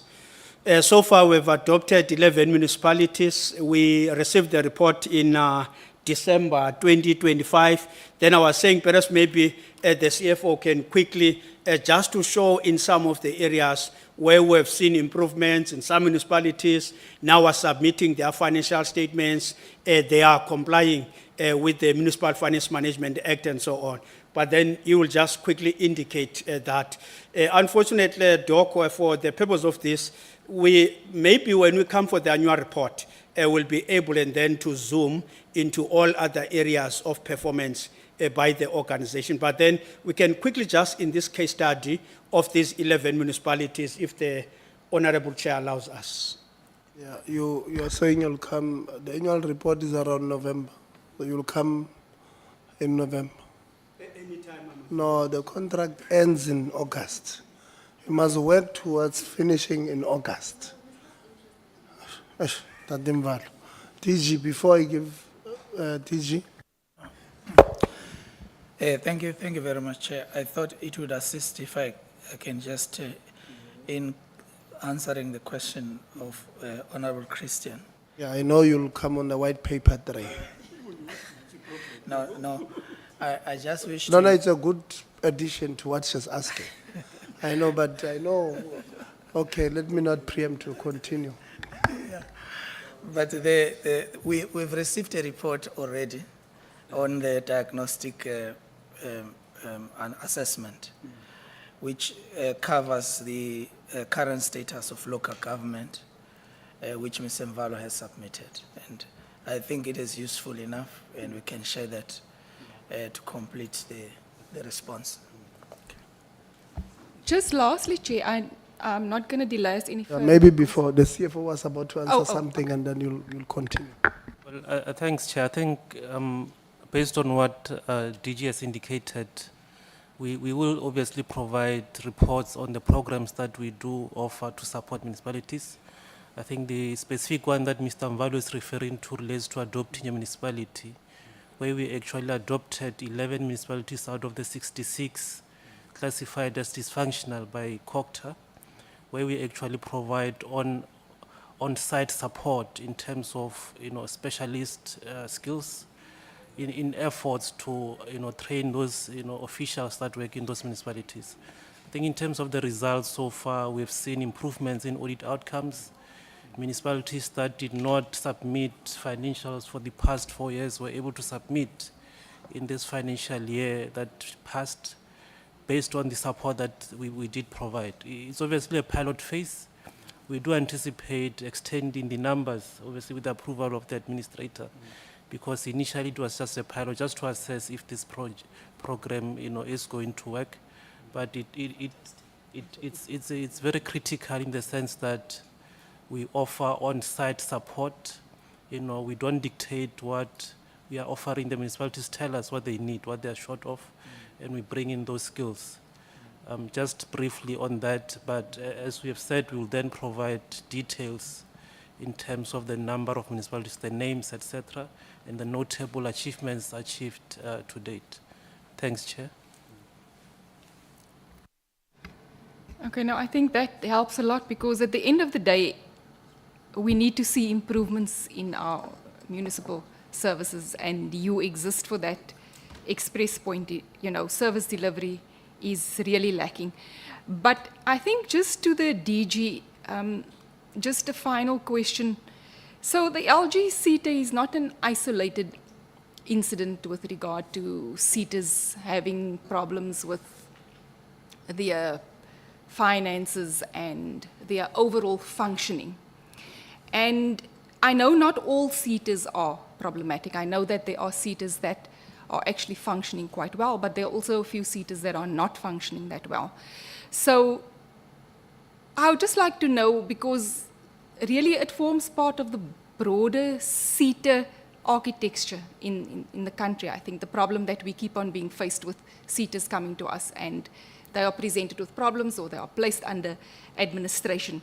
And I think more problematic is that they really work with billions of rands, and they're supposed to develop our country's young people, but that doesn't seem to be happening as well as needs be. So, DG, would you say that this is a problem that DHET is actively looking at solving within SETAs? Do you think the current way and manner in which SETAs are being held accountable and are administered, whether it is still efficient, or do you need to re-look at the entire structure of how SETAs are formed and the functions that they actually do and how well they are placed within DHET? I really hope I will do justice to your question, because I think it's fundamental to everything else we are doing. You are aware that we are currently reviewing the Skills Development Act. In reviewing the legal framework, we've got to strengthen accountability, because that is a threat that cuts across all the SETAs. And that is what has been the weakness. Look at what we are doing now. I have to sign SLAs with administrators and CEOs and chairs. This is just a mechanism to plug a gap that exists in the law that empowers the Director General to hold accountable the leadership of our institutions. We now have a chance to fix it. I trust that when we submit the draft bills, you will be able to see the work that has already been done and then help us to plug the gaps where there still are gaps. That is the first angle. The second angle, the President of the Republic has already pronounced the skills revolution as a focal point for the work that we are doing, all of us in government, but particularly in the department. That work is about the product, the graduates, the quality of the graduates, the relevance of the projects, the programs that we are running, because accountability will have to be tested by the quality of the graduates that we're producing.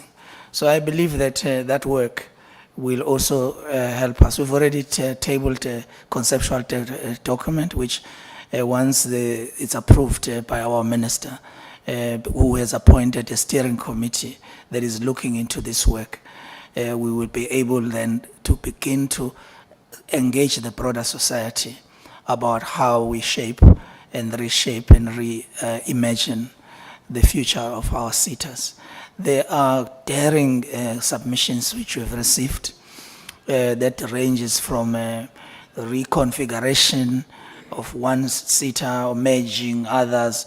All of those are going to be considered by the steering committee, which will then submit to the minister, who will then pronounce on the direction that we are going to take. But we are driven by this. We feel that it is an opportunity for us. You recall that we come from independent training boards before SETAs were established. We are looking into that as well. What were the good practices then when SETAs were actually managed by employers and not by government? What were the weaknesses? How do we make sure that we do not lose the good work that was done in the number of years that SETAs has been there? You will agree with me that the majority of the SETAs are doing a good job, but there are certain weaknesses that are really, really clearly, they need intervention. So that is my take for now. But we would like to share with the Parliament whatever new ideas that are emerging, so that we also benefit from the wisdom of our public representatives. No, thank you very much. Honorable Zondo.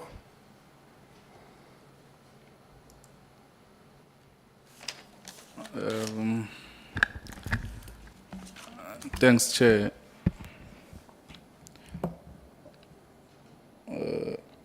Now, you've taken all the time in the world. One don't know where to start on these questions. But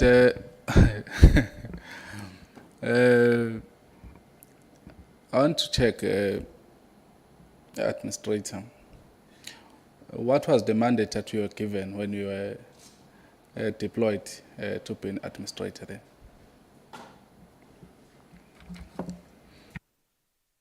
Thanks very much, Honorable Zondo. When we started, we indicated, amongst others, to restore good governance, efficiency, effectiveness within the LG SETA. So that's part of the service level agreements, amongst others, as well as the implementation in the main of the National Treasury Report. I know when I signed between the DG, me and the DG, the service level agreement, on top, it was the National Treasury Report that we implement. And I think I demonstrated that it has been implemented, I should think 100% that one, in the main, amongst others. Thanks very much, Honorable Zondo. So you've just responded to my second question to say,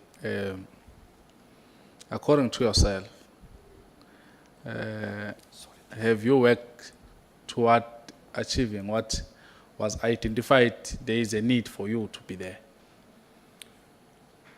Yes, Honorable Zondo, I must say, with the work that we have undertaken already, and as also alluded in our presentation, so the need as of now, when I got into the SETA, you'll recall it was on the 19th of August, and then we had at the time the Chief Executive Officer who was running the SETA, both as an accounting authority as well as the CEO, that is in terms of the Public Finance Management Act. And then immediately then thereafter, 30th September, but then there were issues of his contract, which were finalized mid-October by the Labour Court. Then it meant then therefore I continued with the work that I was mandated to undertake within the local government SETA. As I said, so far, we're doing quite very well so far. I won't say out of 10 what I should be getting. So it will be the Honorable Portfolio Committee that will make such determination. You know, I don't want to go back to this debate that you took for 2 hours with oral members. But I want to understand the state that you found there and the state now you are about to exit.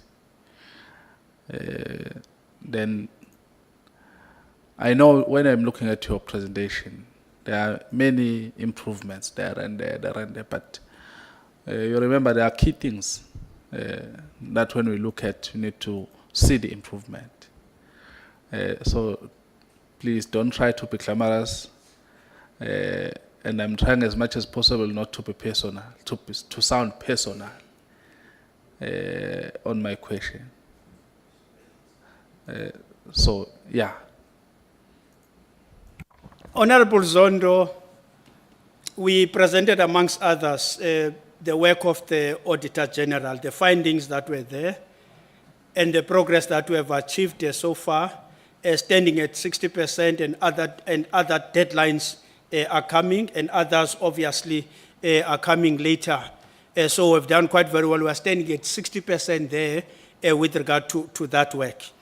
We massively as well, Honorable Zondo, reported about material irregularity, which is the work amongst others that together with the team at LG SETA we've been paying much attention in terms of trying to get evidence in all those 367 projects that were flagged by the Auditor General as wasteful and fruitless expenditure. As I reported, we have moved on. Now we're standing there at 91%. But then I also placed a rider by saying that work we submit to the Auditor General. We submitted the first work, it should have been in November 2025. We've just submitted the progress report to the Auditor General. The Auditor General has made an indication that they are going to look into that work, whereby 91% we found out of our own processes to be not wasteful and fruitless expenditure. And obviously. All right. Okay. All right. You are eating my airtime. DG, this question will go on both of you. From you as administrator, do you feel that the department is giving you the support, the necessary support? And again, DG, do you think from your side, are you giving the administrator the necessary support to execute the duties that you tasked him to do? So I am saying this question goes on both of you.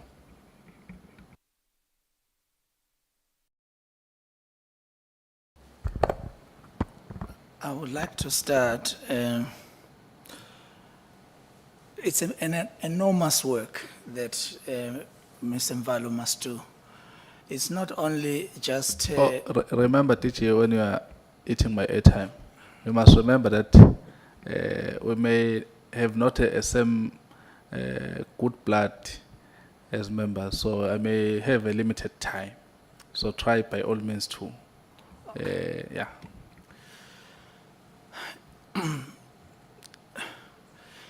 In my contract with the administrator, I have specific things that must happen, that are stated, that are written, that are a contract between us, on the basis of which I determine whether we are doing what we said we will do or not. The first one right on top is the implementation of the Treasury report, the recommendation of the Treasury report. And that is number one. There is a work plan that we have developed. That work plans have time frames and timelines. It indicates by when what needs to be delivered. And the first thing that needed to be delivered by Mr. Mvalo so far, which was due, and which was delivered on time, was the preliminary diagnostic report, which he has submitted. And it's a comprehensive report. In responding to Honorable Christian's question, I suggested that we share that report because I feel that it is taking us somewhere. You mean the submission that he has Yes, done? yes. Okay. But it's in terms of other timeframes, we've not reached those deadline for me to see if in other areas that are really key, he's going to deliver. But the monitoring, the engagements, the monthly engagements that we have tells me that he has done well to obtain the support of the existing teams there by the SETAs. I like that because it was going to be the most difficult task for him. And So you mean you are happy with the work that he is doing? no, my happiness is far from we arrive at it because we have to achieve all of these issues. We only have ticked one box out of 13 boxes. So how many months is he left with in the office? August, right? August, yes. 5 months. 5 months. August, yes. Do you think he is going to tick those boxes in this 5 months' time? He has no choice but to do it. No, I understand that you want him to do that, but I'm saying, right now, do you think he's going to tick all those boxes in this 5 months? We have confidence in him.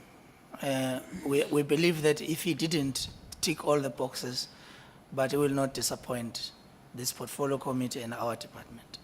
Yeah, the question, maybe let's ask it differently. Because we don't want feelings. The question is there a plan that is achievable, that when you look at it, we can say, for an example, we are left with 5 months. One of the recommendations is that put together the CEO and the board. If you have a plan, you'll say, the plan that I've submitted to the department says at the end of April, I'll advertise for boards. And I'll take 1 month to finalize that process. So at the end of May, I know who I'm recommending. Then I need to go verify their criminal records, to verify their, so by 19 July, I would have given them letters indicating they're starting on the 19th of also. The question is, do we have a plan, comprehensive, that has been, because we don't want people to say, no, we're happy with feelings, we think he's going to reach it. It must be science. We should be able to say, okay, we've looked at this thing, we believe it's doable. Thank you. Or we believe it's not doable. So that's the question that Honorable Zondo is asking. Thank you, Honorable. Let's see, definitely a plan. In fact, I'm reading from the plan. I can just add to you that further to the delivery on time of the diagnostic report, his other task was by the end of between September and January 2026, he needed to make sure that the audit and risk committee is in place, and it is in place as we speak to you now. The next target is going to be a quarterly report by the internal audit, and I think from the inputs by the internal audit today, you will pick it up that firstly we've got a competent team that is doing this work, and by the deadline, I'm confident that we'll be able to get a report that will be of assistance. Beyond this, DG, I think because now you told us that you are reading from the plan, can we have that plan? yes, So that will hold you accountable. If next time you come and tell us that Novala didn't hit the target, then I will say, but you said to us, there is a plan and we are confident that you are going to reach all the targets. I think from your side, DG, once you give us that plan, we'll satisfy ourselves that this plan is really practical. Then I will go to Maybe before you go there, there's a follow-up from Honorable Kakao on this point. Thank you, Chair. My follow-up is the point of the report back on part of the plan. I'm just tracking how far is, according to the plan, the administrators dealing with training providers that were appointed irregularly.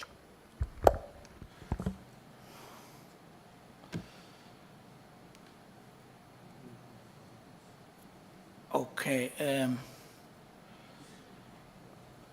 I'm trying to track the where it is located in the plan. Will it be sufficient for me to just share with you the actual plan so that you can actually see where this is located and the deadline, which I can do immediately? Thank you. Chair, well, that suffices. I think we should already have it already, but surely the administrator himself, given that it's his plan, he would know off the top of his head where he is. Perhaps you can respond to that in Tatumvalo. So the question was about what the administrator is going to do about the providers appointed irregularly. If I'm not sure if I got that correctly. So part of what has been identified as a problem in the forensic report is that you have training providers that were appointed irregularly. Agar, where are you in your irregularly? Agar, where are you in your assessment and dealing with that problem? And I'm asking the administrator. Well, I was requested to respond to the issue. Administrator wa hloleha wa araba hobaneng? Akere ke administrator's plan. Oh, I thought you wanted an answer. I wanted to give an answer because the CFO is busy, Honorable Kakao. Administrator, the question is, your plan, you have submitted, you have signed the SLA. Now the question is, how far are you with this one?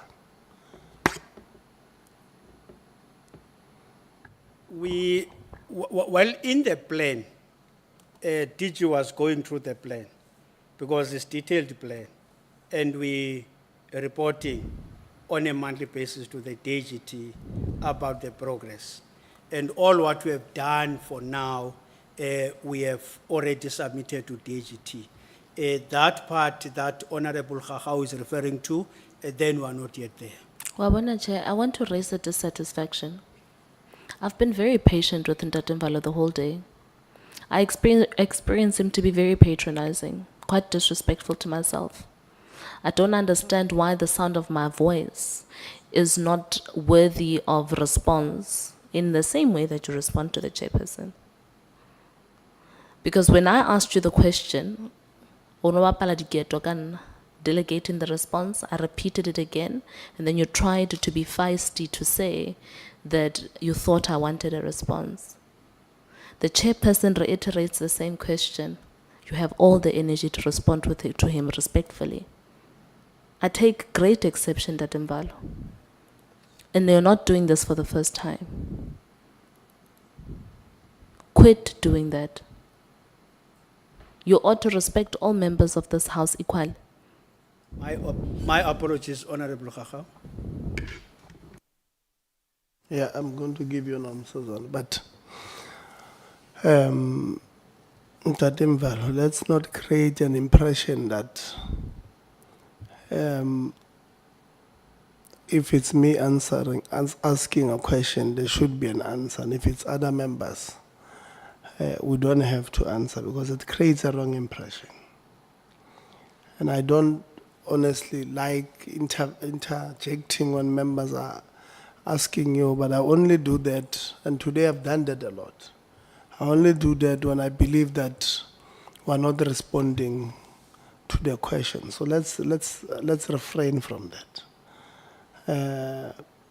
Apologies from myself, Honorable Khahau. I should have actually said it earlier, because I did see. I mean, even the how we tone ourselves, it's not right. You know, the tone of our voices must be correct. Honorable Msaza.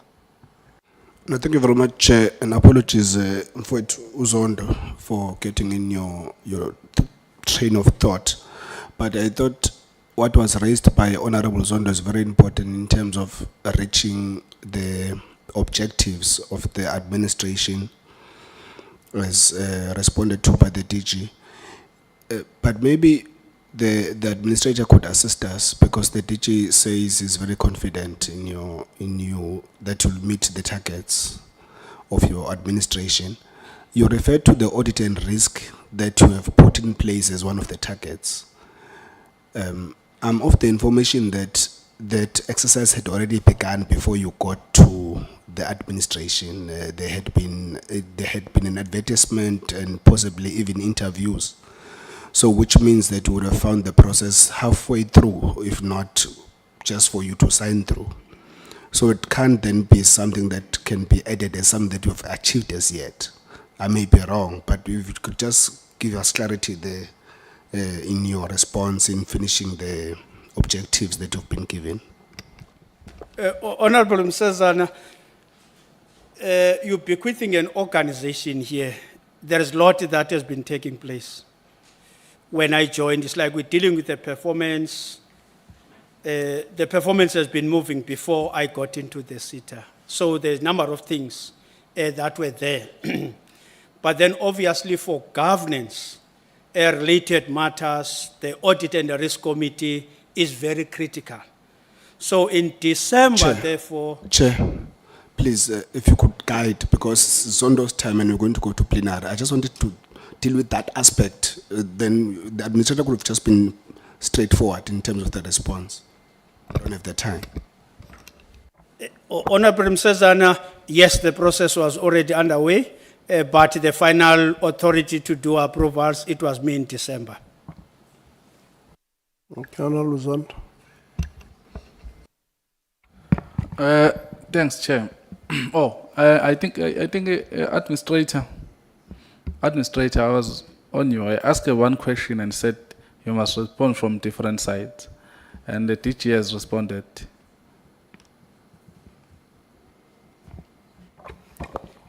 Honorable Zondo, I can also supplement what the DG was saying. the team, not only the DG within the department, is in constant consultation or conversation with me. And it's very interesting, Honorable Zondo, that the minister, the deputy ministers, I was in one session with the deputy minister, Kondo. It was on Sunday, almost the entire day at Local Government SETA. So it was about the work that we are doing in the Local Government SETA. So the support that I'm getting, Okay. yes, it's No, I've got- it's No, sufficient. I've got the answer. Honorable Zondo, But yes. I want you to help me. There are issues that were raised last year when we had a meeting with you, 28 May 2025. Are they resolved? If are not resolved, which one are not resolved? I think you'll recall.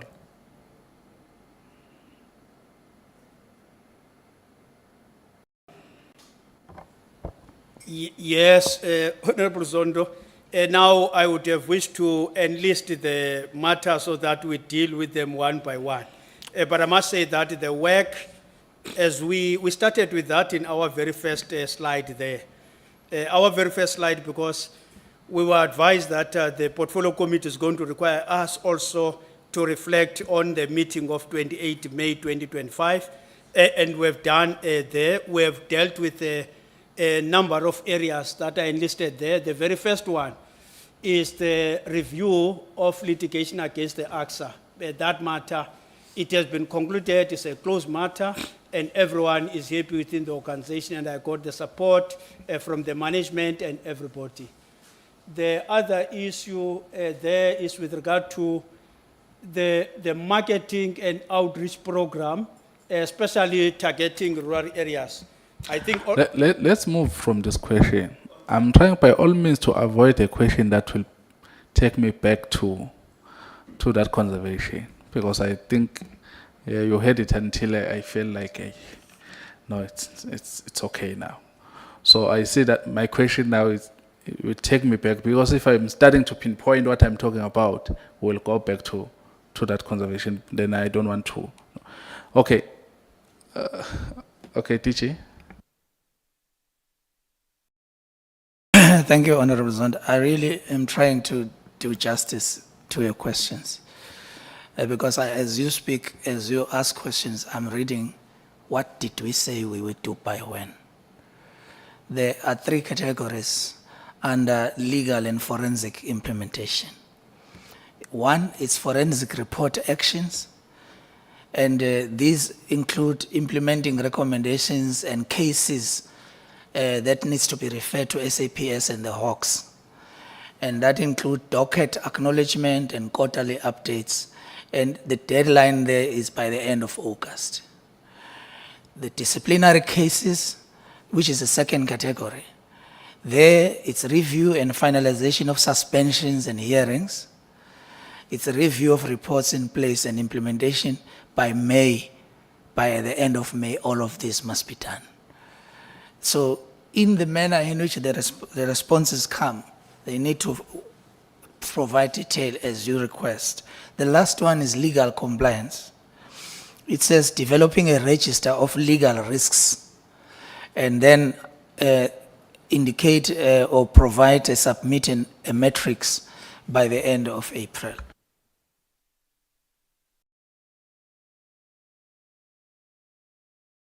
If we provide written responses, if we are given that opportunity, that's how we are going to submit, Honorable Zondo. I think as the DG, you've done justice, as you said. This is what I wanted, Administrator. And I said that I will try by all means to dodge, to go back to that, but I want you to give to account. That's what I want, so that when we judge you, we'll judge you fairly and correct. So I think that that's why I was leaving this question, because it's going to take me back to what I don't want to go to. Let me continue now with my question. The exit timelines, and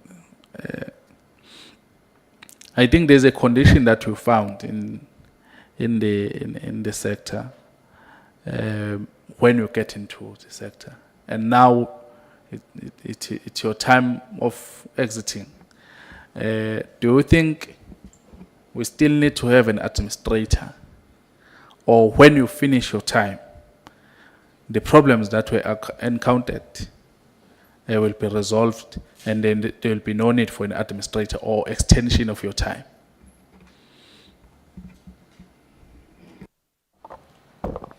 Thanks very much, Honorable Zondo.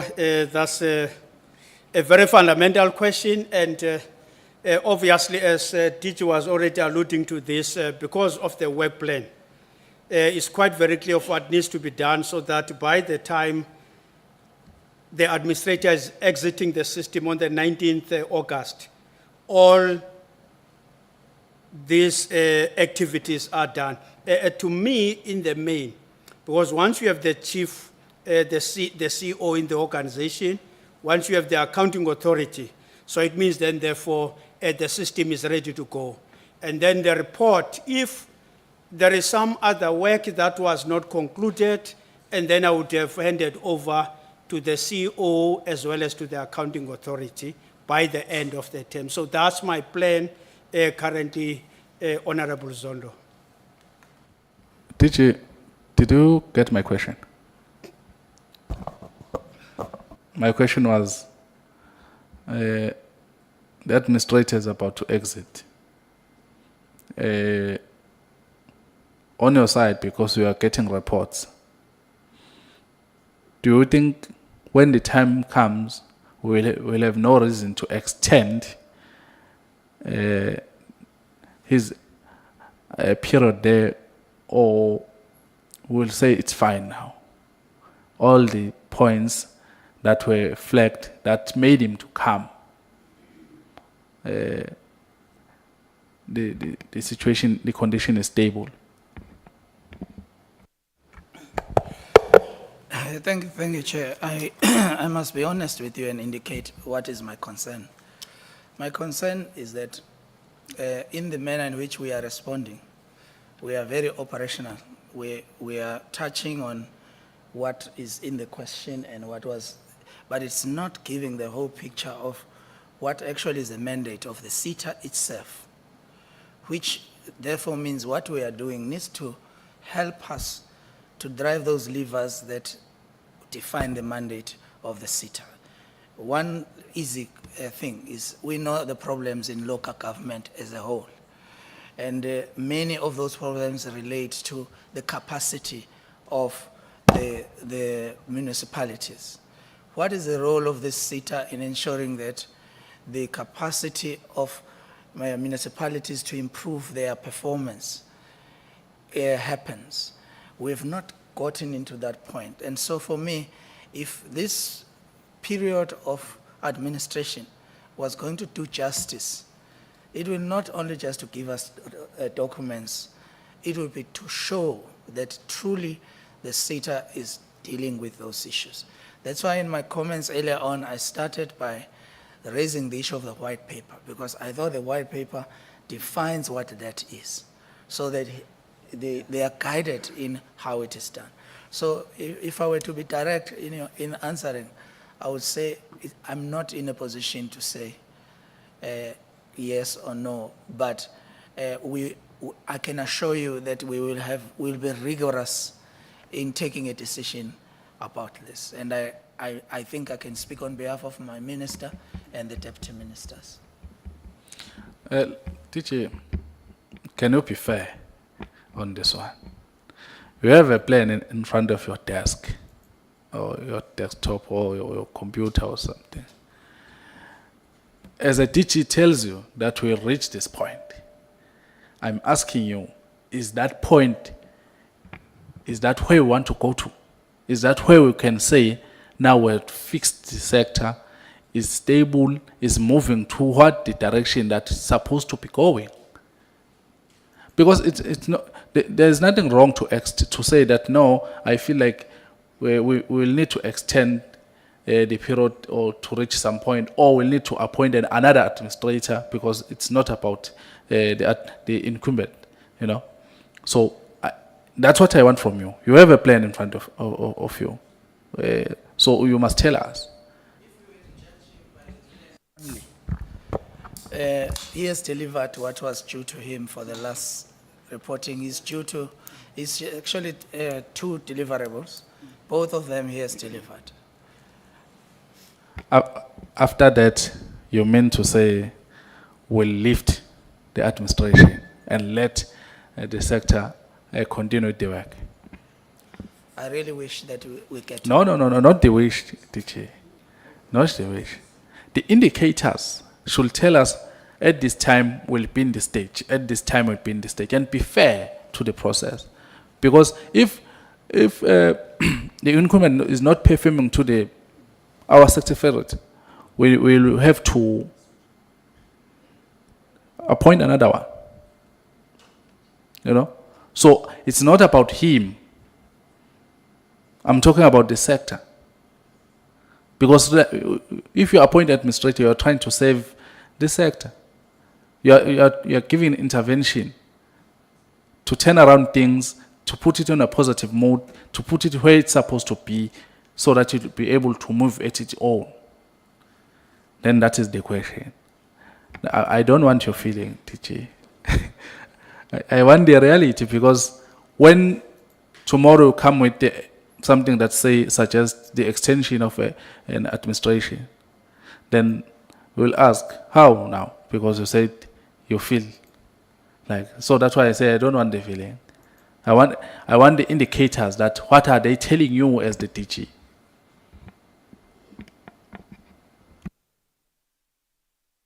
Yeah, I'm not so sure now how I could handle the answer, because I don't want to be general. I want to be specific in your question. I said earlier on, I'm confident of this team that is presenting today. I've also secondly indicated that in my own measurement instrument and tools, they've met two key indicators that I've set for them, and we are waiting for the rest. Based on just what has happened up to this point, the indications are positive. But I can see that the other deliverables that we are now moving into are more complex, and they are going to test the assumptions that we are making at this point in time. And at this point in time, I'm not in a position to tell if they will pass the test or not. But I realize that also they will need a lot of support from the department. And to judge their performance, it will require that also as a department, we play our own role in ensuring that this intervention succeeds. And I trust that if you give me a chance to respond in writing, I will be able to deal with the nuances. No, I can't pin you on that one. Okay. We can tell you if we want, but the last one, because my time is up now. The minister reported about the 6 months progress across 3 sectors on the 3rd of March 2026. Which elements of that briefing are attributable to LG SETA specifically, and that average exit versus the internal progress report?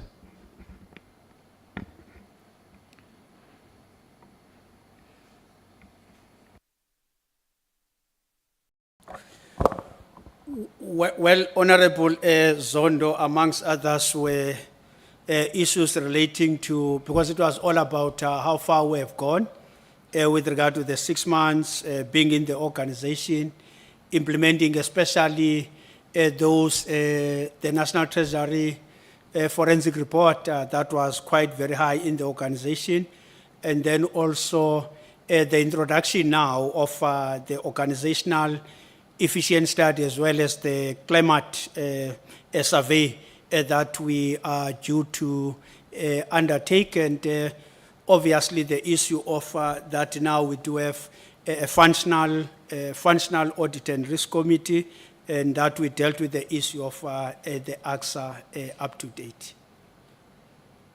Thanks very much, Honorable Presenter. No, thank you very much. We have arrived at the conclusion of our meeting. I want to read to you what is the King 4 Code, because what I've had here today is shocking. It's seriously shocking.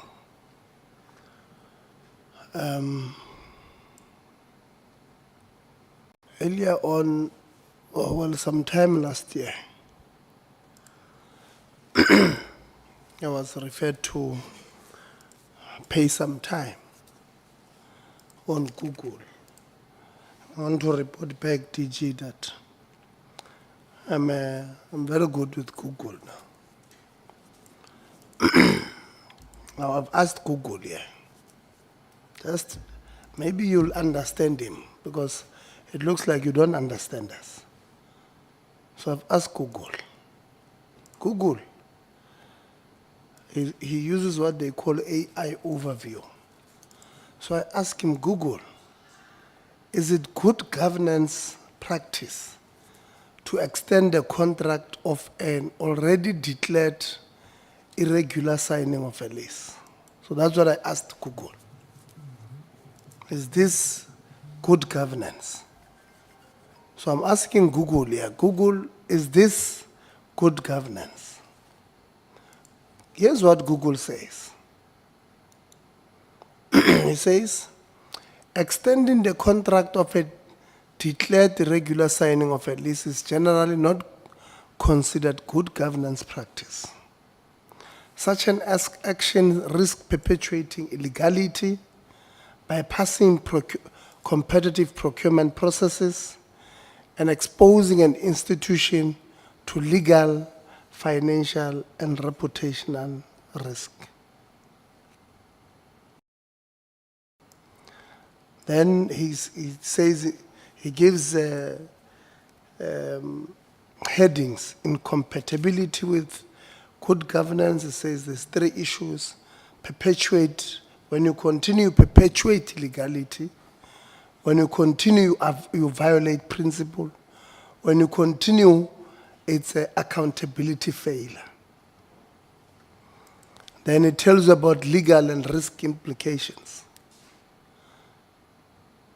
Continuing with an irregular contract, even if it is a renewal, can still lead to further irregular expenditure, which, if not properly condoned by the relevant authority like Treasury or AGS, remains a liability. And by the way, I want to get to this thing. Getting an irregular appointment condoned does not make it right. That is just an accounting principle to get your books right. So you should not even be proud to come here and say, no, in fact, that thing of yours, 91%, what were you doing when you were saying you have 91%? You what? It's material irregularity. What did you do to it? Put the mic. What were you doing? Did you get it what? Condoned? Did you get it? How did you fix it? How is it fixed? Chair, Honorable Chair, we were saying, we're working with the Auditor General here. Yeah. So part of the work was to deal with the wasteful and fruitless expenditure, which is amounting to 136 million. And there is about 367 projects that are affected.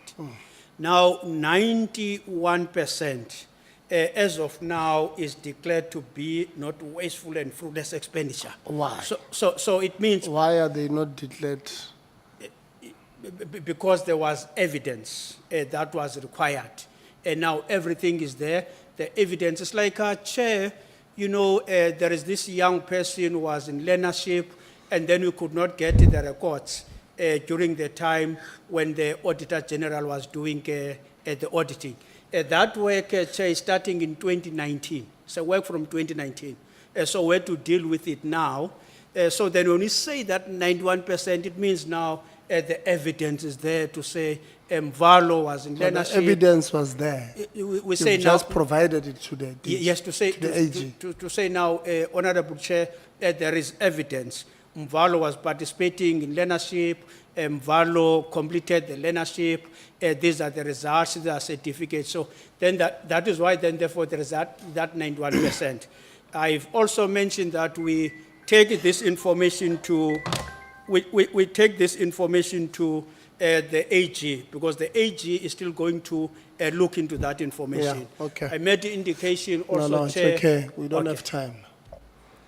So you are saying to us what you had done there is to provide AG or at least internal audit with information of this learners, which has always been there. So you've just looked around and you found it. Okay. There's a point I'm going to read here. I did say that we must put our phones on silent, but sometimes when we speak, you guys don't listen. On legal and risk implications, when I've asked Kukul about good governance, it says there's something called personal liability. And it says here, officials who knowingly authorize expenditure on an irregular contract can be held personally liable for that expenditure. Now, DG, I'm going to close.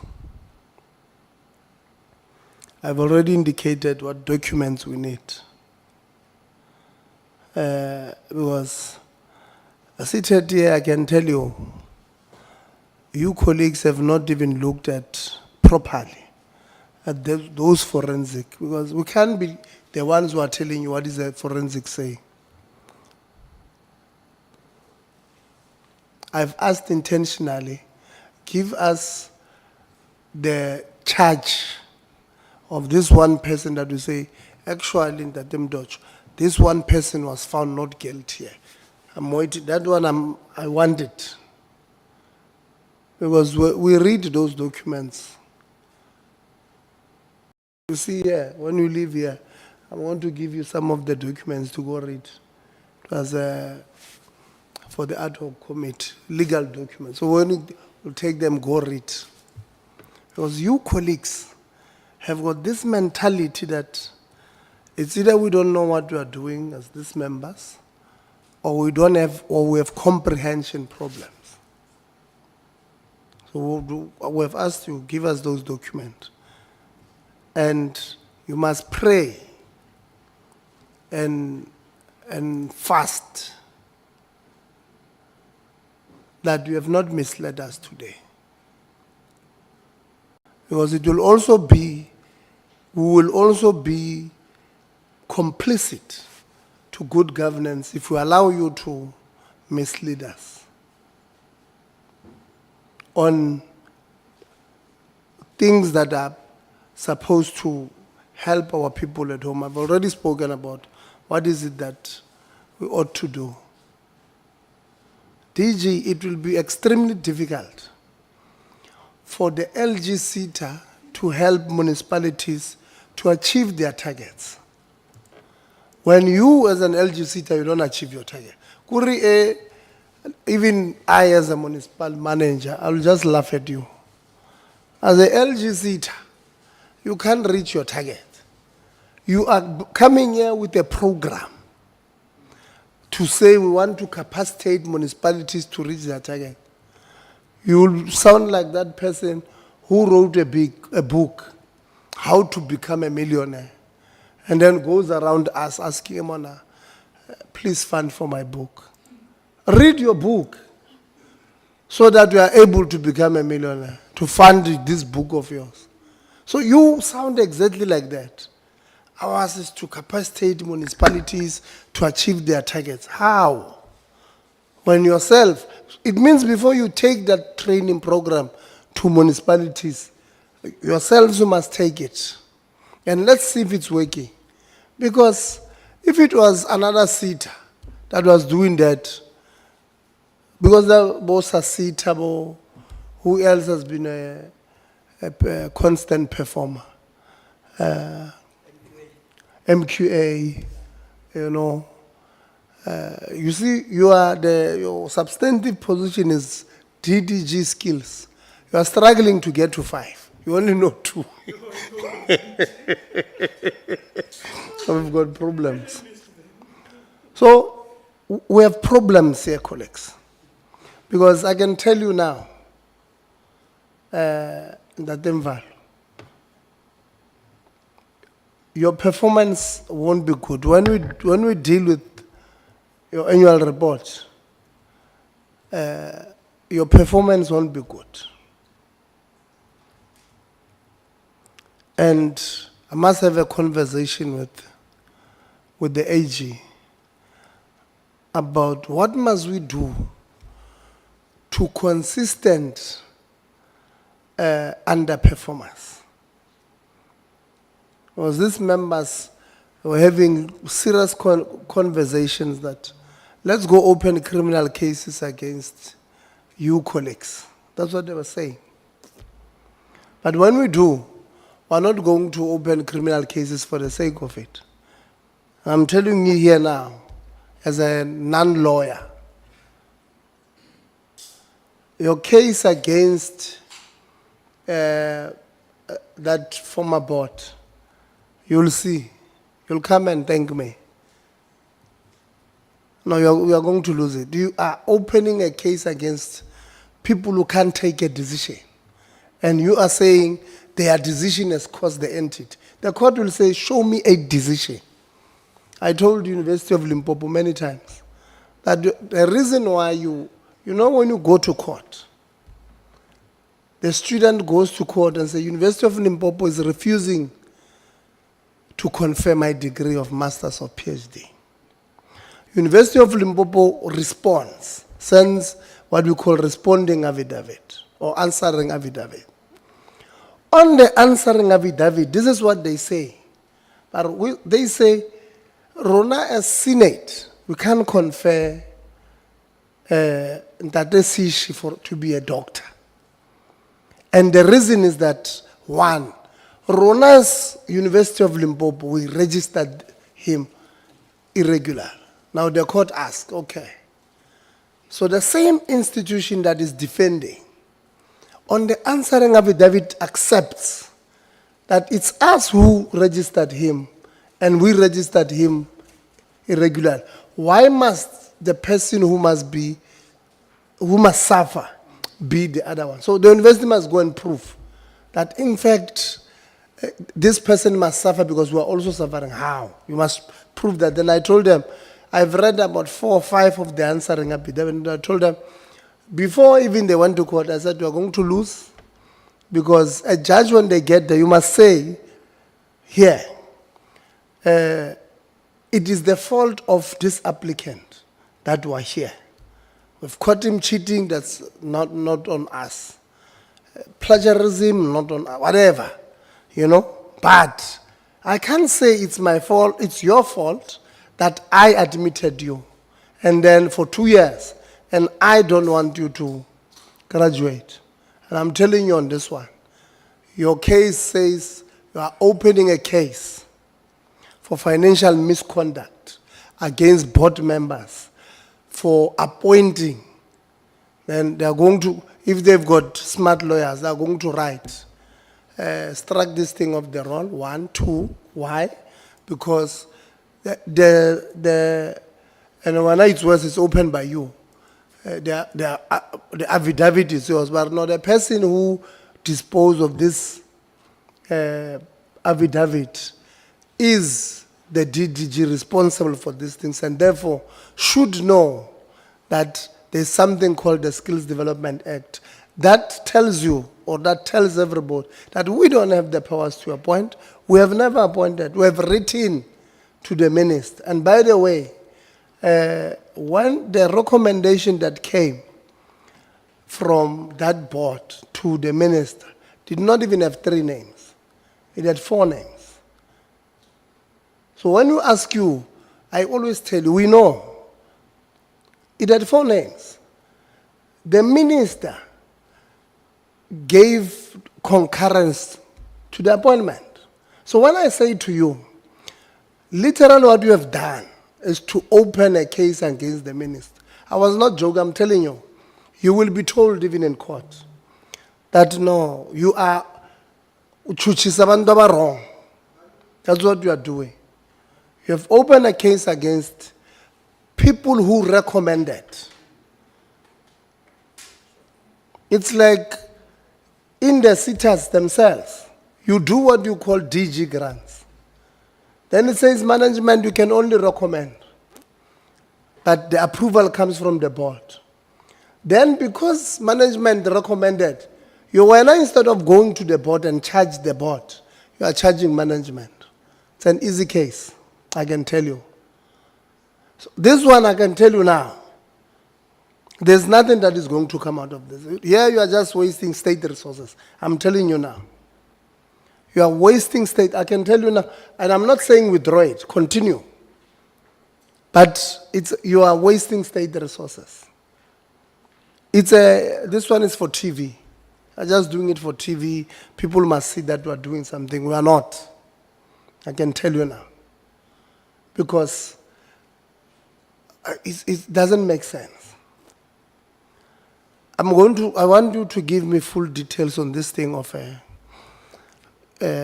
extension, the lease extension, because with dates, you must say to me, this is what we did on this day, this is what we did on this, especially after you had offered those people.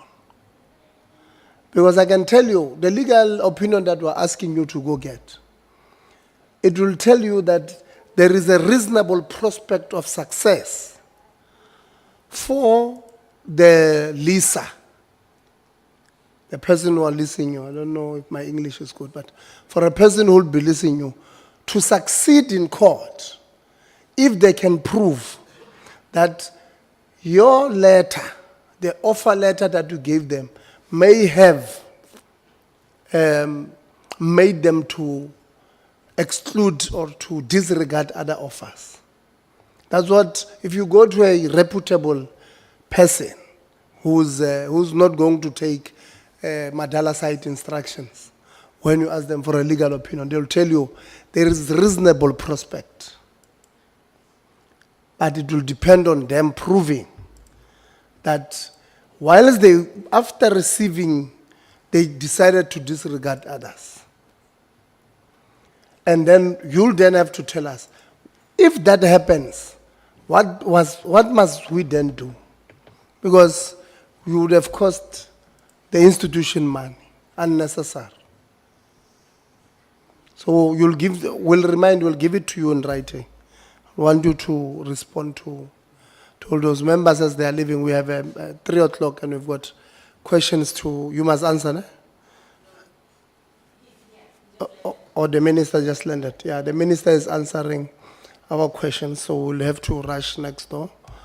That is why I allowed them to leave. So I know that first few questions, I think it's number 2, it will be asked. So I'd allowed them to go there. But extremely worried, teaching, that you know, there are certain things that we may take for granted, but we should not. When we put an institution under administration, we expect not to have these small things. They're creating big problems for us, yes. No, Chair, I really have read your statement and accept and appreciate it. Rest assured, we will look into these matters with the seriousness they deserve. And not just to answer your questions, but to really relook into our own position. There is absolutely nothing wrong if you add to actually correct yourself and revise your decision. And we are not here to argue against the chair of the portfolio committee. If we feel that we've erred in the manner we've handled this matter, I can assure you we'll revise it and do correct things. And thank you very much. No, and I'm not saying I believe that you erred. This one, it's not feelings. I can tell you that on the legal part, I don't see, I read a lot of legal documents since I took some people to court. So I read a lot of documents. Those ones. No, well, I do have some credits on law courses, but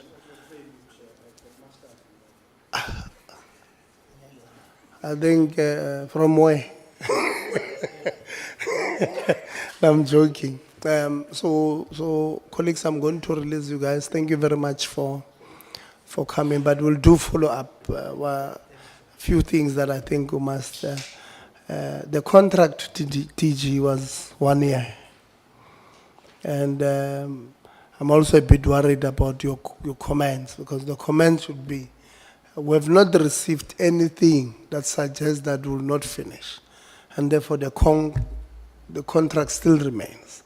So don't say, no, I can't commit now. It suggests that we might, like I said earlier on, we are going to write to the minister responsible for CCMA. Can't have what told records when you spend so much money. Records are corruptible. You can't. It's inaudible. No, I'm going to write today. I want to write when we are that side. I'm going to write to say, please give us that case number, and also forward us. They should have told you in email or something that please give us those documents, because it can be. We can't spend so much money on legal fees for so long for using governments, and we're told some entity of government have lost our records. No, it can't be. We've allowed our records to be lost at University of Fort Hare. We can't allow them here. This meeting is now adjourned.